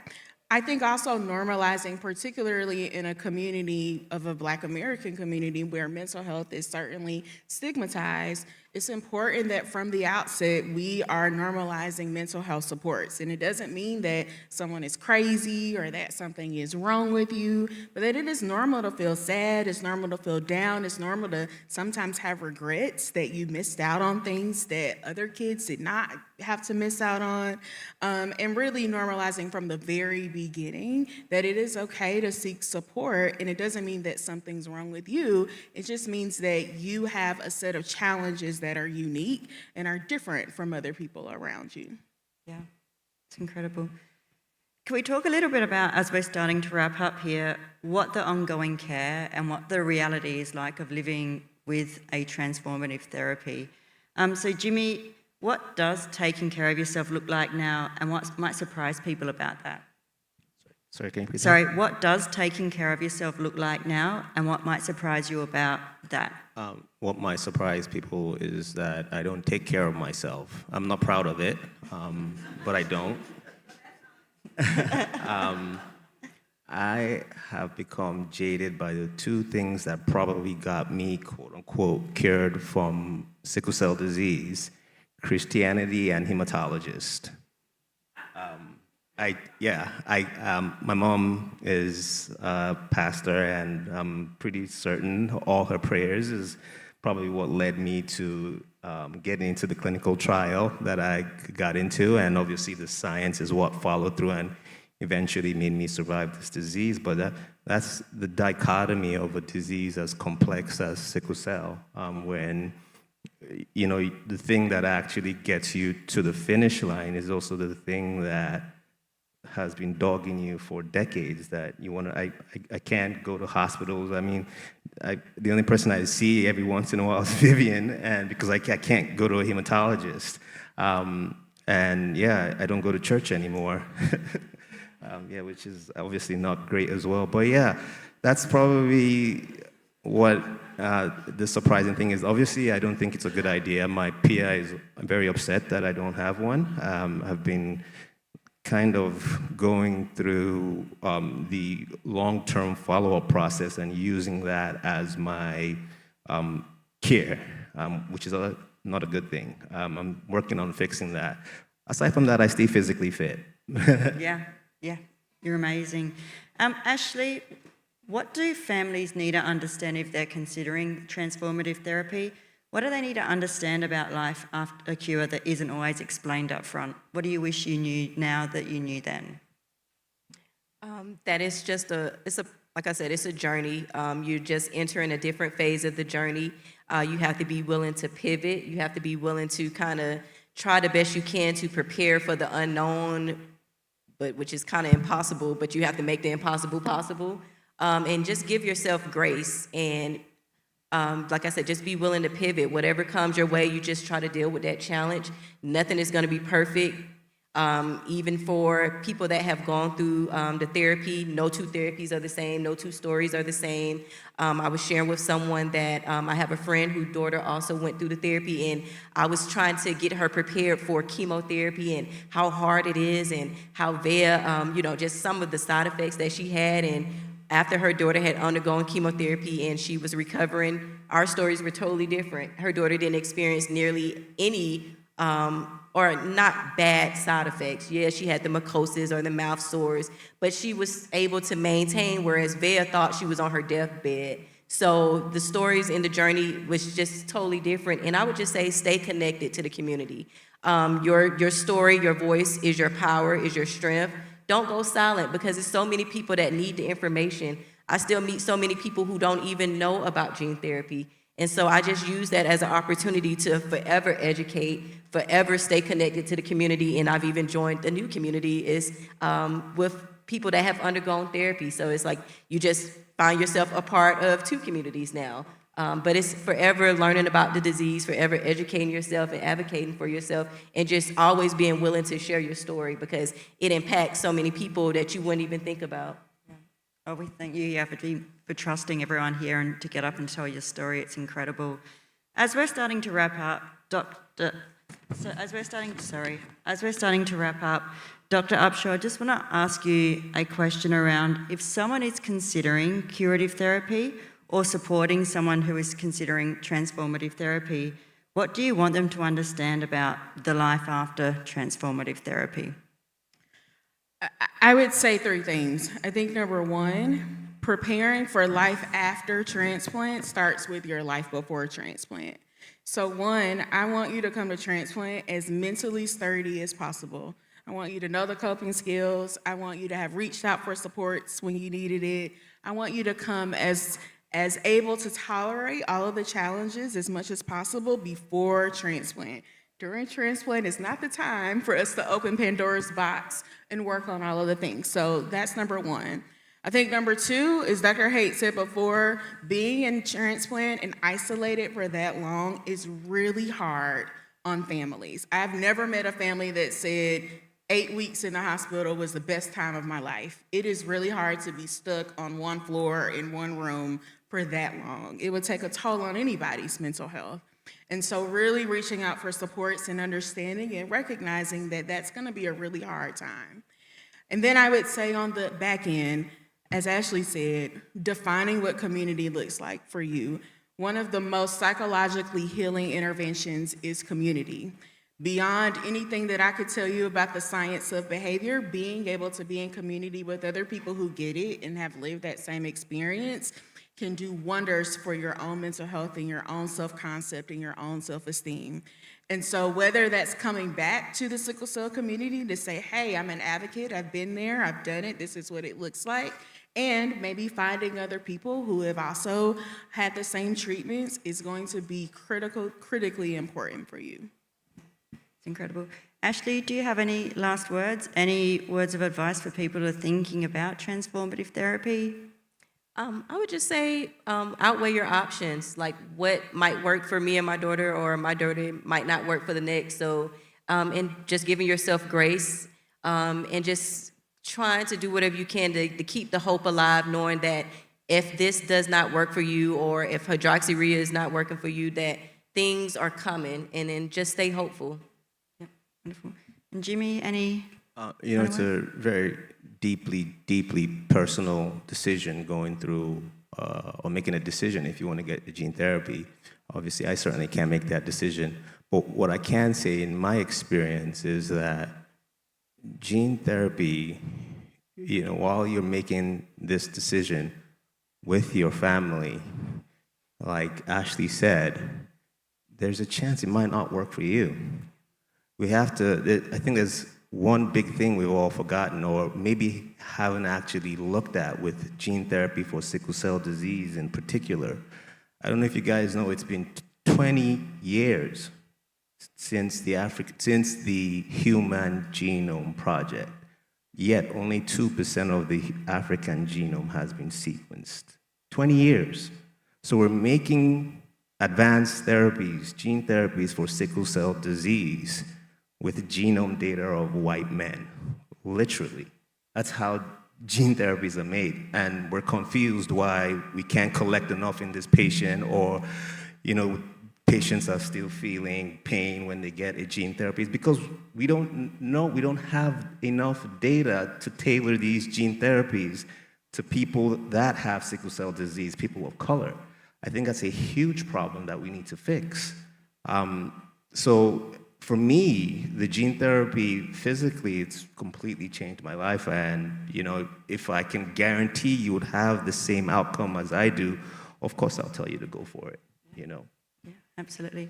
I think, you know, just find your community. Every journey is different, and just advocate for funding, for data, to be able to better track outcomes and to take those strides forward.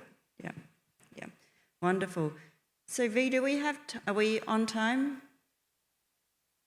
Actually completed time. Yeah, I yeah, thought so. We're out of time, but we wanted to hear some words from, of course, our wonderful CEO and founder, but we are at time today. Yeah. But thank you.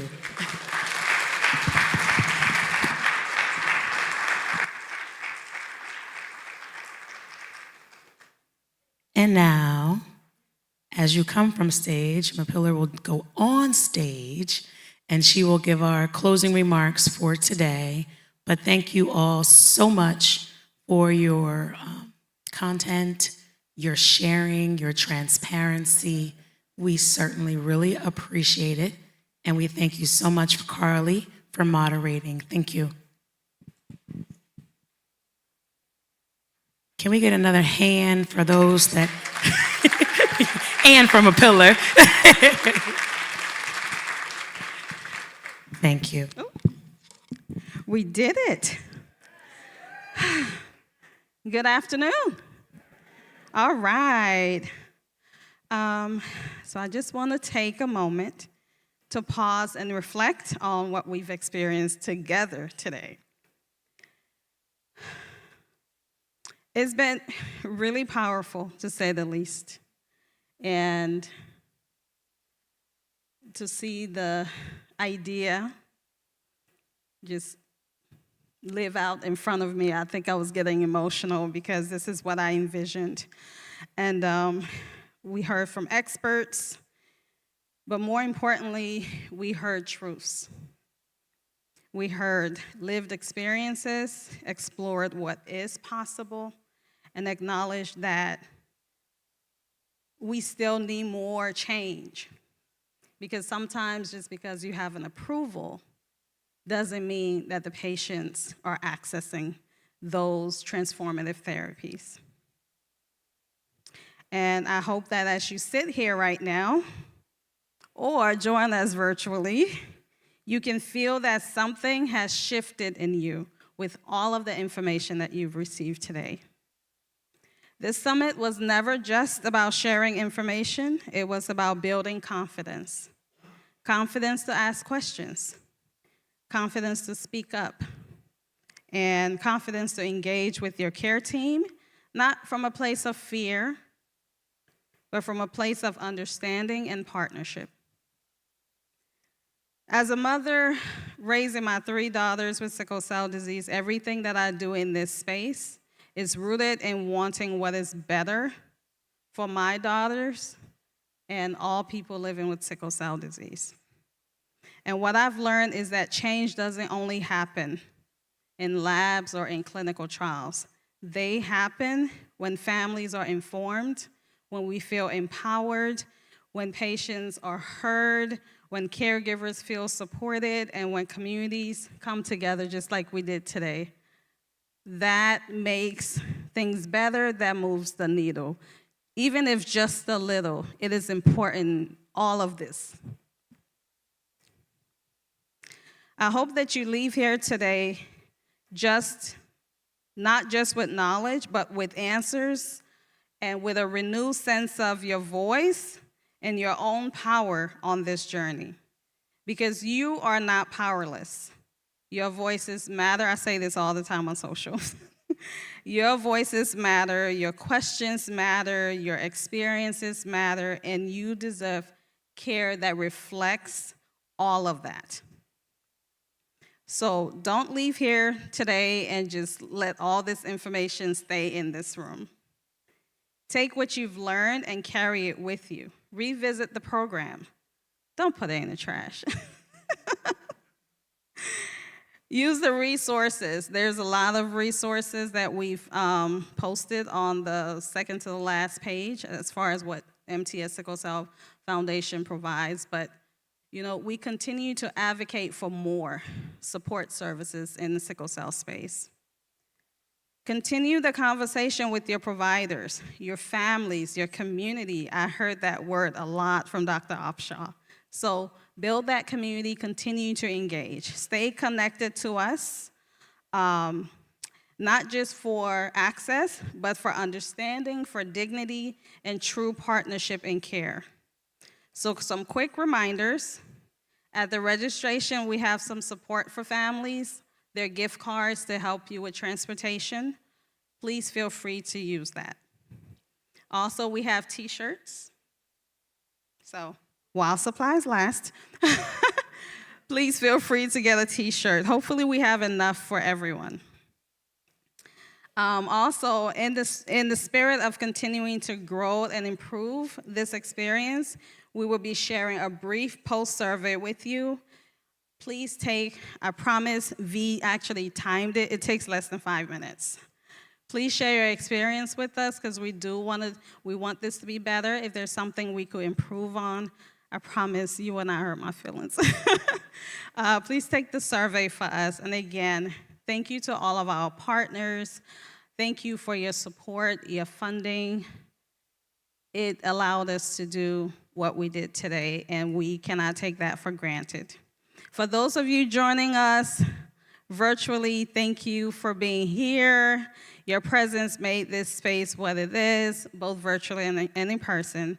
And finally, from the bottom of my heart, I appreciate every one of y'all being here, and safe travels, and I hope to see y'all back here, or maybe another venue is possible, next year for the 2027 Sickle Cell Disease Therapeutics Summit. Thank you.